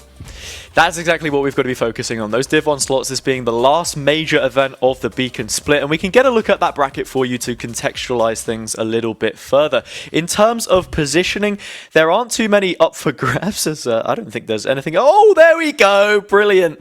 Textbook stuff there. You can see all the way across. These are the teams that we have. The big one to be focusing on, I think, for me, is the teams who are looking to essentially get that final spot in the division. There are a few teams here which are still in with a very outside chance. I think we have to preface it in terms of, you know, your condition to make it into Division 1 being winning the tournament outright. But there are some other names like Swans, for example, who are going to have to shut down Genki, which is really, really difficult of a match for them in the best of 3. That's pretty much their hopes of making Div 1 relying on that match, for example. And then a few more there, which will move us into the quarter-finals and then the semi-finals and finals tomorrow. Yeah, exactly, Hazard. And this is where, you know what? These games, when it comes down to it, like, it's the whole statement of, like, pressure makes diamonds, you know what I mean? And sometimes when teams get put into those pressure matchups when you're trying to get into Div 1, Swans might cause an upset. You never know. You never know. And the shame about it is as well, I guess it's not going to be on stream, at least. The general feeling amongst production and ourselves is that it most likely Genkai do walk away with that one, but still make sure that you guys are keeping your ear to the ground to see if any kind of nonsense could perhaps be pulled out of the bag. Swan's obviously going through quite a few iterations of that roster before reaching their current form. You've got Cam coming in, for example, to help sort of bolster things. It doesn't look like the same team that turned up to Epic Land, for example. It's sort of mixed in with Cognizant as well. But speaking about the two rosters and the two teams that we have here, Formulation and Insight in two very different positions. Formulation currently sitting right on the edge of making it into Division 1 and should be, with the points that they have, at least confirming playoffs. Next in line are the concession that ultimately allows them to progress in that regard, whereas Insight, they're already sitting pretty comfy in 4th position in terms of circuit points at this point in time, and it's just about sort of carrying on that repetition here and maybe making a deep run, proving some people wrong. Yeah, exactly. Insight has always been an interesting roster. One of the teams that were perhaps more of a poggy style. We saw that coming out of the Game or No Major, and you know what? They've had a decent run of form. Let's look at these maps though, Hazza. Yeah, looking at the map bans here, of course, now we're going into the best of 3. So the landscape ultimately a lot different, and you can already kind of see that with how Ascent has now been floated as that decider map. We're going to be going ahead into Haven, then Pole, and Ascent, of course, being that decider. The pick for Insight is going to be Haven. And the crazy thing about Insight is, as well, this is also an entirely different roster, as in there is no pre-existing core whatsoever from the team that is now playing as Coalesce in Polaris, for example, while the org remains the same. That old team used to be a fan of Haven, of course. It still is a staple of the way that Coalesce play. But for this Insight team, we saw, you know, this roster is essentially Tots and friends, and they've just been picked up. They've had Peter come in as well, and that's what the team's looking like. Yeah, I mean, it's been a pretty decent roster. They've had some good runs in the tournaments, some pretty impressive standings. I think they came 3rd in the last one off the top of my head, Hazza, in the Finnish Esports League Major. And now I'm looking at the next one, where it is the other team, Formulation Gaming, who have been around for God knows how long. Yeah, they made it to Division 1 finals last time around. The roster looks completely different in terms of the players they're playing in, and I think that this is going to be quite an overused phrase, to be honest, that the roster does not look the same, because that is never really the case. Even when you consider previous players from the Beacon circuit this split who are now in Polaris, for example, that have been taking up spots on the roster, like I was mentioning earlier, like, you know, Rex, Dutchy, Bully, for example, who were playing on a variety of different rosters, being Click, Dutchy not playing, and then Bully on Jokers, for example, when we're speaking about Epic Land. So coming into this one as well, I think Formulation's Pearl looked really good from what we saw of it before. I'm trying to remember which match it was exactly that they had. I think it would have been against it was the mix with sort of with Smile on. I can't remember what the team was called exactly, but we saw them play against it. That was the old Genkai, right? Okay, so again, there is this consistent theme as well of orgs that are working within the region, wanting to constantly have a roster underneath them, whether it's because the players have moved on to something greater, because they've offloaded them, for example, which is nice to see. And it's good that both of these teams do have a commitment, or at least org-wise. Yeah, 100%. And Formulation has got big investment in the region as well, we've heard that through rumblings and through the vines that so be. So it's great to see them again potentially back in towards Division 1, and it's a team who have a lot of structure when they play. Yeah, they do, and I think that it was most evident when we looked at them playing Pearl last time, and some of the executes that they were able to pull off, with NK at the forefront being that duelist player, someone who was playing the exact same role for them in the Division 1 finals at the beginning of this year in January, coming out of the late split, the second split of 2022. A duelist player who, I think, when you focus on them, is someone who has good pop-off potential, but perhaps never steals the headlines. So this would be a fantastic game for them to really step up and put an imprint on this matchup, because I think right now, with both of these teams effectively having already secured their positions in Division 1, it being a little bit more uncertain for Formulation, with the fact that some other results do have to somewhat go their way, but they're perhaps expected to. But against Insight, like, it's a team, as I said before, that have a lot of quality here. They came from that Tots and Friends mix, which, you know, said that they hadn't done any scrims or any practice or or whatever when they were going into that leagues tournament, I believe it was, and now sort of coming out under this organization of Insight with the pickup of a new player, and I imagine probably look to be a completely different version of themselves than what maybe we expected from them before.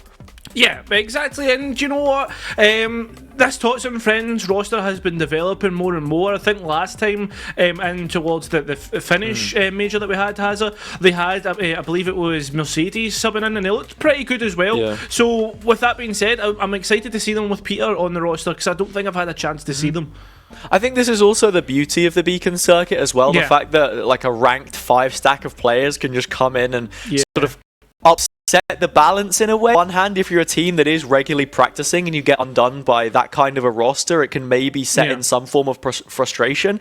But there is a lot of quality there, and it's nice to see that progression, that conveyor belt of players making their way through what is effectively the grassroots in Northern Europe. Players like Ianto, for example, who no one had really seen before, but pops up on the Sentinel and just has like ridiculous plays sometimes in a few of these rounds, which is really, really awesome to see.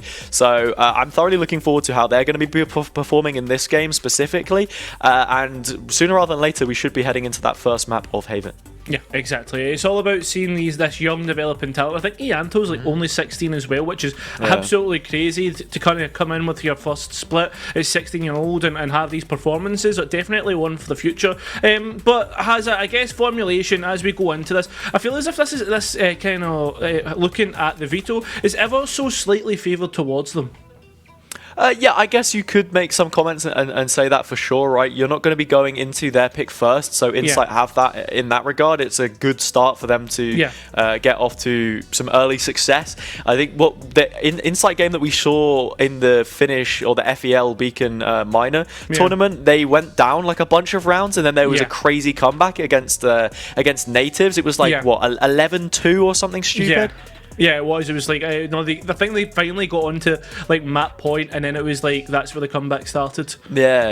It was unreal. So I mean, the mental game, I think they were the ones that capitulated a little bit, but were still able to draw it over the line just about. And natives offered us, a little bit more excitement, a prolonged affair where perhaps many thought it was already a foregone conclusion. But yeah, coming into Haven, we have to again be looking at how the defender's side plays exactly, what the macro game is of these teams, if they're reading well, what the setups look like, how the protocols are, because yet again, as I said before, coming in as the roster of Tots and Friends when they were sort of this ranked mix that didn't have any server time, weren't scrimming together regularly or anything of the sort, now have had an opportunity to gel a lot more, and we should be expecting more of them. The standard, was set, and now it's been elevated. Yeah, 100%. It's all about continuously trying to meet those standards. It was something that Stokesy, I believe, was saying, how that in this Beacon circuit specifically this time round, that you should be the one trying to set your own standards and then trying to consistently meet them every single tournament that comes up. Yeah, I think it is a really good point made by him as well. The bar is not necessarily in a fixed position, and that teams should be looking to try and elevate it. And that's exactly where I want to give credit to a team like Genkai, for example, who've come into this tournament.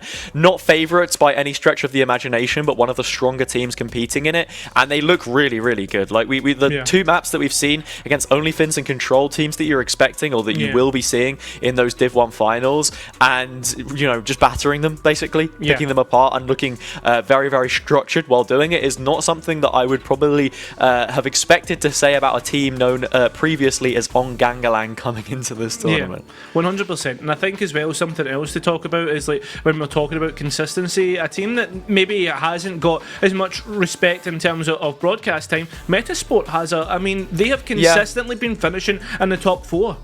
Yeah, they have seriously hovered underneath the radar for the majority of this. I mean, picking up a fair few circuit points in random different places. Every now and then there'll be a minor Beacon event that's held on a LAN somewhere off in Scandinavia, and it's maybe not so well broadcasted throughout the UK scene, which I think it's fair to say is in many ways the root of what Northern European Valorant looks like. When you move up more towards a challengers level, there is a lot of strong Scandinavian talent, but a lot of Beacon is taken up by like these UK teams, for example. So it's very easy to just gloss over the performances of a team like Metasport, but you know, they are a very underrated and very good team, of course. Yeah, 100% respect to them. I guess you say that though, Hazza, and the top two teams of Beacon is actually Scandinavian teams, which is quite funny. So you know what, we take that, and you know what, we'll come back stronger. Yeah, I mean, look, mate, it's always going to be like that with the UK scene. I feel like, do you know what I mean? They're sort of ever present, kicking about. Like, yeah, they're doing sick, but like you're not winning. Do you know what I mean? Like the cream rises to the top, and I think it's a fun conversation to be had with OnlyFins as well, because the one split that they did win for Beacon last time around effectively only counted for prize money in that sense, and then the second split when they actually made it to the finals again, and they were, you know, far gone from being favourites at that point in time, with Le Petit Buffon, Barbers, Vamonos, and these other teams coming through the mix, have had to sort of go down this process of trying to rectify different things, you know, change the roster. They weren't even going to be a roster for a while. Like, that was the announcement on Twitter, that they had sort of fallen apart and that there wasn't anything else left for them. But Nixun has pulled the pieces together, and we're going to be pulling together this map for you. After all of the filler content done on the desk by myself and Cairo, we can now head into what is looking to be a fairly tasty Haven game. Fairly tasty. I feel as if I'm just about to tuck into a 3-course meal. If we see the things that should be locked in or was hovered, it's not happening. We're just being teased, man. And this is the thing. The players, they always have their way with the casters. On the agent select, I'm going to hover the Yoru. It'll be interesting if Semba does this, and we'll give this drawn out, paragraph or whatever, this dialogue about whichever agent it is he is going to pick. Looking at what the composition is like here, most likely you're expecting a Sentinel player to be picked. KG, I'd imagine. I mean, Cypher. I mean, my man thinks he's Chihuahua, but no, I'm kidding on. We've got Decads, though. We're potentially hovering an Astra, which is something that we could talk about, I guess. Mm-hmm. Yeah, I mean, that is the main talking point coming out of Agent Select, I think it's fair to say, Cairo. There are no other compositional differences as it stands. This one is sort of drawing to the end, which I find interesting as well, because these players will have had themselves a decent break, as have we, in between the matches to mull over exactly what the strategy looks like, a little while to size up their opponents, I suppose you could say, once the bracket had been generated. But yeah, that difference in utility right now will be the main thing that we have to look at coming into this. What value the CODS is able to get out of this Astra in combination with the Breach. The Gravity Well can be very, very nice, but it is all about those timings, the investment, and how exactly you are being thematic with your utility usage. Yeah, 100%. And I guess something else that we can kind of say goodbye to, since we've been saying goodbye a lot to Hazza, is we won't get any more Control versus Nil matchups, which is quite sad. Oh man, I can't believe it's real. It doesn't feel real. You know, it's not quite set in just yet, actually. When you put it like that, them not making Div 1, okay, fair enough. Well, look, you know, I don't think anyone coming into the split would perhaps have had them down to be a top 8 roster. But you know, they proved a lot of people wrong. The Control boys perhaps put it down to luck and have had some form of confirmation bias come through after this one. But no, we wave farewell to them for now. Maybe we can get that invitational tournament we were talking about sorted out and see if there's a rematch, like a best of 7 or something, so we can work out who is truly the best. But in terms of this game and who's going to be the best, Inside Gaming, the favourites, of course, starting on the attacking side. Well, already things have begun in terms of utility. The players moving through. Tots already firing through on towards B and finding the first frag. There goes Simba. There goes control of the map. But there goes control of A lobby. NK comes up massive. The trade's coming through. And, well, Insight. Talk about capitulation. There's one right there in the first round. Yeah, Insight, they funnel in towards the mid-control, but Formulation Gaming taking so much space for themselves in a lobby. As soon as the reclear comes through, you're seeing perhaps a slight issue with the utility, how much you have sort of available to commit to that position, going for the dry peak when you just didn't have that available to you. Then also, when you look at how both of these teams are working, in terms of re-clearing, Sky was that premium when we saw Genki sort of conceding that space on A. You don't have anywhere near the potential to be doing the same kind of stuff here. Already an identification of NK. Already out, already found one, maybe a second to be had. There is more players still in towards E lobby. If they peek out, I mean, this Marshall works almost like a one shot, but Ianto shuts it down, and we're in towards a 4 versus 3. Yeah, Ianto being one of those players we were speaking about on the desk, 16 years of age, but very, very capable. Another tournament under his belt. And experience will only grow, of course. In terms of the positioning here, Insight very restricted. The map feeling quite small for them right now. Whether they know it or not, Formulation have space. They've cut noise and they're looking to re-hit. Oh, the re-hit. Slightly harder. Although there is that trade and Aries just at the back of sight. Yeah. You're now starting to see that flank come to fruition as well. You've got Sunburn coming through. If Ianto can hit another one of these shots, the round's suddenly thrown into disarray here for Formulation Gaming, but they are going to double up. They respect the fact that they could be flanked very soon. And obviously, as that turret keeps ticking away, then Formulation Gaming have so much information about where these last two players are. In fact, that recon dart will confirm it. Yep, already shocked to try and at least get some more chip damage. Both players very low. Ianto, hello, but it's goodbye for now as we get a second round for Formulation, but not before losing quite a lot of investment. Yeah, it's not going to be your ideal anti-eco round, but in comparison to some of the ones that we've seen already earlier today, standard procedure. Pretty happy coming out of that one for Formulation Gaming. In terms of the weaponry, it's not like they had a super healthy bonus by any stretch of the imagination. You're not buying into a Phantom, for example. There are no rifles, no premium on the board. It's quite simply just playing through the Ares, for example, if you're Puggy. And yeah, Puggy being one of those players as well that sort of maintained this core here. It's NK, Puggy, and Semburn that we see being those players that were on the roster the last time they competed at a Div 1 level. And yeah, if things go their way this afternoon, then of course you're going to be looking at that again. NK now on towards a rifle. One of the blades actually has us, so that's something maybe to play off of later. Has it? Yep, there we go. First pick gone. Peter, massive one as well, because that's your breach, that's your initiation. I mean, how many pop-off jet players have we seen in the region as a whole? I mean, not just in Beacon, but in Polaris as well. Tots taking some space towards the backside, gets it under control, levels things back to a 4 versus 4. And this is a good sign if you are Formulation Gaming, on the retake at least, because already so much damage onto the CODs, and the spam is good. It's excellent. 3 players left, 2 mostly towards long, but Tots still here, ready to pop off, ready to collect heads, and well, bit of a collection that they're getting now, although it goes to a 2 versus 2, playing for that KJ. These 2 players are isolated, Hazard. You have to be playing for the KJ right now. Garage control so good, open plant, Onion with the recon, spam coming through on the Odin, and Ianto up close.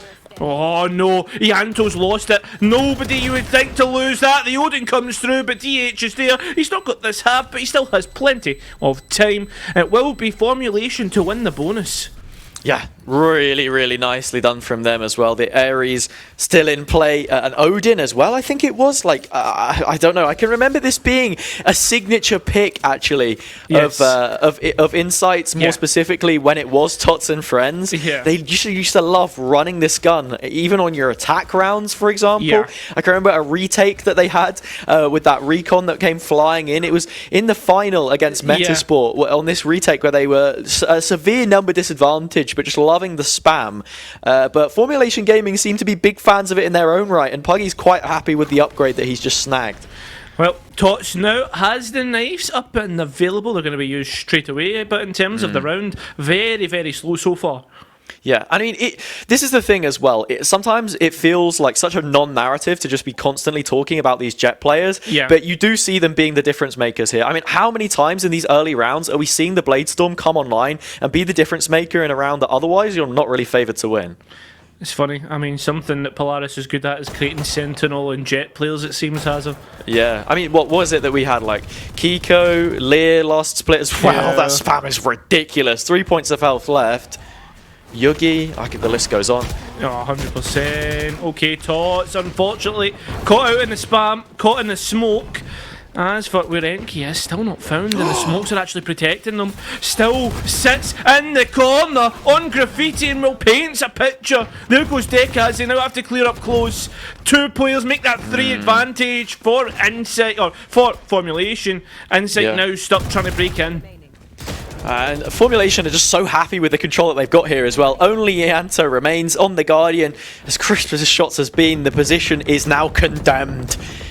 NK bearing on down, and the rest of them will come through. Flawless from Formulation Gaming on that round. Really nicely done. And the bigger point to be made there is the fact that Semburn is just giving them so much passive control on the opposite side of the map. They can just force to lean into this A stack. Right now, Insight Gaming not posing any threats whatsoever on what is their own map pick. It's funny because when we're used to seeing Insight, like what we're used to them, the Hazard, they are a pug stack, or formerly were a pug stack who didn't do the kind of scrimming and stuff like that. And this is where like something like the basics of map control can really start to be punished.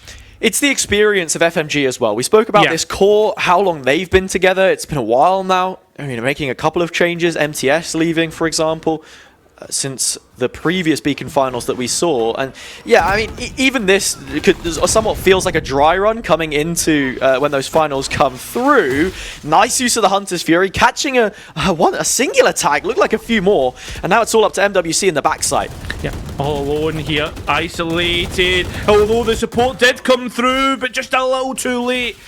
That's massive. Psych in control of Insight. The post plant though before did have advantages and didn't work out. It's not this time either. As Puggy finds Peter. Puggy's a demon on that Odin as well. Like, how many players have you seen using that weapon that aren't ADSing at the same time? Nice use of the owl drone there as well. Flushes the player fully out of the site. Doesn't just pull off it after using that tag. Follows it up. Makes sure the site is clear. We are in full post. It's not only that though, Hazard. I don't know if I'd necessarily like this post plan just because all the players are playing from long. We're now seeing the shocks come through. Yep, the time is low, but the dash is also up as NK looks to hold and just try and protect the player on the spike. Can't do so. Yep. Insight from long, able to convert. Yeah, it's standard stuff. The post plant is fine. I mean, you have so many layers of utility to slow that down. Formulation Gaming need to prioritize it a little bit further. Like I said here, Puggy, it takes the kill, follows up the drone to make sure that they have full site control. They know exactly where the players are playing through as well. So it's an unfortunate situation, but most importantly, Insight are now on the board. They want to build up a few more rounds here, try and shift that balance, because as it stands, Formulation Gaming are in a fantastic position, and in fact, NK is now on the operator. He's going to be able to hold down at least one of these lanes and just have NK just posted up at that position. Although it's going to be Sewer. Yep, magic. Really nicely done, and you're using both of those initiators to set it up as well. You saw the fault line come through, the recon, and while Insight are preoccupied trying to deal with it, you have the kill being found, and just like that, it's your breach off the board. It's a massive pick as well. Now the players just have that, I guess the fact that they won't be flashed or anything like that, even stunned up. Ianto though might be the next one to be stunned up, Puggy close by to support.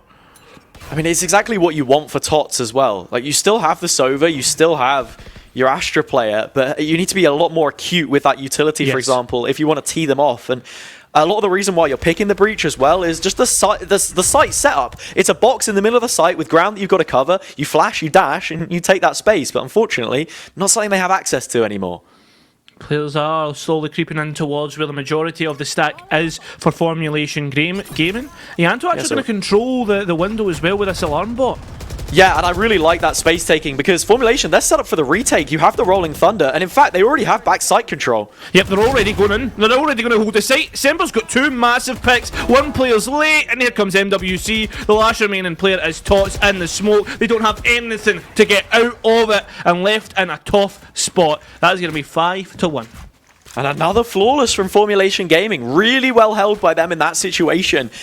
And yeah, I don't know. Insight not having that killer instinct, that sort of razor-sharp edge that can slice the site open. And I think, in fairness, that falls down to the breach. You lose that player so early on, the operator getting value that we expect it to, and then your execute just looks so much more toothless. Well, it seems as if this time Insight are changing their sights on towards A. It's certainly been a little bit of a, I guess, wherever they set their eyes on, they go straight for it. Here comes the there goes 2. Think he's got a 2-for-1 deal and is going to be very happy with that. There's Onion still in the smoke, but I mean, they might be giving themselves up. There might be 3. Nope, that I've got away. Yeah, that's a Beacon 23, Apex 5%, 2-for-1 sort of discount if I've ever seen it before. No, really nice shot. Operator, I mean, looking at the weapons that Insight brought into this, they're not sort of expecting to win this. The expectation isn't there. This is where I'd like to see them change up the strategy a little bit, break away from the precedent that they've currently set, because we've not really seen too much done to actually test what it is that Formulation Gaming have working for them. And a lot of that right now is Killjoy just lifting the majority of the weight in terms of map control. Oh, Tots is moving in towards the alarm bot. It does see it though, as it does become visible once you get close enough. Sember has seen it. Already up towards the top of sight. There's nothing in terms of immediate gunfights, but the spam is good. Puggy close by with an Odin, and if you want to talk about spam, there's not a gun better. Drakaz somehow escapes the aftershock. Onion gets the trade. We're 4 versus 2. Oh no, not anymore. It's 3-1. Spike down. 19 health in 15 seconds. Almost stuck between a rock and a hard places. Wherever they go, there's a trap set. It's going to be tough to win this round. In fact, it's almost impossible. It's going to be another one for Formulation Gaming here, Hazza. Oh, I wouldn't speak too soon. I mean, it certainly feels that way, but there is a very outside chance as long as Onion is still alive. 7 bullets in the Odin.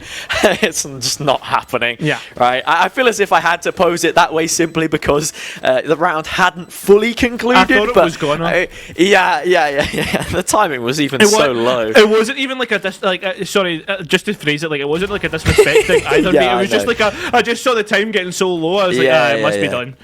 Look, I'm taking the Mickey Mouse. Don't worry about it. The Mickey Mouse. Yeah, I mean, I don't think, dude. How an Odin headshot is such a random.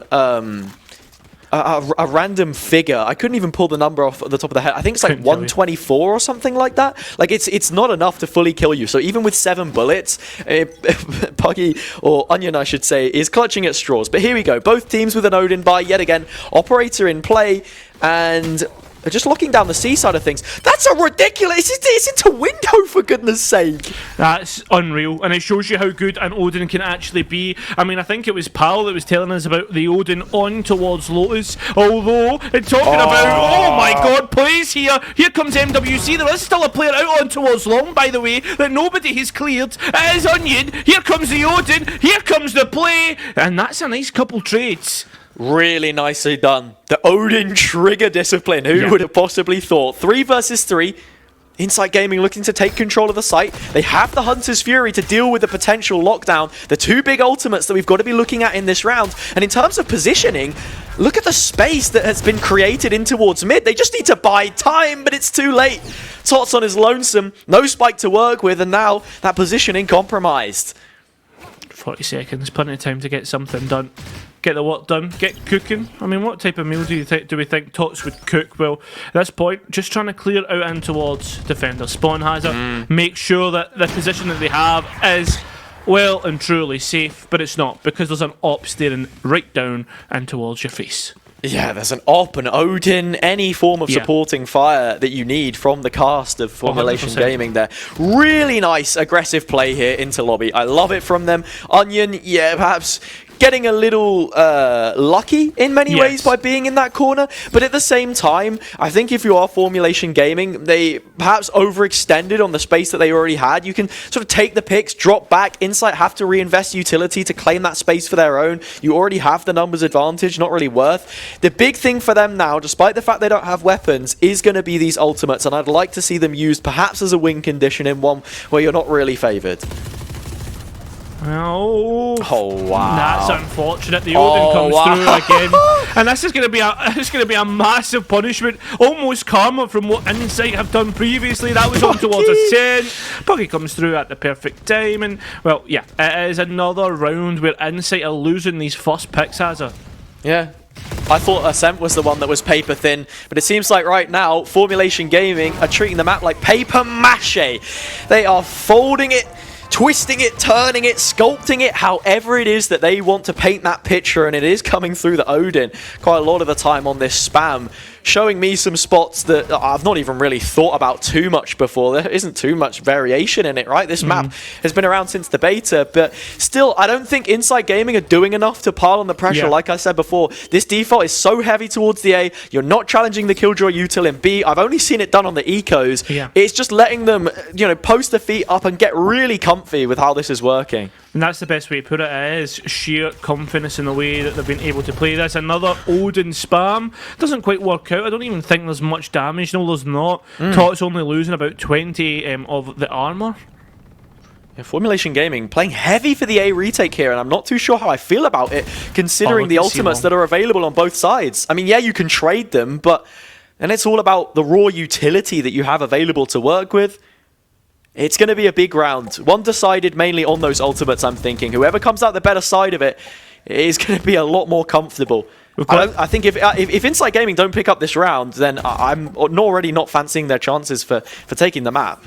It's not only that though, you've got to think of the information that Formulation have right now in terms of, like, you've got the Omen already all the way down C. The Jet can now reposition and actually focus towards Garage if they decide to go that way. So I mean, realistically, that avenue's cut off. B's got a crossfire, so it has to be A. With that being said though, I do like that Insight have been a little more meticulous in this round. They've engaged in the counterplay. They've got rid of the utility where necessary. Oh, the drone coming in. Has been brought back. Yeah, wait, it's been recalled? Yes. And there's a flank already coming through. They are hot on the heels. The retake was always the plan, but now there's a second level to it. It's not even that though, Hazza. I mean, this is going to be absolutely massive. Hunter's Fury to at least try and get a pick. Here we go. Straight away, we're going to see the lockdown invested as well. 2 big picks. MWC already posing problems, and that problem's come through in kills as well. One player left is the Cads, and they can just be either knifed or taken up however you like it. You were talking about, Hazza, that you didn't like the chances of Insight if they didn't win this round. Well, how do you feel now? To put it in simple terms, it's not looking good, Brev. I'll be honest, it really isn't, right? I said it's going to be a big round, one which Insight need to win. It comes down to how the ultimates factor in, and what have you seen? You've seen the Hunter's Fury invested, the Cosmic Divide as well. It has freed up a little bit of space on the lockdown. You've got a Rolling Thunder that you can cycle as well. At the bare minimum, they're taking the next 2, but even then, you don't have a full investment. It's crazy, like, to think. I mean, it all comes from recalling that alarm bot and just losing that control of the map. I guess, that's one thing to think about. Insight haven't really tested this C, which makes me a little more interested to see what the execute looks like. They will be firing straight in, but there are players in position and they have the control. Yep, they're ready to just hold fast. It's not even a retake setup. It's just hold to the stack. And just, yep, exactly. The crossfires are set up. These players ready to move through, and it's going to be awkward to try and get through the smoke, make that through the crossfires. NK comes through at the perfect time. We're down to a 2 versus 2. I have absolutely no idea how that's happened. Big damage from NK, but they want to challenge this early. Both the ultimates are up and available. Will they get the usage? DH finds one, sprays for the second, Midianto wins it. Just about. They hold on to the Rolling Thunder as well, which is going to be huge into the next. At least I thought they did. I didn't even see it get used. I heard it get used. I didn't see it. But, yeah. Where's he sent that one? I don't know, mate. Sent it into the ether. Maybe holding it for... sent it into the next map. Hope they can use it then. Because I'm telling you something right now, Hazza. We talk about having chances when you on the next half and all the scores on the doors. Hazza, this is defending sided Haven that Formulation are on, and they're up 9-2. Yeah. I mean, you are looking at the next map in a moment if we don't see a little more here from Insight Gaming. A breach ult in the next map, Pearl. I know that Retro's a big fan of the breach on Pearl. It has been known to work, but I'm not expecting to see it, of course. There's a difference between Beacon and Plat. Ryan Retro Bernard's ranked gameplay, yeah. And Ianto has found one there on Insight Gaming. The Pug team, the team known as being the ranked team. Yeah. And to be honest, looking at that Astra on this defender side as well, in comparison to the Omen, Omen's better for the retake, I think it's fair to say. At least with that paranoia and, making it quick. Yeah. But, you know, they're going to have to be careful and make sure you're anchoring. You're a hard anchor if you're playing the Astra here, essentially. Yeah. Straight away already. Oh no, that's so unfortunate for MWC. Spam comes through. This is looking like a very good round here for Insight. They're set up perfectly, but we have seen them lose the advantages before. Just a peek out from Sember from Garage, but look at this. They're going to be crunched right down. Well played there by Insight Gaming. 2 players left out towards A-Link, trying to get in towards a stack that has so much control of the site, Hazza. Yeah, they didn't even necessarily need to take additional space because they already had the picks. It was more just to cut out that player off the contact of the turret. Puggy has found one, but seemingly there is just still so much to deal with. The layers of utility will be what wins this round for Insight. Something like that. You've still got a star placed right next to the spike. There it is, the gravity well. Decades cleans up. There's even an extra player in Tots to get that crossfire. Well played from Insight. We go 9-3 towards the next half. We said the last time we saw them play Haven was against Natives, and there was an 11-3 scoreline, something along those lines, right? Fnatic-esque. I think it might have even been 11-2. Like, it was extremely stretched. That one pushed to OT. Insight, the victims of that, but now they need to try and be the ones who are dishing out the damage. And yeah, it all starts with this, the pistol round. I think it starts and ends with it. The fact it's your defender side as well means that you've not really got too many options for a force here. Yeah. It needs to be clean, and they need it now. Needs to be a big round for them. Get that economy rolling. I mean, every round is as important as the next. For Insight in this scenario has it. As the players now look to run down long, they already have an idea of what the site looks like, how exactly what they want to do. Yanto already getting that Nebula down to at least confirming, and I get that foundation, but the foundation's already cracked, Hazza. Oh, and then they just go for the re-challenge towards backside. After having the initial picks, they sweep the floor with Insight Gaming. A 1v5 for Tots. The namesake of the old roster, but in the new one, just another player, another body scattered to the floor as Formulation Gaming have their way with the second pistol round. Both of them slipping in pocket, and Insight Gaming slipping further and further away from the mark in this matchup. Yeah, I think it's fair to say that, you know, Formulation Gaming, while their position in Div 1 sort of seemingly was hanging in the balance to a certain extent on results we were maybe expecting, they look much the hungrier of the two teams. Oh, they 100% do. But this is their pick, Hazard. We've also got to remember that. Next map of Peril. Oh, no, wait, this is his Formulation's pick, yeah. Mm-hmm. Oh, no. Exactly. And you're already seeing the rifles come online here. I was saying for Insight Gaming, you're playing the long game, right? You probably wanted to be the ones taking the pistol and getting a super healthy anti-eco. Going for a fight in mid, trying to initiate off the back of the fault line. But this C presence is already causing the rotation to come through. The turret got broken, and now they're worried. Split focus. I mean, look at this, Hazza. Yeah, and the re-hit A is so good. Yeah, I was going to say, if they find the pick on towards Tots, this could be massive. Drone coming through, forced off the angle. At the very least, attack through the wall. It's ridiculous from Tots.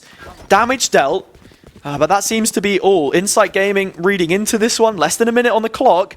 The expectation is certainly there, and they have the numbers. They've committed to this, Hazard. They've committed to the retake. Actually, they've committed to just holding the site. Here comes Yanto. The trade's somewhat favourable here for Insight. Nice. You're even getting things like shorty kills. Although, at the last moment, at the last second, Formulation come through. They'll pick up the rifles. And you know what? They'll be happy with that.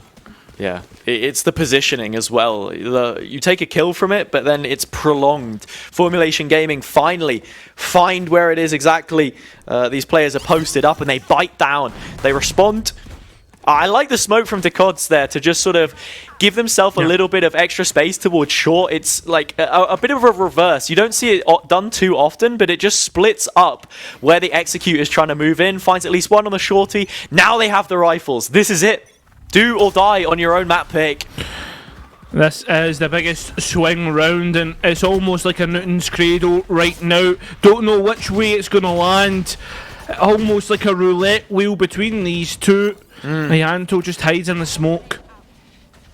some ways it feels like it may not even matter because there are so many opportunities that Formulation have to bring it over the line, but Takods does at least find the first. And they've taken so much space on A as well. They are locking Formulation Gaming in without a key. Well, Formulation need to fight out, but the fight just falls towards Insight, NK, and Sember. Make something of a little bit of work here being done, Hazza. Yeah. I mean, 11 HP, but it's a Vandal. Headshots happen. Yeah, the fights are super isolated as well, whether Sember knows it or not, and seems as if the latter may be the case. In fact, approaching it very slowly. Peter just taking this one by themselves. The players not doubling up. Finally, we see the grouping come through. Little to no information about where the player will be making that approach, but actually the fact that the Killjoy utility is down in mid means that they know they're coming from the C side of the map. Nice swing. Maybe just came into contact, gave the sound call for the turret to come back up, Hazza. So in that aspect, the players can just swing and play off that sound call. But we're very well played there by Insight to hold that site. No, that was actually, a thing on the micro. Because you are retaking from the site and you have Tots running around, he sees, okay, the alarm bot isn't up. Wait, there's a turret in mid as well that isn't up.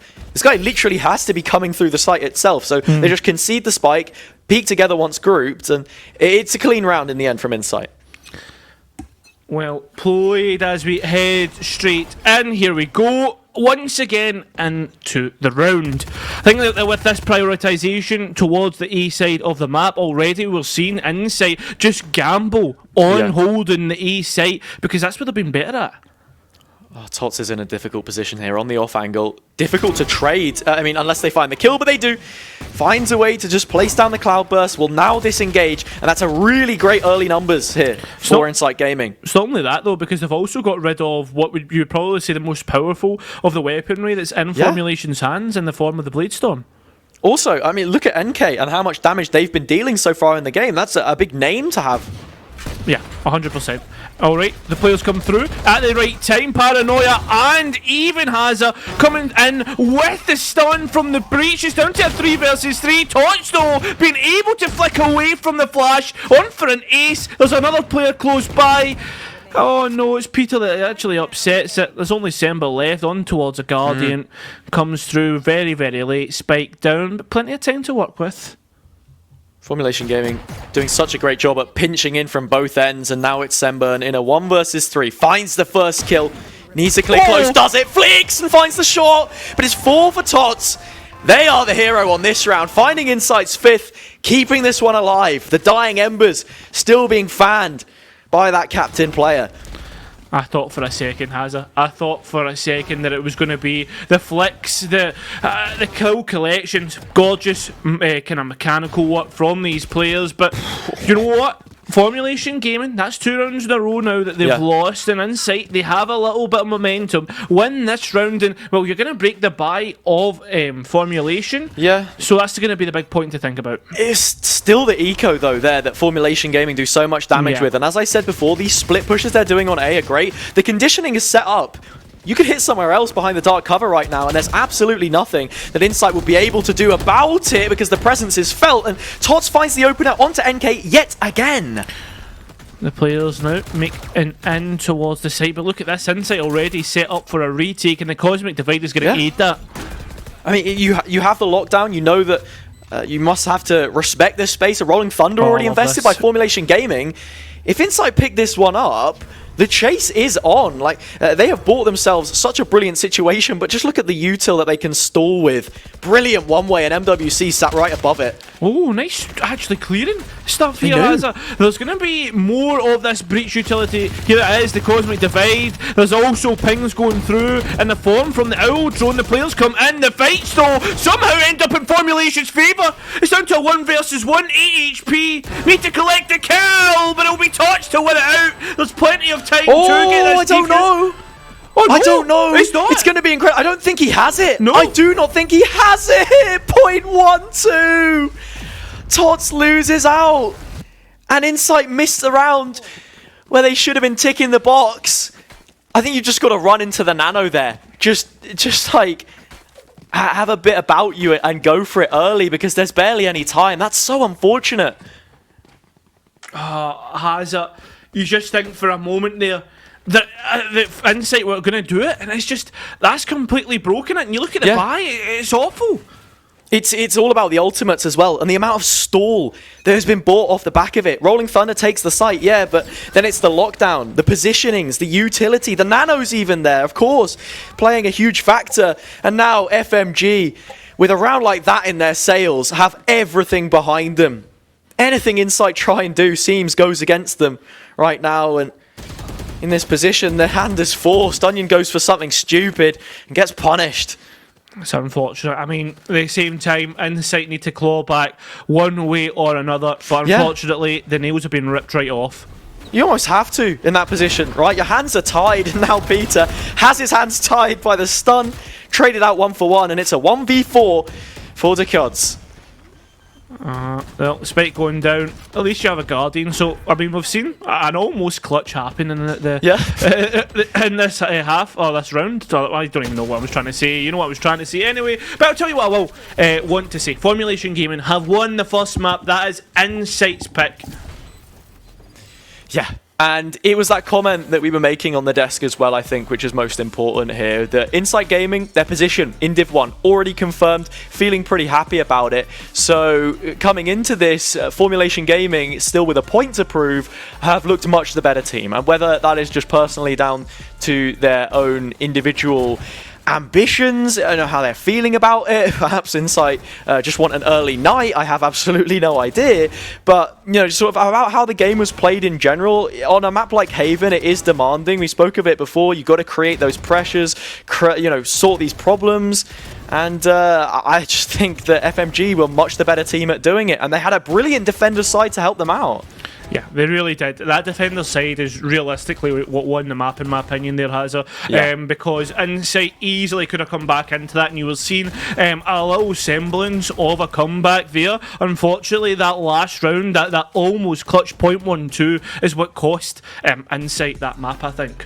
Yeah, there are quite a few factors at play. So now coming 100%. Into Pearl, there is, I want to say a lot on the line here, but it's a really interesting game. Of course, single elimination, positions in Div 1 effectively locked in for both teams, depending on whether Genkai, the team who are now seeded #1, coming out of those Swiss rounds, now into the playoff bracket and to beating Swans, who need that game to put themselves in Div 1. It's pretty much already written out in terms of the bigger picture, in terms of circuit points for this tournament, and points they want to prove. This sits really well for FMG. If you pick up a really decent performance here, you move into those elevated positions, it's just more confidence to be taking with you when you do move into those finals. And like I said, I've been thoroughly impressed with how they stepped up to the mark on that Haven map, the defender side again, and just Insight on Haven, from what we've seen from them in like the past couple of tournaments, it's just not quite clicking for whatever reason. It just looks a little bit shaky. We've also got to think about the fact that we're talking almost as if like when you get in towards Div 1, like kind of the points don't matter as much, but you're still playing for seeding at this point, and you'd rather be #1 seed playing against #8. Yeah, exactly, right? And Insight are already in such a fantastic position in that regard. You've seen a couple of the other teams already playing today, OnlyFins, who sat on top of those rankings, looking second best to a Genkai side, which are sort of about third in the rankings at this point in time. So, yeah, seeding, very important. You want those nice few games early on. I think actually last time, the way that Div 1 worked out, it got you a bye, essentially, in your first round. The lower seeded teams had to play an additional fixture, and sometimes that can be enough to condemn you to a lower bracket. You have one chance and then you're out, which is not really a situation either of these teams want to be in. So yeah, we have to paint the picture as it is. It's its own self-contained tournament. We have to focus on what it is exactly in front of us. And yeah, right now, Formulation Gaming looking a lot better of a team. Insight need a response on their opponent's pick. They certainly do. And also, folks, remember, we've got to thank you, our partners, Apex Gaming PCs. They've given us a lovely 5% code off, Beacon with the numbers 23 at the end. Use that code at the checkout if you want a 5% off your next purchase. Exactly that. So remember, Beacon 23, Beacon all caps 23, 5% off your Apex Gaming PC order. We're going to be going to a quick 5-minute break, but when we return, we'll have that second map of Formulation versus Insight for you.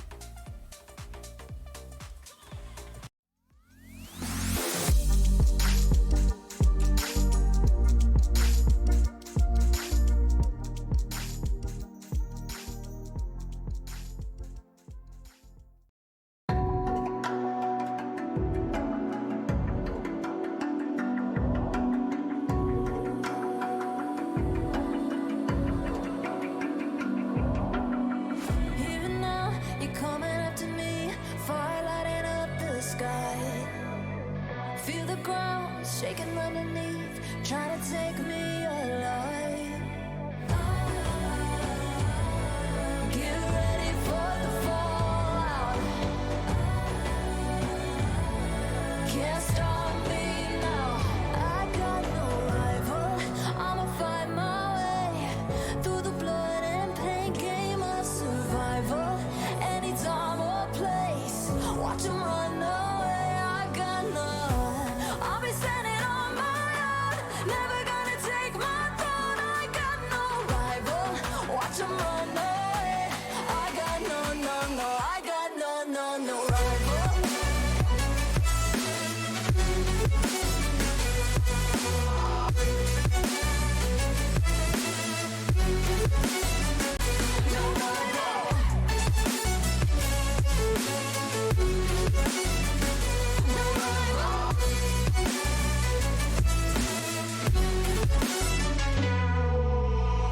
Tell me now, what you gon' do? We can do this face to face. The reckoning is coming real soon. Doesn't matter what you say. Try to tell you this is my moment. Can't take mine 'cause I own it. Don't you know that I'm locked and unloaded? You're out of focus. Get ready for the fallout. Can't stop me now. I got no rival. I'ma find my way through the blood and pain game of survival. Any time or place, watch 'em run away. I got no. I'll be standing on my own, never gonna take my phone. I got no rival. Watch 'em run away. I got no, I got no rival.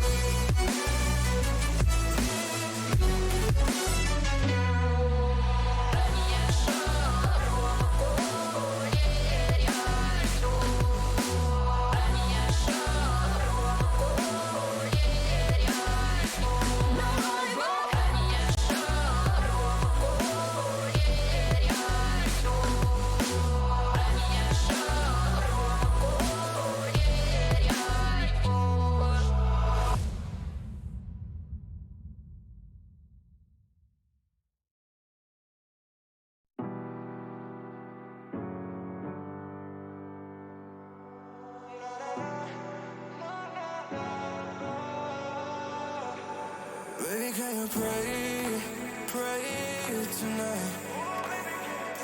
Baby, can you pray, pray for? Oh, baby, can you pray?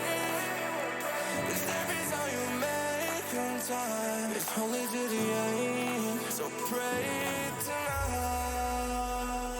So you won't for every run that we had, turn around and not do it. But I'll be ready every day. You know everything's alright. Are you gonna pray? Are you gonna pray tonight?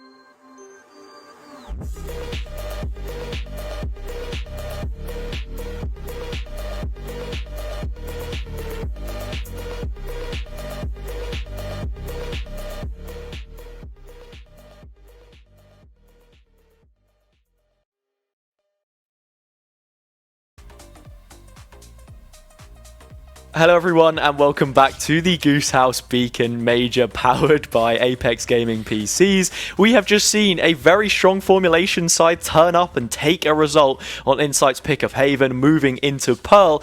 Can they push us the distance and make it that decider map of Ascent? We will just have to see. But right now, looking much the better team. I am Hazza, of course, joined by Kyrocast on the desk yet again, as we're going to be running you through what it is exactly we're expecting on this Pearl. Formulation it being their pick, and yeah, looking like they have some decent set plays on it from prior encounters. Yes, they certainly do.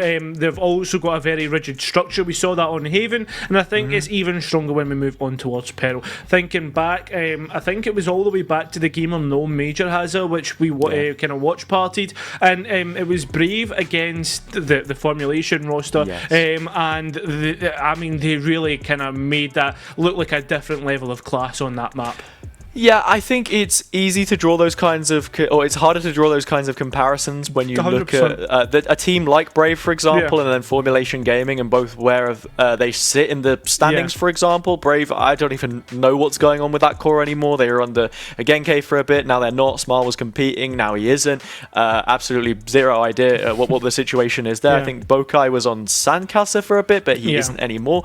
So in terms of, that all and whatever, you may need to try to look at Formulation Gaming, and I believe it was that they were playing double walls on this last time around, so they had a very rigid defender side from which to work with. And when you already look at how good their defender side was on Haven, for example, the coordination, the team play that you expect from an experienced roster when you have a core of 3 players that have been together for a real number of months, it bodes very well for their chances taking this 2-0, which I don't think many people would have expected coming in.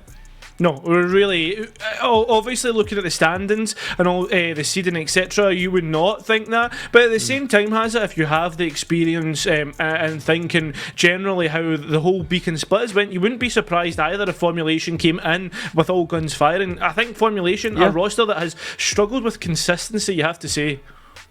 Yeah, I think that is a fair comment to be making, especially when you look at how some of the performances have been. And something that is quite common in Beacon as a whole, right? It's hard to be so consistent when there's a lot of change, a lot of fluctuation, I think is the best way to put it.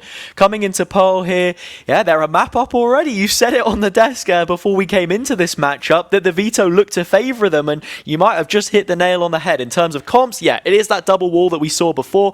I'm really looking at how it is MWC and DH can combine their utility here, layer up both of the Harbour and Sky utility, the Trailblazers, following through those cascades. I think we saw quite a few times, and this is me speaking about those set plays as well, how NK can then scale behind it, and you're almost assisting your duelist player with that utility. They were very good at doing B executes, where you have him updrafting and playing in towards Heaven off the back of the cascade, purely based on the fact that it has verticality in the smoke as well, which was really nice to see. Something else that we need to talk about here, though, Hazza, is when Formulation use this double walls on the attack, you can almost feel as if you're being funneled into all attacking Bree every single round. Ace splits are pretty decent as well, but there is that little bit of, I guess, kind of universal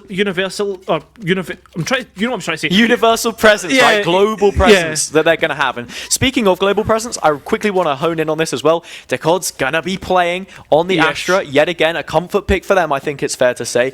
Peter, always pretty consistent on those initiators, like in the Sky choice as well. The main thing for me is how much value Onion is going to be getting on this Phoenix. More difficult to do on your defender side, but on that attack, it is all about getting the run it back up as often as possible. And, well, they're even going to prioritize it here. Early wall into A main, and this is something which Formulation will need to deal with. Already dealing with a turret though as well. Formulation move all the way through in towards Connector. The Trailblazer will clear that out. Ianto though from behind comes in with 2. A nice elbow to the face, and well, your plan completely gone. Yeah, Formulation Gaming wedging themselves in the belly of the beast, and Insight Gaming will simply devour them. The player's locked out without the spike here as well. Snakebite trying to recontest. Ianto taking the initial contact, spams through the door, but it's all in vain. Nothing being done, no extra space taken around the side. Always a difficult area of the map to try and work is mid, and right now, it seems as if FMG, well, they've found the first pick at the very least. It's a foothold. It's something to push yourself off of.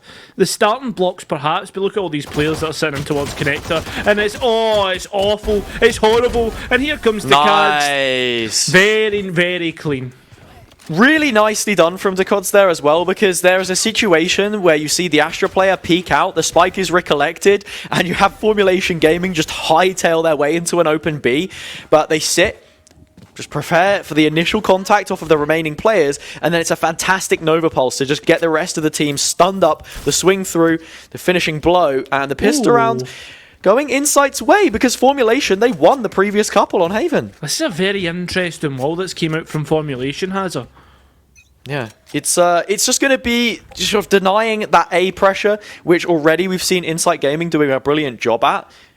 Information denial if you don't look to challenge it, but with the amount of space that they've already taken, it could be inconsequential. It's more I'm thinking towards the latter of the half when it comes in towards that execution phase. Oh, there's a little bit of team flash on towards Peter. Yeah, but and it works really well for this push through in towards the art side as well, because it cuts off the site. Anyone playing towards dugout, fortunately for Insight, they've looked ahead one more extra step. They're trying to be proactive and fight some of this back. The Cascade has halted them in their efforts, however, and now Decods is fighting against 3 different people. Yanto bails him out. massive bailout in the millions, perhaps, but at this moment in time, it's only down to a 4 versus 1. Tots left, only on. Oh no. That's rough. That is really rough. MWC not able to hit any of the burst shots on the Classic.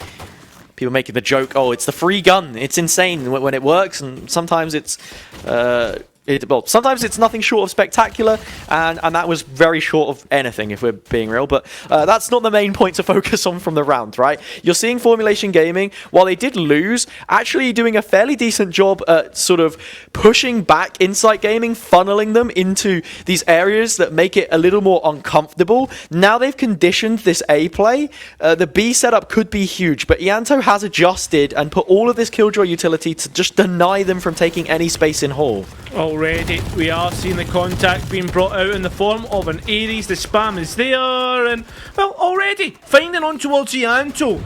Big first pick, you're talking about KG utility. Well, it's negligible. That point no longer available because, well, that's the first pick. Yeah, absolutely no chance for plant denial. Nice wide cove to just give them extra site control. NK can roam the halls as he pleases. And the post here should be good. 5 versus 3, Insight on the inferior weaponry as well. Not the healthiest of bonuses. And in fact, MWC will double up. They have a crossfire established and so much utility still to work with. No, NK, just watch. Oh, jumping right down. Here comes the flash. His Onion finds himself in a position that you would not expect him to be in. Gets out with a pick. TGH now has to hold from long and will get caught out, trying to return back to the stack, return back to the pack, but this is it. It's the hunting pack now. There's only one player left. Onion should have plenty of time to get this over the line. Gets it done. And Onion is the player that you have to highlight out of this round as well. Yeah. The Phoenix Blaze Wall was brilliant. It completely divided this crossfire, and then all of a sudden, the players in Hall that were so comfortable have been entirely isolated. A flash from Peter as well, just dumped in there, and now a conversion of the bonus round from Insight, where we thought that Formulation Gaming looked to be the stronger of the 2 teams. Thus far, Insight's defense has been fantastic. It certainly has been, and it's, again, look at this, Onion with the run it back online has it, going to easily find a lane to get contact into, and if it's the same as the way it has been, well, I mean, this is going to be a very, very heavy and hard hitting ultimate. Yeah. Formulation Gaming need to do a lot more to deal with this A main control right now, because Insight Gaming are enjoying it a lot. You know, they've been prioritizing the orb, trying to get the run it back online, which they have.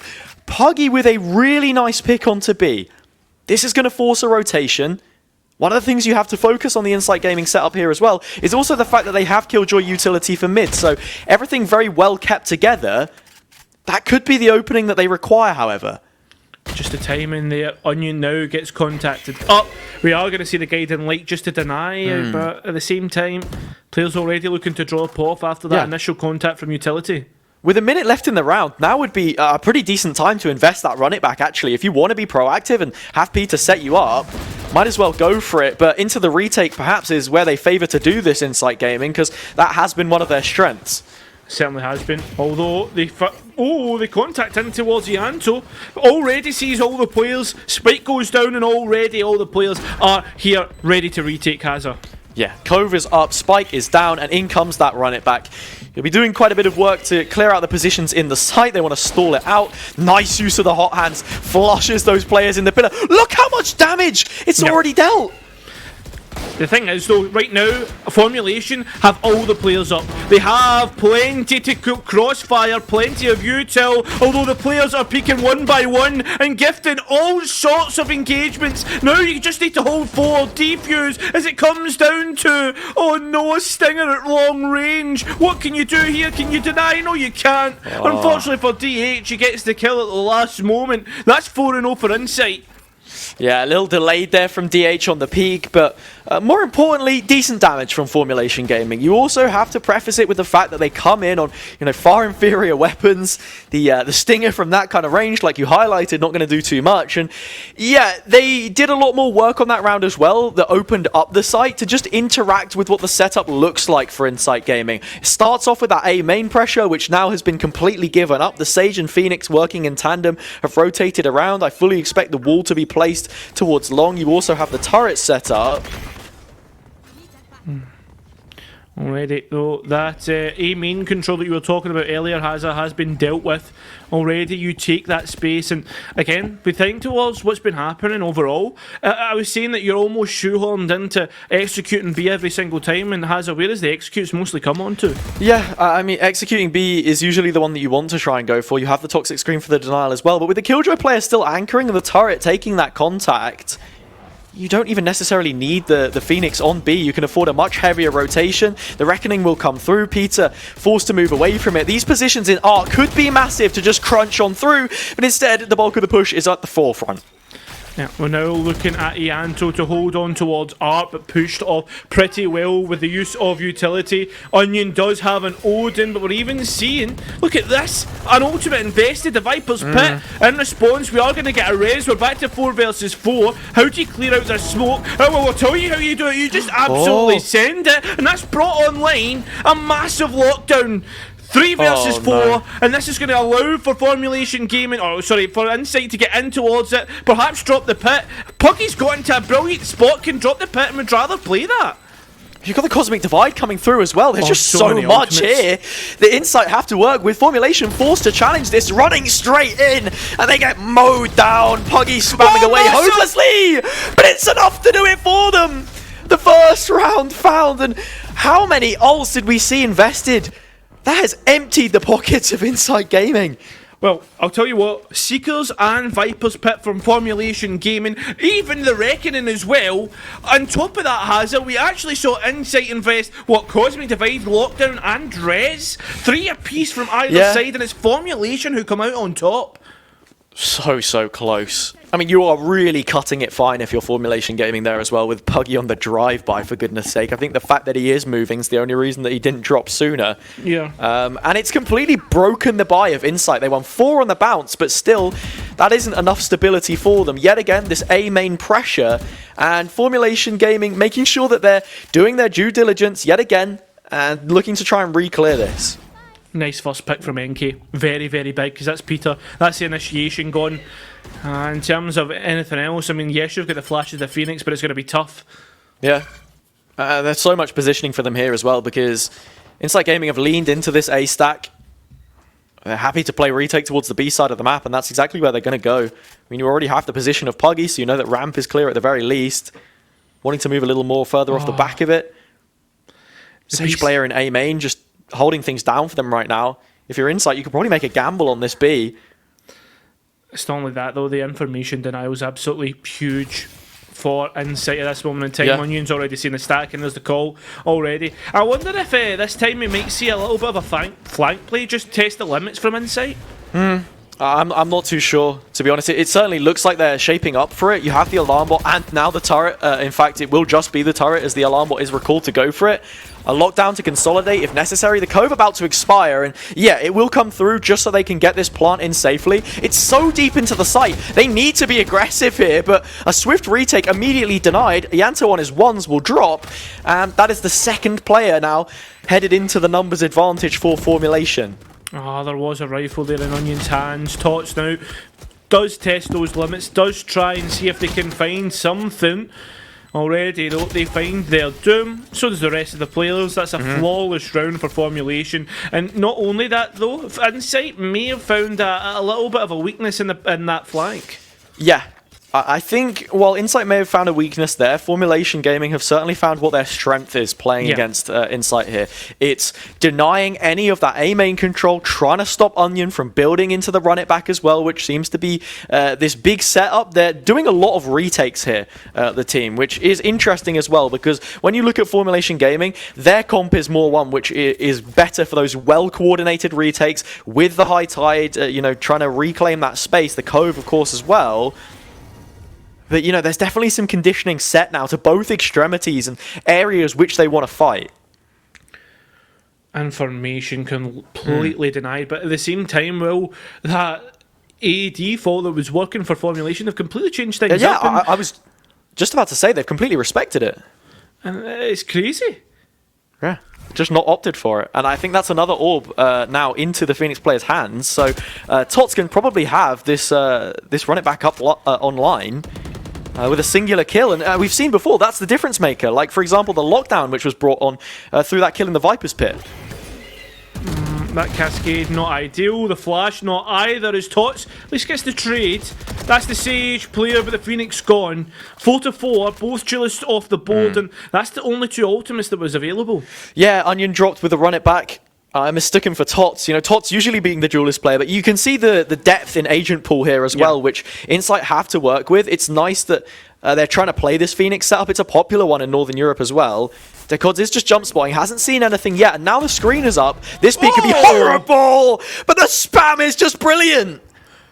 Although they are going to head on towards B. There's also the KJ on Formulation Gaming all the way. But look at the time. You absolutely cannot do anything with this A. You want to try and hold on to the site, but the numbers may not be here. Buggy's doing so much work.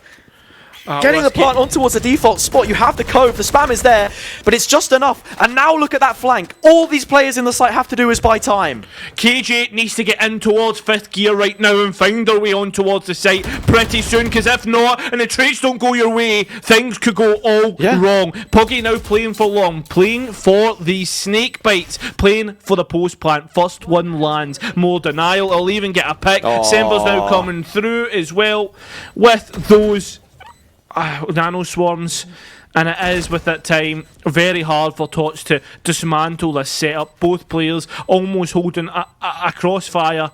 Tots now already looking to drop off. They lose MWC inside the site, but the timing is Goldilocks level of perfection from Semburn, coming in at just the right moment to assist things with the utility. Puggy on a spam. Tots not looking to challenge, wants to hold on to the rifle. That is one of the few things that you do have on your side if you're Insight Gaming coming into this one. Brilliant flash, a good setup for NK. One of those players that really stood out to me on Haven as being a difference maker for them on the duelist. And it is that initiation really that we have to be looking at here as well from, well, the players that currently sit beneath them on the scoreboard, right? DH and MWC cascade up in towards Art with a flash following it through are the ways that you want to try and, put your jet in those dangerous positions. Already we're back towards that AD fault, and it seems as if Formulation looking to just switch things up, make sure that Insight are continuously guessing how this map is being played, and on top of that, Insight this time have opted to go for mid control. I think they gave it up a little bit too much last time around, right? This is why they've stacked players here. They also expect Insight to peak. I mean, how many times have we seen a player ever so slightly overstep the mark? It could be Tots, and in fact it is. That is the opening kill found. Yes, they have to run it back for the retake here, and a lot of B control in fairness, but Formulation Gaming yet to make a committal, very hesitant.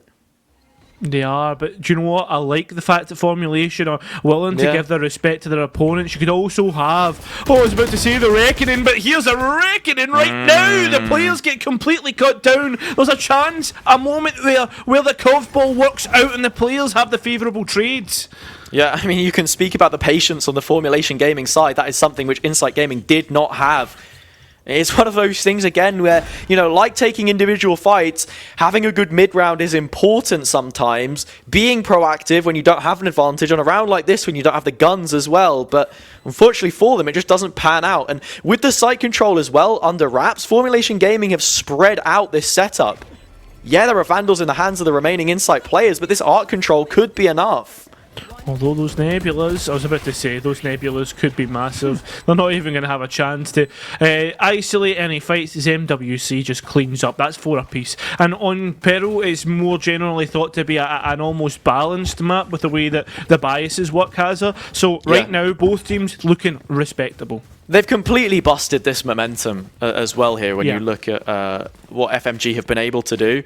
And in terms of the setup from Insight Gaming, I mean, they've been flexing it quite a lot. What was working out for them initially was this nice double stack towards A main, building that run it back, which they now have. So you want to be looking more towards a retake setup, because the retakes from them also a good thing. You're expecting the Reckoning to be invested. You know, you might just have to concede that space initially to give yourself a better chance in the late round, and in fact it will just come through.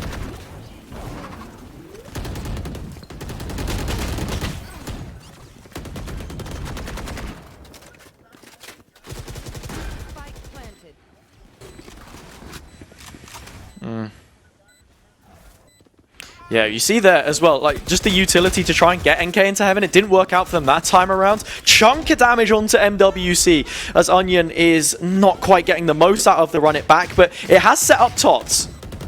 Already 3 versus 3 though. Sember comes in with 2 massive picks. Lovely guiding light. You're clearing all the corners. The cosmic divides came through at the perfect time, and here we are. Oh, it's the barrier orb as well. It's making things so awkward for Puggy. Oh, just unfortunately misses out on the spam. Oh, that was so close. The fact it's even that close in the first place is ridiculous, right? When we're speaking about double walls, you're not thinking Cosmic Divide and Barrier Orb. You're thinking about the High Tide and the Toxic Screen, but that's exactly what Insight Gaming can offer for us here. And as I mentioned before, retakes for them, a strong suit. They play for it. You have the CODs just happy to concede that space. Yeah. You know that the Reckoning is there. There's no point trying to fight it. You sit into the run it back, chunk of damage out of MWC, swept off his feet. The rest of the players flow through, and they pick up that round. Finally, the balance broken. It's not even that though, it's literally little micro things that have punished punished Formulation's post plant in the form of that little, I guess, hole in the High Tide at the very top. This time though, there's a little bit of punishment elsewhere. NK comes flying through, picks up the first frag on towards Tots. No more barrier or for this round, has it? Yeah. And NK being that first player to fall yet again is far from ideal if you are, if you're Formulation Gaming at this point. Trailblazer comes through, clears the left side, but doesn't know about MWC. Peter not looking to advance this any further. In fact, the Nebula gets placed. But Formulation well set up for this split, and that's a huge kill from Sedman. All of the Killjoy util gone. Well, the Seeker's invested, looking to clear things out. We know where Peter is. But with that being said, already pushed back. Just looking to hold things just from the wall. The spam trying to come through, but there's lots of utility being thrown left, right and centre. Advantage with Formulation and post-plant set up.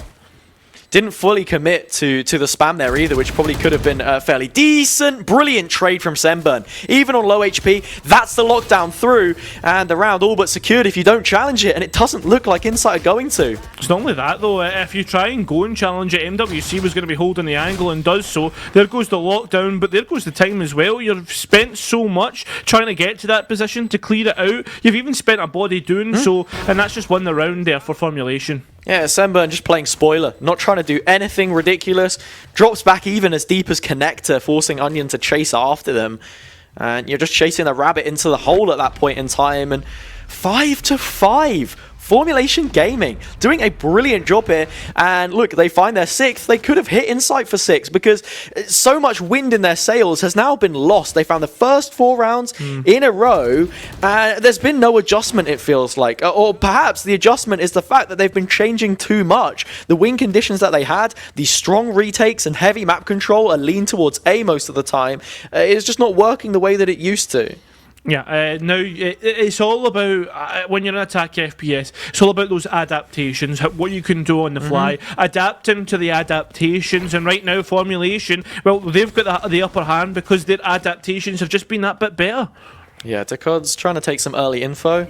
Has the single Astral Star already placed over on the A side, recollects it to perhaps funnel a little bit more in towards these Nebulas being put up on B right now, just spamming away on the Sheriff. But this is another thing, that fragile Defender's economy is a real problem for them now, as you're just cycling through bad buy after bad buy. Formulation Gaming very much expected to perhaps, at least find the 6th here or take some kind of an advantage on the half, which after those first few rounds seemed like a real ways away.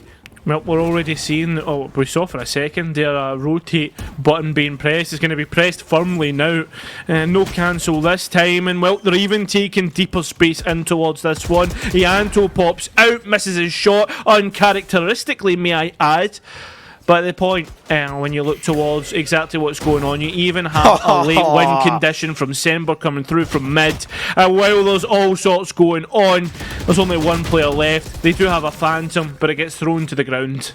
Even then, there was an additional flank coming through there on the position from Semburn in mid. Not something which we've seen too much from Formulation Gaming, but right now that Killjoy player is taking up some really great positions, which are just confirming things for them in the late round. Even the Viper Wall we see, and yeah, it's a very default one they're placed, gives a tiny little pocket to isolate that fight on towards Tots, and by that point, just to add another layer onto it, you're flashing into it in the first place from DH. Like, nothing that they're doing here isn't without at least a level of thought, and right now that is the difference between the two teams.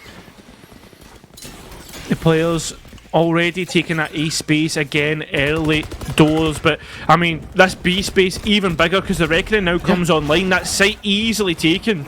You're very happy to invest ults here as well. You have a Reckoning. There we go. Heaven Control from NK yet again. Just using the utility. Perhaps wants a Cascade here to just send them that little bit further. But in fact, they're able to do it. By the time Dakota's emptied this one, they're going to be struggling. Viper's Pit is up, but the spike not yet planted. Finally, it will be, and the control is there. 3 to 4. Ray's still available. Drop the pit. Oh, he could, but oh no. Hazard 3 to 2 now. Still, things are developing as the players now look to go down mid, and remember the spike now favourably towards Insight. You've got the barrier orb again. You even have a res if it needs to be used. At this point, it doesn't. The players walk in towards the gunfire. DH has to reload, but run and gunned. It will be 6 to 6, and that's respectable for both teams.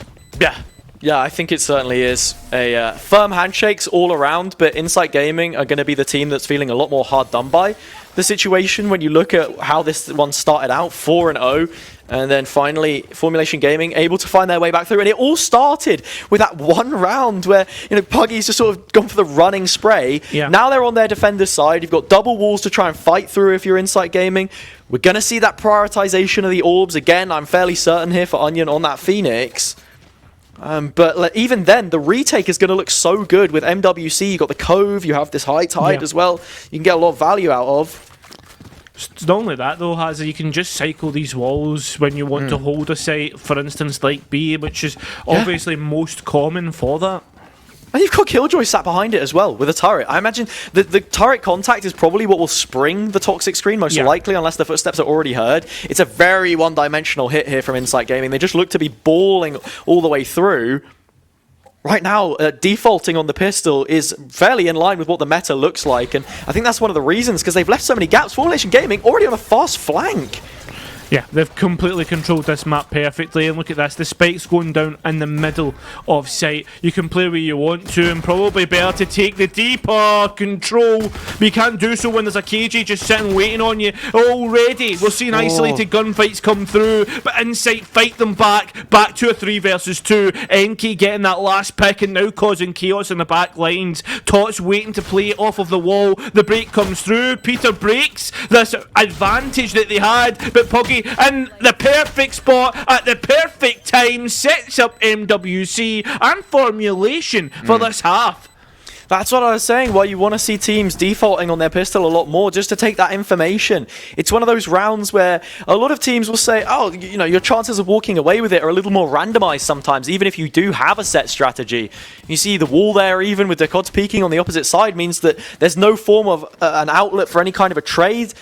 Insight, in that situation, didn't really react from the position that they had. They just sort of went into post-plant mode mentally. There was, you know, no second layer, no setup, like I said before. And Formulation Gaming, a team which is built with many facets when you sort of unfold what it is that they're trying to achieve here, which is very admirable. And even coming out of a 1 versus 1, there is no force. Insight just going for that standard round and maybe looking to build up an ult, but not before Puggy does a lot of damage. It's a huge boatload of damage and information that's been picked up. Although the orb collected, and that was the objective for that push, Hazard. This is one of the rounds that you want to try and do that as well, because you know you're not most likely going to win it. Just build up that ultimate for a rainy day, or not save it for a rainy day, right? For the next. Yeah, no, I'm just laughing because I'm watching. What's caught your attention? No. It's just the conga line of like they went from one orb now going to the other orb. It's just funny. I think NK may have their number here though in this situation. Yeah. The Marshal is holding on to it. Oh. Just peeking. Just sneaking underneath. Oh my goodness! Tots! These guys. It's more like a limbo than a conga line there, the way they just sort of ducked under, and that is a really big kill to be finding. Honestly, these guys are the Sheriff Shoes, I don't know, it's the Sheriff Stars perhaps, and Onion is somehow the frenzy. Oh, no. I don't even know, I don't want to continue that one, but you get the idea. Oh, the shorty doesn't quite work out, the catch tries to find more, it's all turning on its head here. Look at this, Insight have the advantage, Spike's still not down, and time is getting low. Any gun other than a shorty and DH would be dropped, but they dropped the Spike carrier instead. Yeah, it's fallen. And this is what I mean, Formulation Gaming had so many walls for the players to push in, and yes, time is a factor. They don't have any of it. The Spike's in the wrong place. They got to just put their necks down on the line, and they get clean sliced off. That was such a dicey round, but Formulation Gaming will be very relieved to walk away with it. No. I am having flashbacks to a certain watch party. Oh yeah, let's not even go there. Honestly. Let's not even go there. I mean, how many times on the Beacon watch parties were at similar scenes? But yeah, something I do want to focus on there really quick about the round for Formulation Gaming is something that you mentioned earlier about the walls just being able to cycle and hold on to the site. We do see the hot hands come in from Onion to make it a little slower, but even then, so much time bought in the site got Formulation into these really good positions to sort of deny early on, and yeah, with the Spike not played, the time is a bigger factor, the 6th man for the defending team, and they do pick it up. Already dropping off the KG, the only player to hold on. The Viper much deeper. Here we go. The run it back being used. The Anto finds the perfect place to push the sword between, and now the rest of the players look to flank. Yeah, and by round 3, this is the sort of baseline that you want to be hitting. If you pick up an orb every round for 3 rounds in a row and you either die or at least get a kill, then with that 6-point charge reliable, you're going to be getting it. But Onion, not aware of the flank. MWC, big kill to be finding. Now the focus is split. This is such a slow play out of Spawn that we're seeing. Oh, it's really slow, and time is ticking away. Although, as time ticks away, we're seeing advantages being created. These players funneled in towards Art, and with these double walls, Hazard, you can't help but feel in favour the defence here. The players having to push back in, but here it comes. The force, the response. The players now don't know where to look. The cat still does. Puggy now having to clutch up, but the time is so low. Yep, it is all going to be in towards Insight's hands, but not before losing all those rifles. Yeah, it's a strong bonus round from Formulation. When I was speaking about the pacing there, it was Puggy coming in from Spawn.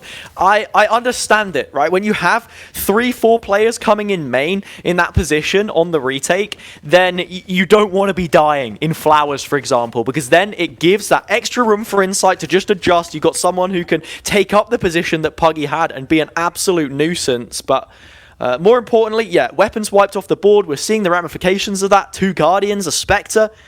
And for Formulation, they're living the life. An Operator now in the hands of NK. What can we see delivered on this weapon? Life is good sometimes, Hazard. And well, a Formulation are living life lush. Although they try to engaged through A main are being pushed all the way back, allowing for this ultimate orb to be collected in Yanto. One off of a lockdown. Yep, Insight Gaming monopolizing these ultimate orbs as much as they possibly can. The win condition for them on this round seems to be getting that lockdown online, prioritizing it. They seem to be doing the exact same with this B play. And just looking at how passive it is from Formulation Gaming, now you lose the value of having that Viper Wall, having that Killjoy utility, for example, because as soon as that lockdown goes away, you know, you're going to have to concede all of the space, which means that you can't really fight it. It's not only that though, as actually seen this, there was already pings about Insight and what they wanted to do. We saw the 2 ultimates being invested in this round, so it needs to be converted. Puggy switching up their positioning and going towards CT. Big pick there.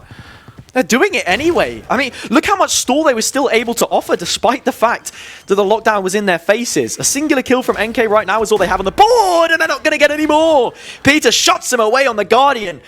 The lesser weaponry doing so much more, and it's a 4 versus 2. It's almost like a horror show. They're still not actually hunted. Onion been able to find them. Okay, oh my god, what the hell's happened there? MCWC doesn't hit the shots that they need to. The rest of the players are, though. It's 1 versus 3, and it's hard to get excited about this one because TGH has such a tough ask, especially with time so low, and it gets even lower as the load 6 feet under.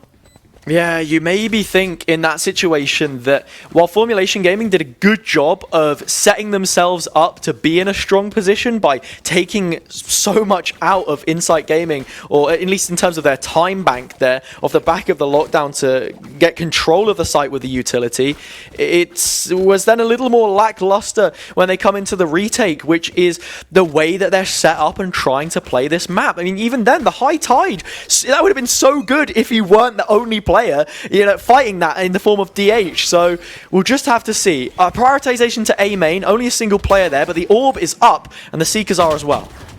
Oh, nice first shots coming out there from Tots. NK though somehow manages to land remaining knives. This has been a bit of a chaotic one so far, hasn't it? Yeah, it certainly has been. I mean, Ultimate invested at the very least. I don't think Formulation Gaming fancying their chances too much right now. The wall up as the Cove had been to just allow for that spike plant, but it makes this crossfire a lot more difficult, and these players all have to fight solo. They win, however, and Tots getting 3. Yeah, this has been big so far. How is Onion still on a stinger? I don't know. I have absolutely no idea, right? Look, if it works, it works. You know you're against some fairly shoddy guns anyway. Yeah. Now is the time to toss it over the cliff and buy something a bit better, I think. Yeah, certainly is. And you know what? 9 to 8. Still, Formulation can fight back into this one. They're back on the lavish lifestyle again with the Operator and the 4 rifles, has it. And on top of that, you also have some ultimates to work with. It's not seriously going to use the Stinger here, is he? 5.7k. He's going to use the Stinger and go on the heavy shields and not buy up. I mean, sure, it's fine. Look, if it works, it works. If you can find the kill, and look, they're trying to build towards the run it back again. So perhaps that's the best setup for the job, right? Different jobs require different tools and all that. Yeah, Hazard. This is Tots and Friends. We can't question that their the way that they play this game. Look, put them under an org, and it's still Tots and Friends. Yeah, 100%. It's the same thing. I was going to say it's the same thing with Genkai earlier, but it seems like they've been able to shift that narrative quite a bit in sort of how set up they look. Yeah. Insight, maybe not as much.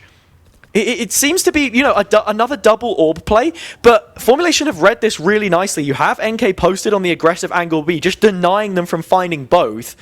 Which means that Onion needs to get a kill on this Stinger first if they want to have the ult available, and by then you're already fighting the site, and look who's fighting it! It's the Viper and the Killjoy with all of their util. It's not only that, Reckoning comes in, Poggy's realised that there is players in towards Art, Tots escapes the concussion, but won't escape it any longer. They've got the site though, and that just means that the stall has come through, maybe a little early on towards the Seekers, I'd say, Hazard. I think we were early on the Nano, actually, because it stopped the swing, the capitalization on the Reckoning not found. Now you've used 2 ultimates, gained no space, and Formulation Gaming are in such a difficult spot. They are, and Insight's already got those crossfires set up. We've seen that spot before, but this time it doesn't have the same, I guess, utilization. All the players now playing from art. I'm loving this post plant. I didn't before, and this time, okay, maybe I don't love it so much as the players now start to make me worry ever so slightly. The utility coming through, but the health ever so low. The players now looking to engage. Peter gets flashed, but not for too long. 3 on the round for him, but it's 10 on the board for Insight Gaming. They have not been dissuaded. Another 4-round streak bears its head for Insight Gaming, and Formulation on a low buy. This one slipping from their hands. And when we spoke earlier about that consistency in Beacon, something which Formulation had been lacking, you're starting to perhaps see why just a little bit here, because they've not been able to keep up the pace that they did in the previous map.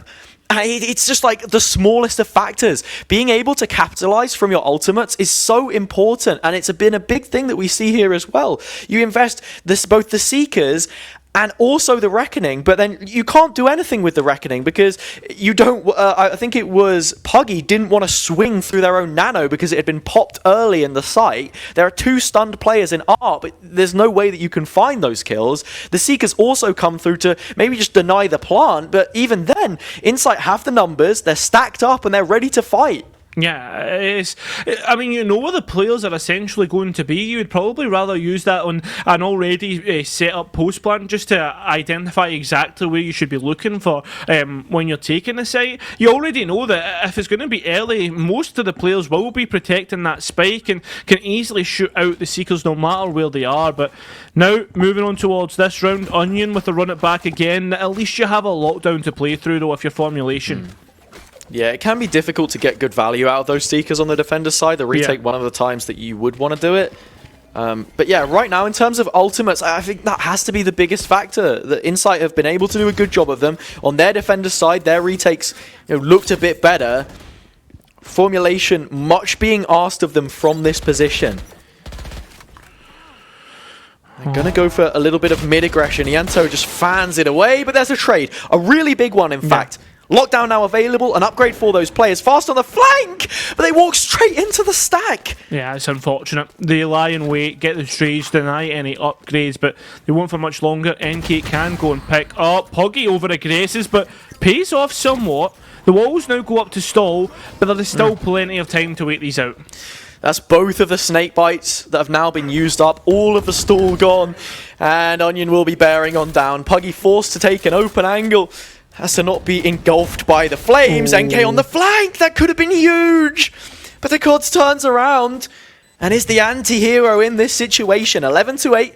That wasn't your investment. This seems to be the final chance that they're going to have at it, however, Formulation, if we're not going to that map 3 of Ascent. Well, they're really going to need to make a move here, Hazard. They're going to need to prove to us that they are good enough. Imagine both teams trading their map pick. Not very often you see that in a best of 3.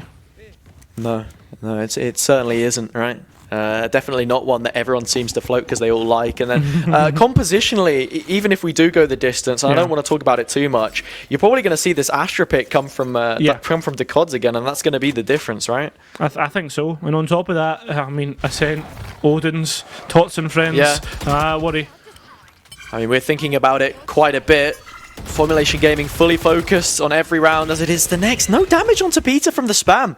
The Seekers just soak it entirely up. Cosmic Divide coming through. While they have main control, there are players behind them in the site, and they're looking to crunch on in. Yep, certainly are, but look at this. It goes in favour of Formulation. Oh no, NK, that's massive. One player left. It's up to Tots. That is what's going to happen. Res straight in, but you have the ultimates to retake. The players are actually somewhat disconnected here, and if they run away from the pit, you run in towards Semba.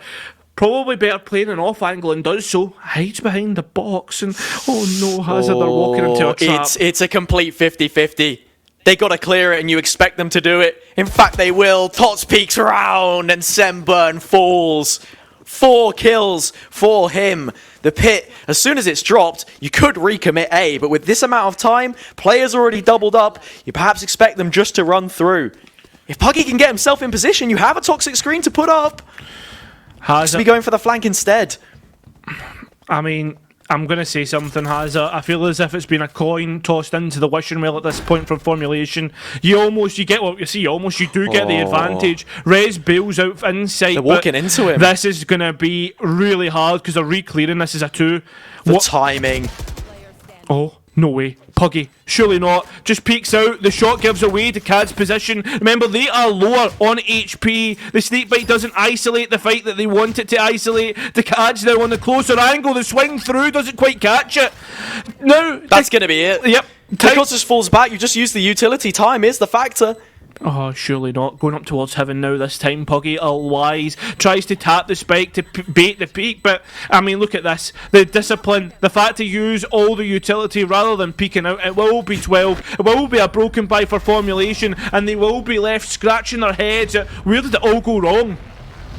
The timing there was nearly ridiculous as well. You see Tots just going to clear the corner as Puggy's trying to look close. And that is a round where very much we are going to dwell on what it was that happened in the last couple of moments. But right out at the start, Formulation Gaming, decent main control, a good place to anchor from, and then just overextending far too much when they had numbers, getting Tots, the Res back online, and losing what is effectively a 3 versus 1 situation. Guiding Light's traded already on towards A main. The denial here is perfect because the players now look to try and go elsewhere. But it's a trap play, Hazard. Yeah, the mid control has been really good from FMG. They've been able to get a couple of picks from this position, but like I said before, it's that overzealousness, those over-aggressions, which is what is currently punishing them. So much to work with in this retake. Seekers, lockdown, a little preemptive, but they have that backline secured and just want to press the players in. I don't know if I like this, Hazard. I think they should have waited for the spike to be attempted. Okay, NK at least gets the first pick, but misses out on the rest. That's exactly what I'm talking about. You find one kill and go for a little bit more. It's greedy, downright. Yeah, and you know what? Greed is a sin, Hazard, and this is greed personified. The peek out, Onion punishes, and now it's going to be Formulation crying as they get cut apart layer by layer. 4 stacks left. And for Insight, they just have so much to work with again. I mean, there's even a lockdown potentially to come online. Still, one off of that. Puggy hides in the corner, needs to come up huge here, but doesn't clear at every moment. The fact that they're managing to clear out everything, making sure to check all the corners, not get caught out. There is a little bit of delay, but you're waiting for now Semper to come up massive. Doesn't at this point, misses the shots. Insight, they win their opponent's pick. Both teams trading that out. We go to map 3 of Ascent. That we do. Consistency issues again for Formulation Gaming. That round specifically, and I said coming into it, it's that overzealousness, wanting to sort of peak absolutely everything. 5 1v1s, yeah. Pyro. 5 1v1, or not even 1v1s, 1vx, you know, however many members of Insight in that ball that happened to be there. No capitalization off of the ultimates as well when you consider the positioning, and just so many factors at play, so many oversights, even with the timeout coming through.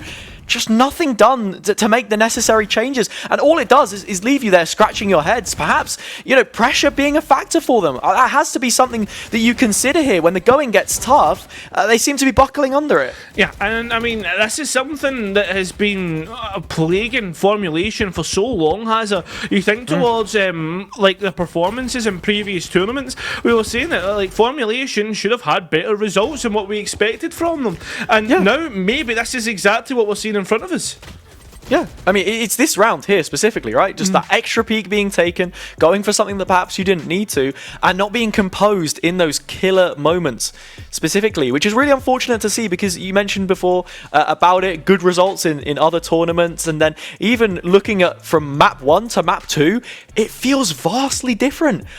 We have to, of course, give the credit and sing the praises of Insight in that situation. They had a game plan. The game plan was build up that ultimate onto Onion, the run it back as much as you possibly can, make good priorities, and the decision making from them I think was really good as well. They didn't offer necessarily too much in terms of reactions, but the post plants were strong, the retakes were well coordinated from them as well. There are lots of factors at play. Still a team which I believe are very beatable against this formulation side, but now coming into Ascent, I really don't know, where to posture this. It's a question of which version of both of these rosters are we going to get showing up in the most important moment of their tournament so far? Yeah, that's the biggest question. But I have an answer. Perhaps something that the viewers at home could take away, Hazza. We do have a little bit of a 5% discount from our lovely friends over at Apex PCs, Hazza. If you use the code BEACON23, that's the numbers, not the letters, BEACON23, all in caps, then you can get a little 5% discount off of the next purchase. Sick. It is sick, right? Any kind of a discount is always good. A beacon one, no less. Shout out to Apex Gaming PCs for sponsoring this specific tournament, or this specific tournament for the Goose House Major, the final major before we head into those Division 1, 2, and 3 finals, I guess you say, the Beacon finals. A few of those positions already locked in. This one, I don't think's up in the air. I have to check the standings in the break, but that, of course, sets us up for what is coming next. We are going to return after a short moment, and we are going to be bringing you map number 3 of Ascent between Formulation and Insight.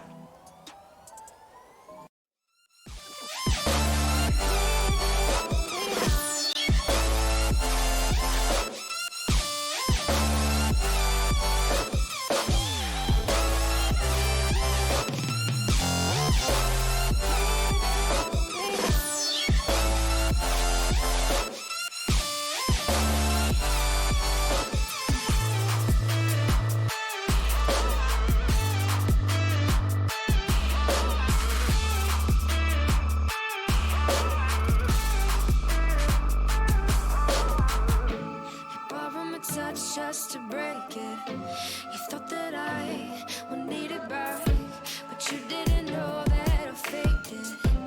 No tears, no heart attack, leave it all behind. Love me a new one, I won't waste my time. Fuck you, you all let me show you how. Find me another. You can't break me down under the cover.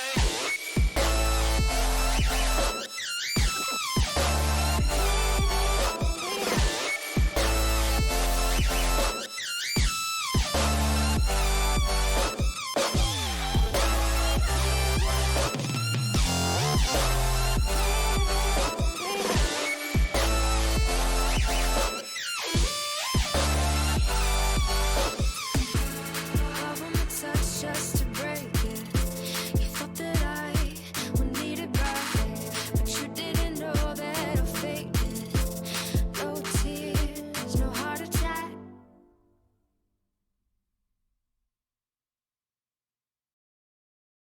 I was running road so many nations. Even when it's so sweet, I end up seeing red. Is it such a ghostly revelation? I may have fucked up all my chances. Yeah. And we ain't sleeping on the floor again. We never sleeping on the floor again. For the ones who didn't make it out, for the ones that didn't see the life, for the ones that never cared, never gave a thought, found no happiness in that brand new car, or the house you bought. I see you talking about the love you lost, and it was gone like way before you ever thought it was. Yeah, I took my time, no quick ones, quick run, quick guys to get back there. Hot roads, I didn't think I'd come back fierce, cause I was running roads so many nations. Even when it's so sweet, I end up seeing red. Is it such a ghostly revelation? I may have fucked up all my chances. Fucked up all my chances.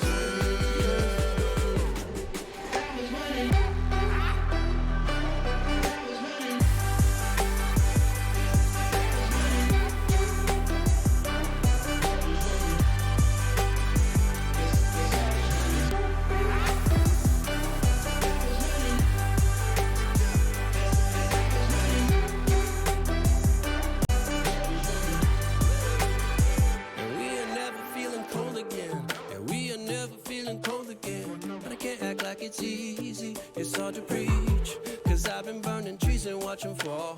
If we cannot be that, we go forward. Sure, I was searching for cure, fishing a little wildlife. And when I'm low on fuel, I'll still be running till my back broke. Halfway, lost hope and I checked it. Hard roads, I didn't think I'd come back fast. Cause I was running roads so many nations. Even when it's so sweet, I ended up zero. This is such a ghostly revelation. I may have fucked up all my chances. Been around the globe, looked around, nothing fitted. Seen high and lows, but you won't even get it. Been around the globe, think it's time to admit it's not the end, but the road, and you won't even get it. Been around the globe, looked around, nothing fitted. Seen high and lows, but you won't even get it. Been around the globe, think it's time to admit it's not the end, but the road. I was running roads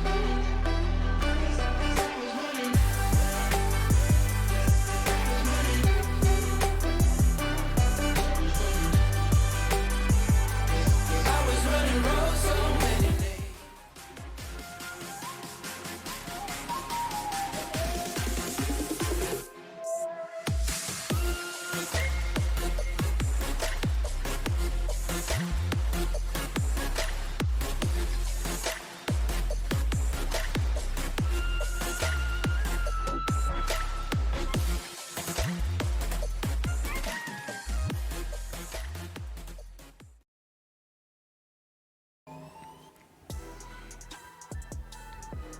Hello everyone and welcome back to the Goose House Beacon Major, where we are here in a third map of the evening, our final best of three game, our first best of three game I guess you could say, between Formulation and Insight. Two teams already effectively securing their spot in Div 1, looking to battle it out, see who can best their opponent. Two very different versions of each of these rosters which we have currently seen. What will be the case going into Ascent? I am Hazza, joined by Cairo yet again on the cast. Where's your head at in and amongst all of this right now? Where is my head at, to be honest, Hazza? That's a question I ask myself many times throughout the day, but more so especially here. I mean, where is these teams at? That's a question that we should be asking. Where are their heads at? Because they both traded out their opponent's pick. Both of them have, I'm not going to say necessarily capitulated, but both of them haven't put up a performance that we expected, especially when you look towards how well Formulation played out their attack. So now moving on towards Ascent, I mean, I can't believe I'm saying this, but I actually favour Insight moving into this map. Yeah, I can understand that as well. I think we had a couple of messages in chat in that brief intermission as well, saying that there were a few ping issues for Insight on that first map. I don't know whether that's them just getting the excuses out nice and early, but of course they offered us a much better showing coming into map 2, so I'm curious to see what the Ascent looks like. As we mentioned before, with the meta being very much defined here, the only deviation I expect is the CODs just keeping that Astra pick as it has been the continuity in terms of the agent compositions that they have currently brought out for us. Is going to be how they try and play these, what the nuances are, how exactly it is that they're offering something different for us. Are we going to be getting those same kind of aggressions usually from the KO player into the Jet as you would very much expect? Are there ways that you can deviate that? What do the retakes look like specifically? That was something which I think was a little lackluster for Formulation Gaming, where it was strong for them on map 1, and Insight did a brilliant job of it. Their post plants also looking rock solid. So lots of factors at play. I'm super curious. It is going to be most likely that somewhat tainted mirror matchup that we do expect coming into this one, just to preface it. Yeah, it really is. And do you know something as well, Hazza? This last map could be a best of one that decides if Formulation get Div 1 or if they are going in towards Div 2. And this is going to be a massive matchup for them. We've talked about the investment that the org has backed them, and now moving in towards this, I mean, there could be question marks after that. Yeah, I think as well you have to consider Formulation Gaming, and they need to rely on external results going their way. That one specifically being the Genkai versus Swans result. Swans needing to turn up and beat the current tournament favourites coming out of Swiss unbeaten. However, there has been a development which we can update you with on the stream here since that happened, and apparently the exact same results were recorded for both Swans and Brexidane, but due to alphabetical order, that is the exact reason why the bracket ended up getting generated the way that it did, which means that tomorrow morning, before the regular set of games begins at 12 p.m, I believe it is, we are going to be seeing a matchup between those two teams played out in a best of one, as it would be in the Swiss, to determine which it is exactly that we'll be playing against Genk. That can have a strong result, I think, and a strong bearing on who it is exactly that progresses into those quarterfinals, what the division standings end up looking like, and therefore it provides a lot more gravity, I think it's fair to say, as to what happens exactly in this matchup. Maybe we can draw back a little bit, because the loser of that game in fact won't be making it into the playoff bracket. It's an extra hurdle in the face of Swans, but more importantly, Formulation here, we need to prove that they can be that consistent team for us. Yeah, for a second there I felt as if I was on the super scoreboard, like on a Saturday, like there's been a development, Chris Kamara, but for who? And I was like, getting all excited, but yeah, that's definitely now starting to get towards crunch time. There has been another development, Caracas, actually, in my ear. I've heard, what is it? Beacon 23 for 5% off Apex Gaming PCs. The mystery man in my ear has told me that. So that's definitely something you guys have got to be looking out for. Bag yourself a sweet discount and bag yourself a sweet map 3. We're going to be going into Ascent now. Agent Select is prepared for us. And we can get a look if maybe some of the rumors that we had levied are going to be true or not. And they certainly seem to be. In fact, Dakota's going to be going into the Omen. Very much the set of standard agents that we expect. And in some ways, I actually prefer this a little bit more than the Astra, because you get the stakes are very much laid out in front of us. It's just a question of who takes that initiative. It really is. In my head for a second, when you were doing the Beacon 23 thing, I had an idea, like, if we just kind of put on some sort of effect towards our mic and did it like properly, but I'm digressing a little bit. Beacon 23 for 5% off at checkout for Apex Gaming PCs. Map number 3 between Formulation and Inside Gaming. Let's get ready to rumble! Oh, man. We have too much fun sometimes. We honestly do. Yeah, sometimes in my head I'm like, are we really like professional? Do I sometimes question it? You know, my favourite terminology for a caster is an informed entertainer. Yes, we have the knowledge, but we can partake in tomfoolery from time to time. Tomfoolery? Yeah, a mild amount. A mild amount of tomfoolery. Well, Hazza, speaking about the tomfoolery that's actually happening towards Valorant, we have Simba being the solo person to hold down in towards that B main, although I do not like the setup, though, because easily you could push up B main if you really wanted to, if you're in sight. Yeah, it seems to be this A split on the pistol rounds. Sembo, just joining up with the rest of them for a minute, I thought it was going to be that 4-1 split, perhaps. Yes. A situation where we get a late lurk mid, but now very much expected. They go flying through, but Ianto shuts them out of the gate. Yeah, already the gunfire coming through, or the pistol fire, I should say, at this point. 2 versus 3, somehow Insight fight their way towards an advantage. Spike committed now, MWC probably better at fighting just because they have that light shield. Oh, so does Puggy, actually. This could be doable. The plant isn't too open. If they go heaven, you have to play for the wraparound, or at least the drop down. Recon behind both players. They face through the smoke. It's really nicely coordinated. And in fact, Peter's found both on the spam. No chance. No danger. Oh, sorry. Let me say it properly. No danger. That's absolutely shocking. I can't believe Peter's got away with that. And it's moments like that that could be the difference maker as well. You look at how this game has progressed. First map, Formulation Gaming, found both pistols, took the map. Insight Gaming on the last one, at least took the defender pistol round that they had at the start. Can't necessarily quote me on the second one, but this is a brilliant opening for them. Little bit of defender bias on this map, of course. Realistically, you're looking towards that bonus round, because we saw a bonus round conversion on both of the previous maps that we've had played. That's a big one. That is a big one, because the bonus round conversion really sets your economy up nicely. The only thing that I will say about that, lovely from Decaz, I was about to say, the only thing I will say about the bonus conversion and stuff like that, we have seen it not really mean too much in terms of the economy state, though, particularly that last map. Seems as if Formulation Gaming have walked into this Spike. one solely with classics. I mean, there's a Sheriff there. Trading blows with the Ares. NK with a sucker punch. Onion needs to readjust and cannot. 2 big frags. Formulation Gaming still in this round somewhat, but yeah, Spike not in their possession. Better thing is, though, here, is if they do try and fight in towards mid, which looks like that's where they're heading into, they have the guns to fight at the long range. A Sheriff and obviously a Bulldog. You want to take those weapons off the board more than anything else. Right? Be thinking about the longevity of this matchup, how exactly it's going to work out. Zenburn creeping up. Marshall is there holding down, and both of these players very much within body shot range. This is not looking ideal. As they slowly move through.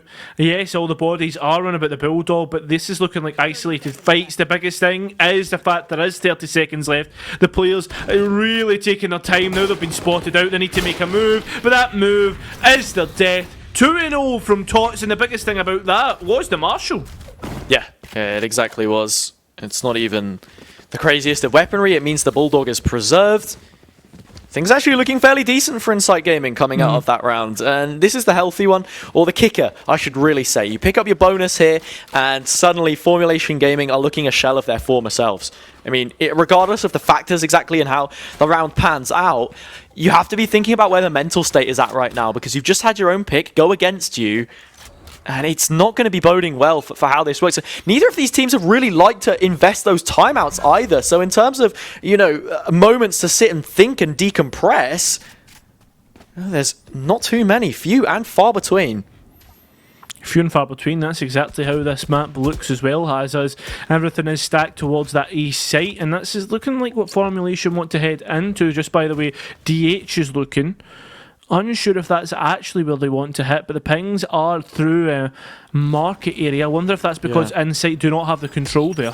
There is some seriously good main control here from Insight Gaming, and this could be the difference maker. You're going to have a crossfire set up in the site. I mean, Formulation, they've not really pressured any other areas of the map, and this is even allowing a rotation to come through and a flank being activated. Similar as what we saw last round. Yet you're clearing out all of mid, all the way through and towards market. Although they're going through spawn this time, I thought it was going to be top mid. And you're not going to get much value from this either, because as soon as you've gone past the turret, there's nothing else to be done. Decos, however, at least finds one into market. That is the opening kill on the bonus. Yeah, massive stuff here. I thought for a minute the 2 Bulldogs weren't going to be enough. The last 2 remaining players of the B site, the Ankles, have went straight in towards Boathouse. The Stinger at close range now coming into Anton's hands and finds at least one more. Massive advantage now for Insight Gaming, but DH is fighting all the way back, tooth and nail. 1 player left. It's the cards coming from main. And it's going to be spotted out by the 0 point as well. Finds the shot. A 1 versus 1 in a very big round for Insight. Break the mental of Formulation. Shatter it, in fact. But Puggy will stop that from happening. They keep alive. They keep on. And they get on the board. 2-1. But again, it's a phrase that we commonly find ourselves at, Hazza. At what cost for Formulation Gaming to win that round? Lots of rifles off the board.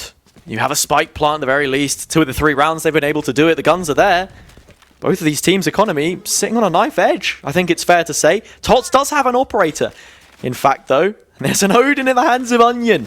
So for Insight Gaming, this is the premier in terms of weaponry and what they want to try and use. And Odin, of course, on this map, looks a bit more standard than it would on some of the other choices, but they are very much in touch with that weapon, and I expect good value from it. It's not like that. I mean, it's something that we were talking about earlier. It was that retake on towards B, using that Odin. Just having the ability to send out an intel arrow and then 2 Odins fired rain upon the site. I mean, I remember Liquid back in the day were running double operator when you had Nevera and also Scream. Anchoring on the Sentinel, but double Odin, not something that you ever see. Aldrone coming out. You get a ping here, it's a death sentence. Oh, it truly is. Oh, I think he's hiding. Knows exactly what the fate would be, but they're stacking towards A. This timing is so good. They're just taking all the space back. We've not yet seen this market control sort of really being taken up with an alarm bot, which is the standard play. You've got the turret for the contact instead. They're going to split B yet again. Is this a trap play rather than something that we're seeing? You stack towards A, now you just play retake B. The Odin already begins its howl as they try to find players, but it's NK to find find a first. There it is, all the players biting down on what's in front of them. The pack of Formulation come up massive. Spike committed though, and now Insight find himself at a massive disadvantage. Yeah, they tried to go for it a little too quick there, perhaps, with no recon as well. The tracers through the smoke means that it's a really easy spam. Formulation, they have numbers, while a couple of the players are low on HP. Puggy can just buy time in main. A really slow setup. You have an alarm bot to contact this position even as well. And as soon as the CODS breaks it, the arrow should come out, but instead, it's NK that finds the kill. Yeah, Could be looking to save. Yeah, I was going to say, now it's all the crossfires set up and the players look to escape. Peter's now going to hold the exits and cost this as much as possible, but Formulation look to have already answered back. It should be good, and it is. There we are. They chase down the last remaining player of Tots on towards that orb. Misses the shots, and TGH punishes. Just run away, man. I don't see why Tots was hanging around there, lingering for that much longer. Especially when you have those players pouring out of the site.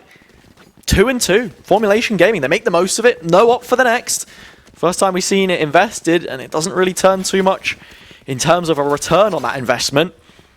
And as I mentioned before, both of these teams, neither of them really getting on top of what the economy situation looks like. Ultimate's coming through. Formulation can just space these out. It might be a fast B this time around, though.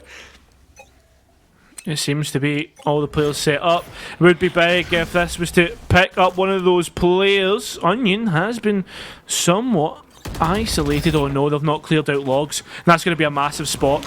The Recon should be catching this, however. It forces Yanto to peek, finds one through the smoke. That is downright ridiculous. Only a kill, though. A singular one. A 4 versus 4, and the rotations come through. Yeah, disrespectful almost, but the disrespect comes through, and a run and gun from MWC on towards Onion, collects the head. Spike goes down, already setting up a post plan, and you've got DH out on towards main. Will get cleared out later by Tots as they slowly begin to move in towards the spot. DH is aware, and now so are Formulation as to what the set to the site looks like. Really nicely done. NK finding 3, and so are Formulation. Now the lead belongs to them. Insight Gaming not doing too much. And I mean, this is a brilliant response. From that 1v1 round, they've just taken the momentum behind them and ran away with it. This position even as well, I mean, DH, when you know that there's a player there, you have Tots in such a good position, you want to try and initiate it a bit more. I feel as if maybe there's a difference in the utility there because they didn't have too much, you know, in the purchases department coming into this round. Yeah. But, yeah, a little bit less coordination from Insight Gaming right now, which is disappointing to see. After I said that would favour them as well, has it? They've decided that, do you know what, we're going to mess up Kairo's prediction for the first half at least. Yeah, I mean, look, let's not talk about predictions. I mean, mine are always notoriously bad in this region. Have you still? But no, I think it's got better, right, this split, so I was going to say, maybe. Do you still have your Radiant Crown? No, I haven't. Rook snapped it. Ah, mate. I'd be having words. I certainly would. And NK is looking to have a couple of words with these players. The turret is down. The timing's ridiculous. I can't believe it. He's found his way into spawn. And there could be a huge punish on the cards. Formulation just need to buy their time. Try and get something off the back of this. Pressure being caused in B main. NK has to find the frag and will do so. Ianto kicking himself for that one. It's not only that, everywhere else there is a dagger being placed between the breastplate. One player at the back of site is the Cads, now looking to play upset, somehow fight their way back into the round. They know there's someone here, or have an idea of that. Tap the spike for a response, more of the utility comes through. Yep, there it is. One player remaining, it's Onion on an Odin. If we saw a clutch here, I will forever just say that the Odin is the best gun in the game. I was just about to say, we had a few wagers before of a steak dinner. Oh yeah. It was that huge comeback from Ascend versus 10 Star in Game Changers a while ago. We also perhaps said that you'd shave your head bald if something happened. Yeah. Neither of those offers look to be going right now, and I think Onion probably just wants to hold on to this Odin. Yeah, there's no point in putting a bet up because we know that at this point Onion will not have a chance, not even a chance to escape. I think at this just point, walks in and ninja diffuses. Oh, I imagine. You have a great flank here from NK as well. Like, they do want to hunt this gun down, and Formulation certainly have the credits to go for this kind of thing, and they will. Puggy finds it. Very nicely done, 4-2. Yeah, exactly. Realising what the situation would look like if that was still on the board, it just, I guess, minimises any chances that percentage, that error, what's it called, the error percentage, you know what I'm trying to say? Exactly. Is ever so lower. Not only that, no, we now look for insight in how they play through their ultimates. Yeah, room for error, I think, is one way of setting it up. And like, you speak of errors there, I guess it's a really crazy one. It's the 0 point coming through and then NK managing to find the space beyond the turret. Yeah. I think it looked fairly coordinated, in fairness, because you expect the Killjoy to be holding that area of the map. The fact that they can deliver on it, though, and find out the round from the one advantage they take is huge. Decods has a great corner here. And I don't know if Formulation expect this. The one way is what's looking to sell this fake. Oh no, Poggy. Oh, but that's massive. Very nice. I think maybe the knife gave that away there, Hazard, unfortunately, with the way that it was placed. Yeah, I think also throwing the smoke, because you do ever so slightly see which position it moves from. And right now, Insight, they want that advantage back. I mean, they want an advantage in the first place. They never had one, for goodness sake, and are probably going to get punished for this as well. It looks like an overpeak, but it isn't in reality. You are just scarpering for something that isn't yours. Yeah, it is. And when you're in these situations, like, disadvantages, you need to find ways to get yourself back into the round. And unfortunately for Insight, every time that they try to find some way to claw it back, it was just like scraping fingernails off a chalkboard. Yeah, it really is. That is painted a horrible sound in my ears, so I'm glad that it is just your voice I'm hearing instead. Oh, lovely. But yeah, I know exactly what you mean, right? And there's a gamble there as well on that B pressure that they go for, that you find like a Killjoy and a Lurk by herself or whatever. Like, you've got to try it. And unfortunately, Tots tries his luck with the knives, and the shot just isn't quite good enough to guillotine the players queuing up, and FMG are just walking away with this. I think Insight really need a timeout coming into their gun round, if more than anything, just to reset the levels and sort this mental out, perhaps. It's not even that. It's Peter, where are you going, son? Runs into a stack of players, was hoping that he would be looking to play for that rifle in the next round, but I guess runs elsewhere. Obviously, they've got enough economy to buy in towards the next one anyway, but yeah. Yeah, certainly that. 5-2. Formulation Gaming. When does it become a point that we have to start getting incredibly worried for Insight Gaming? Yeah. I think if they miss out on this one, then we've probably already hit that by that point in time, right? Formulation have 6. With that slight defender bias, I mean, finding 6... even just going even on the half, it is fine. Look, it's a cent, isn't it? Yeah. And already, a lot of prioritization on this main control, and it's found Decods isolated in Wine. Yeah, now you're trying to play through one of these players. That's it. Perfect. Oh, I love that ultimate as well from the Hunter's Fury, because it isolates all of main. Capitalization found, and I mean, this is essentially a glorified 3 versus 4 as we wait for the KO to tick out. MWC though on the other half. Oh no! What? The card still hasn't been cleared. We're seeing more ultimates invested. We're in a 2 versus 2, and what is happening? And now it's a 2 versus 2 and they're full HP. The lockdowns come through. You can rotate. You can re-hit. You have a minute left on the clock. A Killjoy out of your own. DH might just be looking to cause an issue here in mid. Give the room that is required for the plant to come through. But no, they're actually just going to go towards the site. They are walking into the remaining players.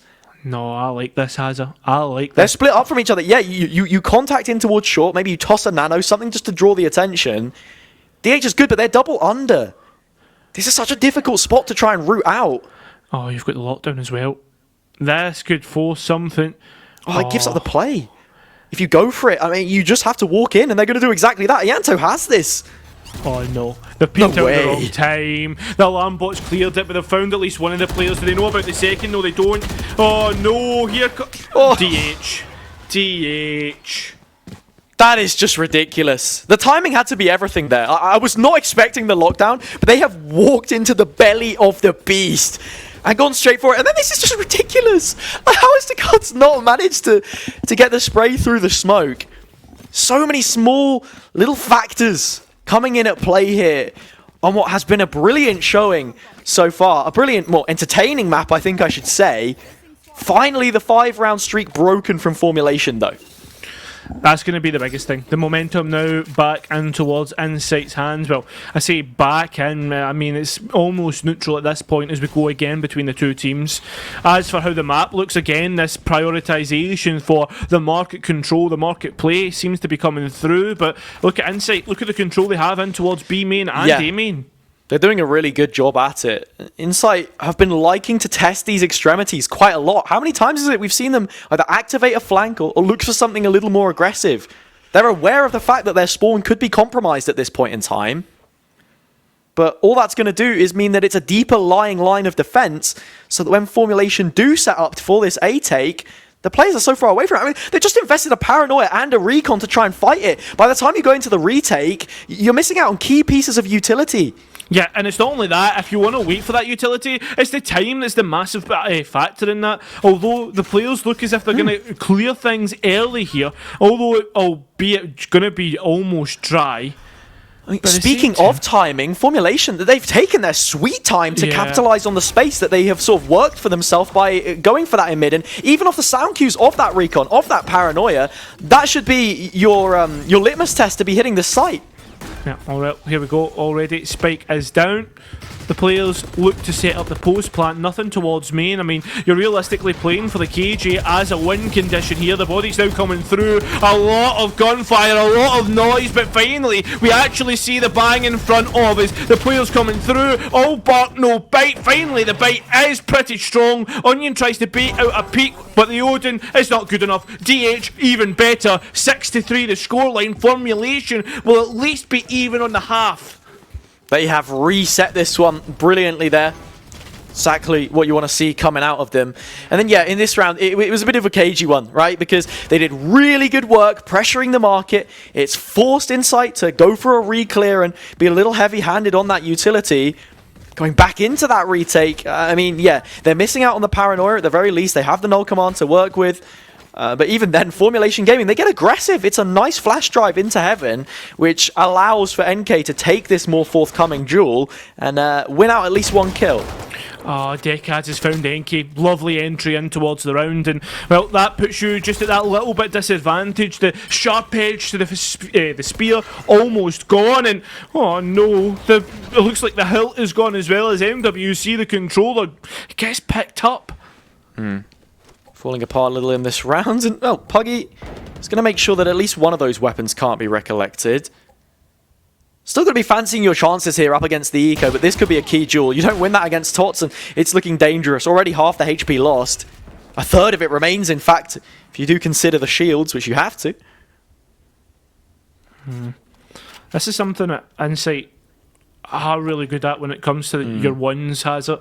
You gift that. I mean, you don't take the correct procedures in terms of clearing things out. For instance, that owl drone maybe should have been invested a lot earlier. The KO peeks out punishment.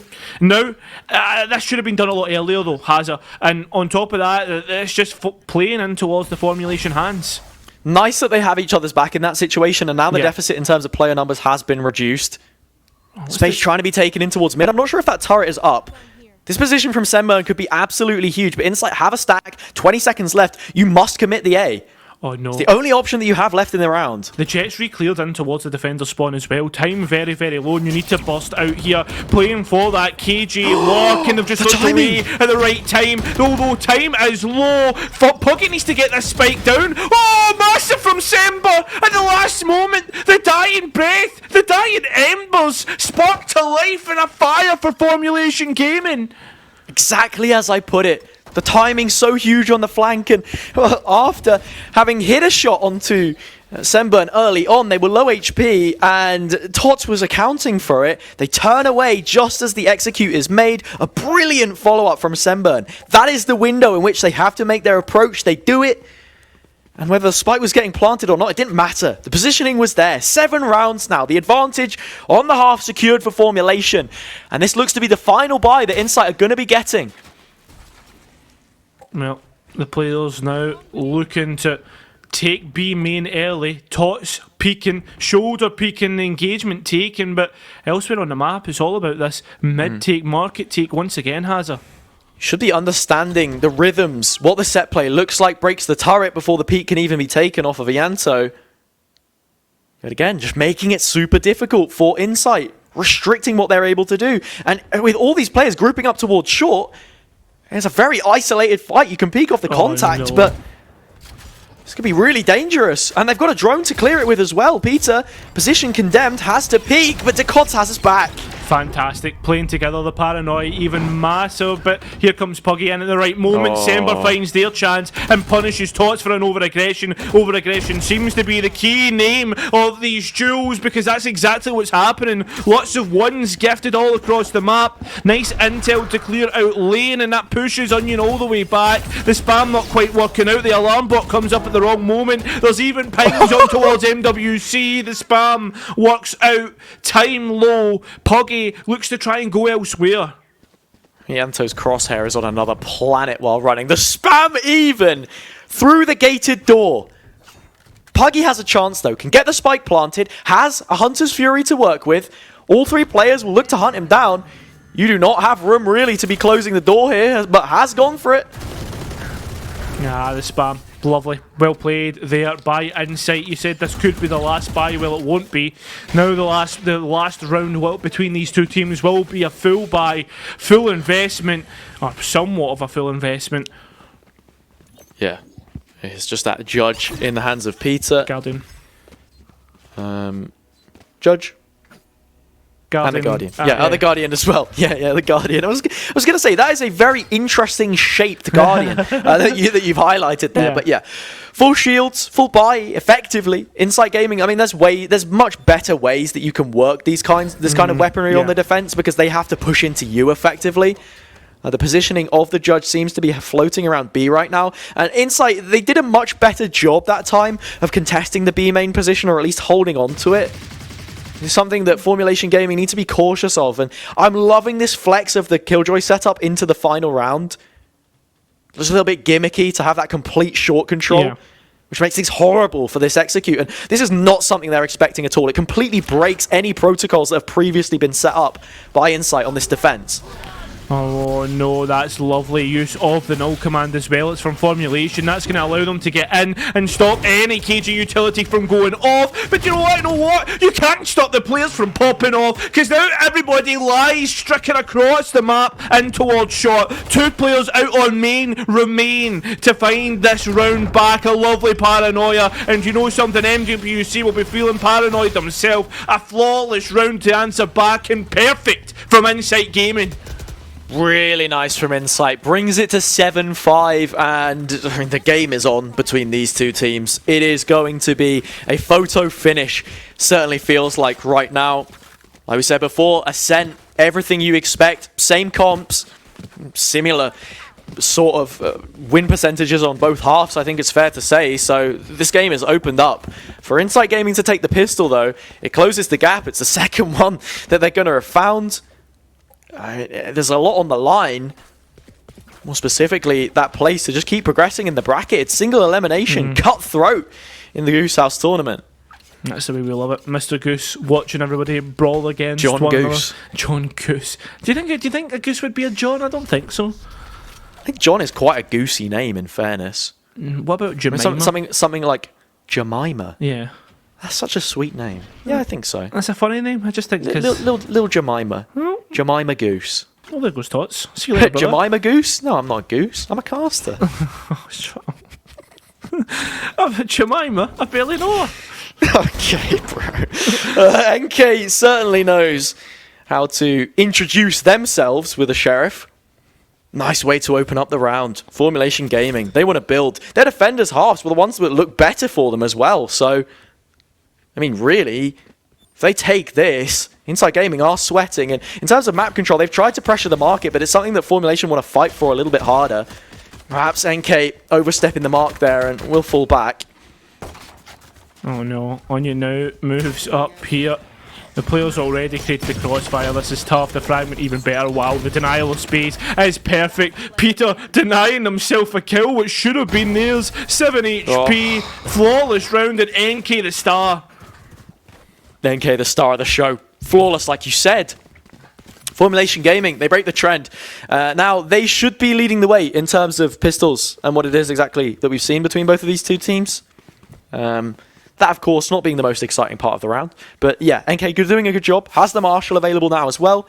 And since the fact that Insight, they weren't able to get a plant, they weren't able to pose any real threat if you think about how they were playing the map, it's just going to be another one that they have to concede. Formulation up to 9, 4 away from seeing this one through. Perhaps a little later than we were expecting to, but yeah, still very nicely done from them. And look, you have an alarm bot in towards market now. The setup has changed from the pistol round, and if Insight do want to try and pressure this again, it's going to be met with a different response.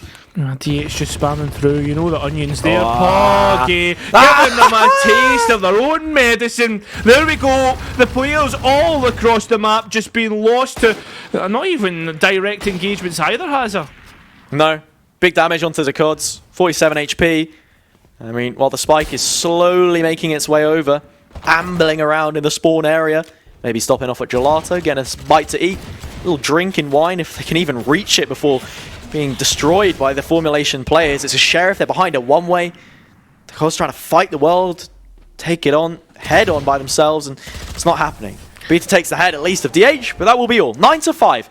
This is the biggest round of the series so far. Formulation take this one. I think it may be all but over. If Insight can take it over the line, then there's still very much a chance. Look, they put themselves within 3, but right now, look at that streak of rounds on the board as well. Yeah. It's not like in the last what 13 rounds played, 9 of them picked up by Formulation.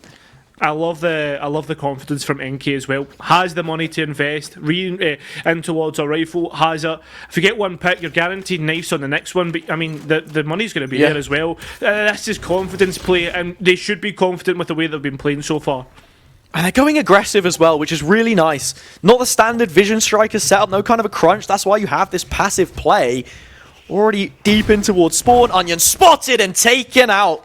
NK finds it. One more kill, you have the blades for now. Forget about the next round. Give a rifle to a teammate.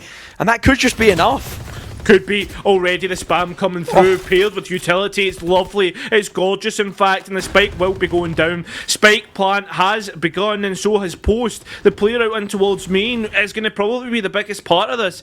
Considering that you've got your Peter or the KO low on HP, the utility needs to come through and be used up. Oh, they went for the flash, tried to force the response, didn't happen. Recon trying to tag out P2, walks into the smoke and the open arms of MWC. That is it. That's all she wrote on the round. 10-5, twice as many for Formulation Gaming, and twice the ambition, twice the setup. You feel as if they just walk away with this, and look, a little treat dropped to the ground. I bet Puggy's going to be licking his lips at that, and Odin in play for them perhaps. Yeah, that's exactly what is happening there. An upgrade from what was the Ares before. And 10-5, the gap begins to loom now as Insight are lured into it. But how low do they actually get before they can fight back? I have absolutely no idea. A very arbitrary sort of setup there, right? But I think, look, you're looking at 11-5 realistically right now. And I didn't want to paint the picture as straight up as it had been, but I don't think either of these teams have necessarily done anything too crazy on their ecos. There haven't been like different setups, variations that we would maybe expect. Needs to be careful of the spam here in B main, and there's a few players already congregating in the face of the Odin. Oh, Tots being found out by the alarm bot, the immediate response to close the door and fight for main, and that's exactly what's happened. Semper finding a Yanto. The players now looking to somewhat crunch. There is a nanos to delay that crunch as Onion just hides in the corner. The rest of Formulation Gaming are low, but Semper's fighting their way through! A hot knife through butter! No, in fact, it's a machete through flesh! Barely anybody been able to stay alive! One for the ace, but denied! Peter comes through the right moment, but 1 versus 3, there's upgrades to be had, yes, but it's a tough ask, come on. It really is, and gets cleared by DH as well. I mean, it's a little variation in even how they're holding the B play there. You fully expect it to just be Recon, Odin spam, no follow-up. Semben just nicely wedges themselves into this position, a ridiculous shot through the dark cover and then makes it a 4K. You know, anti-eco frags, all the same, it must be said, but it's nice to see that Formulation Gaming, there's levels, there's layers to the way that they're playing this. It's not just simply, okay, a means to an end, a recon to an Odin spam. There's follow-up, there's extra ways that they can try and move away from the norm, and that's exactly what you have to do when both teams are running the same comp, offer something a little bit different. They did it on the bonus, they did it here, and that's exactly the difference that they need to take this game. Oh, look at this. The aggression, the confidence is there. It's all here as the players look to fight their way through, but it's not only that. You've just went and set up the op as well. Yeah, you've posted it up. The one way is there too. The shot revealed, a warning one perhaps. How exactly do Insight take it? Seen a couple of those players that try to create the aggression have been suppressed, so the util isn't there to hold them at bay for the time being. But, you know, this is a very set split. There's not too much more to it. Ianto only finds a singular kill, and now you're fighting only through main. The only problem is it's good trades in terms of number, but not in terms of utility. Oh. Okay, the player's coming through. MWC. It's going to be a 1 versus 3 against Semburn. And again, another one of those situations where it's a tough ask to come up in towards 1 versus 3. And on top of that, it's not even utility to support you. I mean, you're a KG. Instant stabilization of the core to make it that 1 versus 3 after finding the first couple kills. Jump up, Semburn trying to do something. Looking for a peek, but nothing offered on the Insight side. Oh, okay. Off the top Ridiculous. rope. Yeah, tries to jump for something on the dice, rolls the dice in fact. But Insight Gaming, brilliant response from them there. Just sort of bustling their way into the site, getting the elbows out and being a little more aggressive, using the null command to fantastic effect. And while you can perhaps comment on the fact that NK did offer a few missed shots on that operator, it's not really done too much for them at this point in time. Yeah, very nicely played from Insight, just doing what they can, keeping things ticking over. Well, now we move in towards a round where Insight have a bit of momentum. Tots have the blade, so it will be full investment in towards this one, or the best it can be.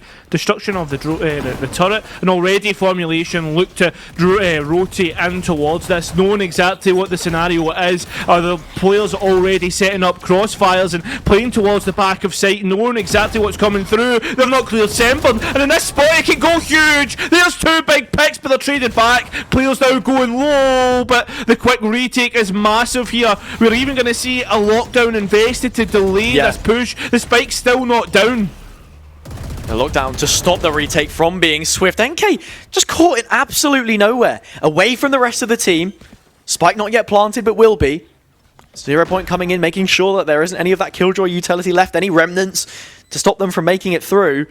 Far from the ideal setup, however. They've not made the most of the space in this lockdown because the spike wasn't planted, so it's a double back site. I love the fact that they didn't get baited out by that jump peak. You know where one of the players are now. The spam now working through the Odin, the god of everything, just raining down pain. Ianto MWC onto MWC, and Onion fights back. This is a real Insight resurgence right now. Formulation, how long can their economy survive this? They are closing the gap steadily, round by round. And soon, those coffers are going to be drying up for Formulation Gaming. The money won't be there as it used to. The economy cycle coming through, and we're already starting to see ever so slight slivers of that.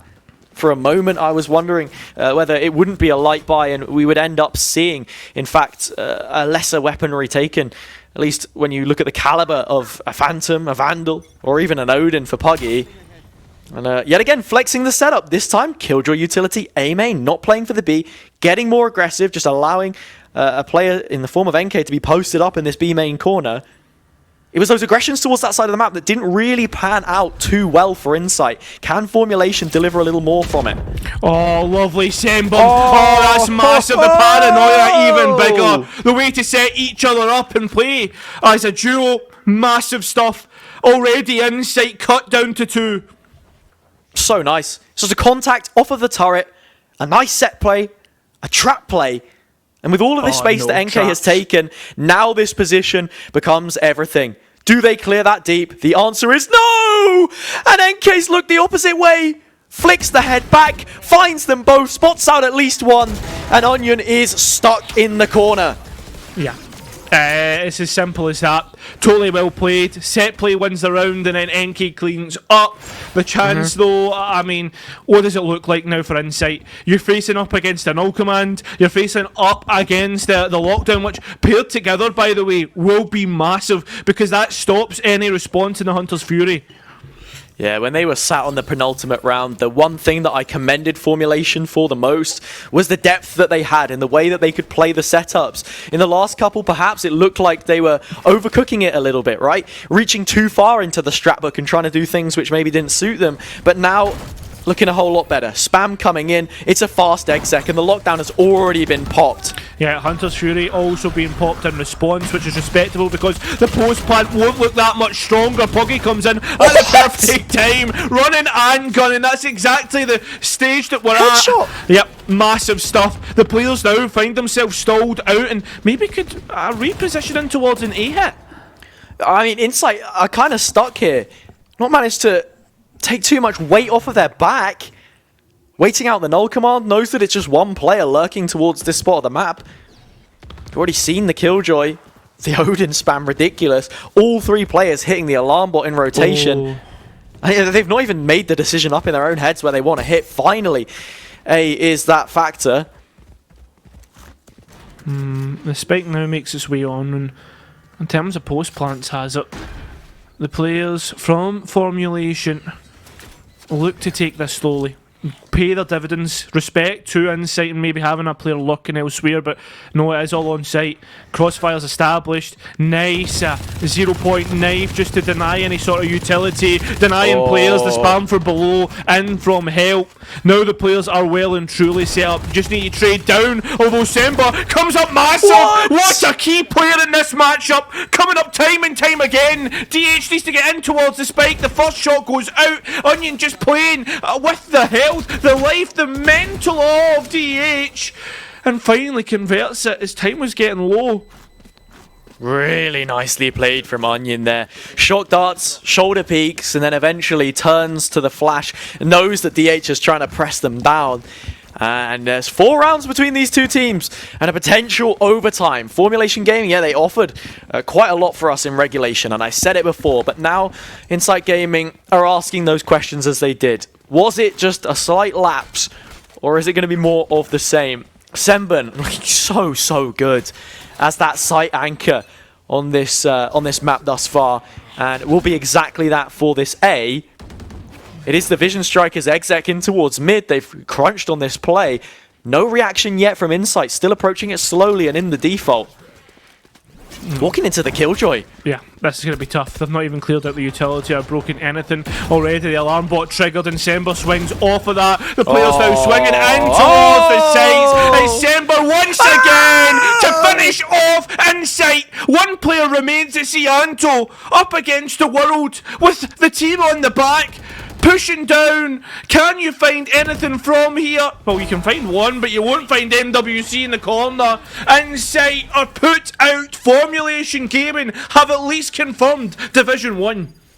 Yeah, Formulation Gaming, they trump Insight in the map that they needed to, the game that they needed to, the series at large. And I was thoroughly impressed with what they offered for us there on Ascent. Lots of variations of similar plays. Even the aggression towards mid on their defender's side of bonus round was different to the aggression that we saw from them here. And looking at this, I mean, it feels like worlds and worlds ago, but more of the same brilliant play from them on Haven, demonstrating the good macro that they're able to prove here as a roster with that core of experience we were speaking about. They've been together for a while, and one of those experienced members, Senburn, delivering the goods in full force on that Ascent. Something else that has to be said right now, by the way, is the fact that Insight Gaming are a very, very young roster. So yeah, they've not had the greatest Goose House major, but they've had plenty of other good majors as well, and they have confirmed Division 1, so they still have that chance to play for Polaris. Yeah.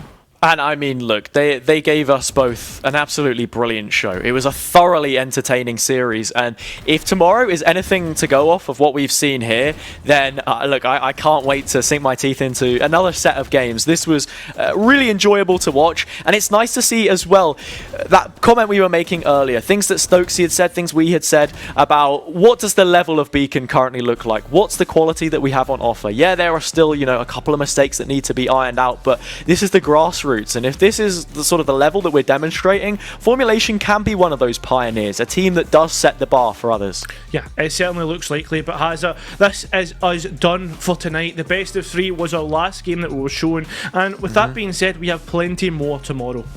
Yeah, we do have plenty more coming up for you. We've got quarterfinals, semi-finals, and the finals to be played. Other games currently going on in the bracket right now.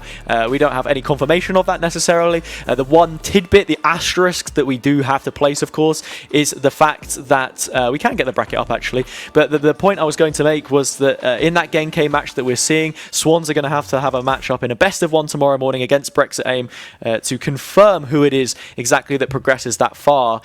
If Swans can at least secure that, then, you know, the chance of playoffs is looking to be a very outside one. As you can see, it's been corrected there. It says round of 16 instead. But even at that point, such a big game for Formulation to just lock that spot in and make sure that they'll be on the stream tomorrow. Yeah, we actually do have a couple of confirmations of teams making it through, obviously Formulation being one of them. The other teams are Sandcassie, Gaming XD and Yari Esports, just in case you were wondering about those other ones as well. Yeah.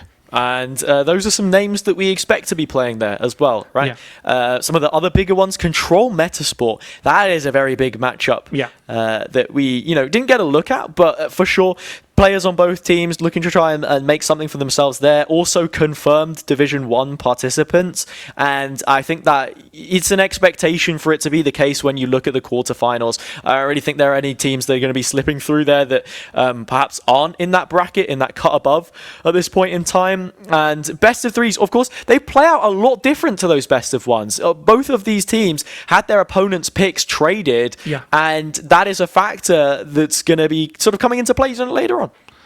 Yeah, 100% Hazza. But, yep, I guess there's only one more thing to do, and that's to thank some amazing people over at Apex for sponsoring this, or partnering for this event. Yeah. It's been fantastic to get them on board for this one, of course. Pringles as well, doing everything in Northern Europe. But for Apex, it is the code Beacon, all caps, 23, the numbers, not the letters, as you put it, for a 5% discount at checkout on any of your purchases there, I believe it is. So plenty more action coming for you guys tomorrow. But that is all from myself and Cairo. Any closing thoughts from the games that we have seen before we head off and sign off? I guess there's no closing thoughts. Just be here tomorrow. Yeah, exactly that. All right. Well, sometimes it's nice to just be short and sweet with this sign off. So that has been all from myself and Cairo. We will be here again, same time, or different time actually, same place, right, at the very least, twitch.tv/thegoosehouse. We will see you there running through this final major of the Beacon split, and we'll catch you then. Good night.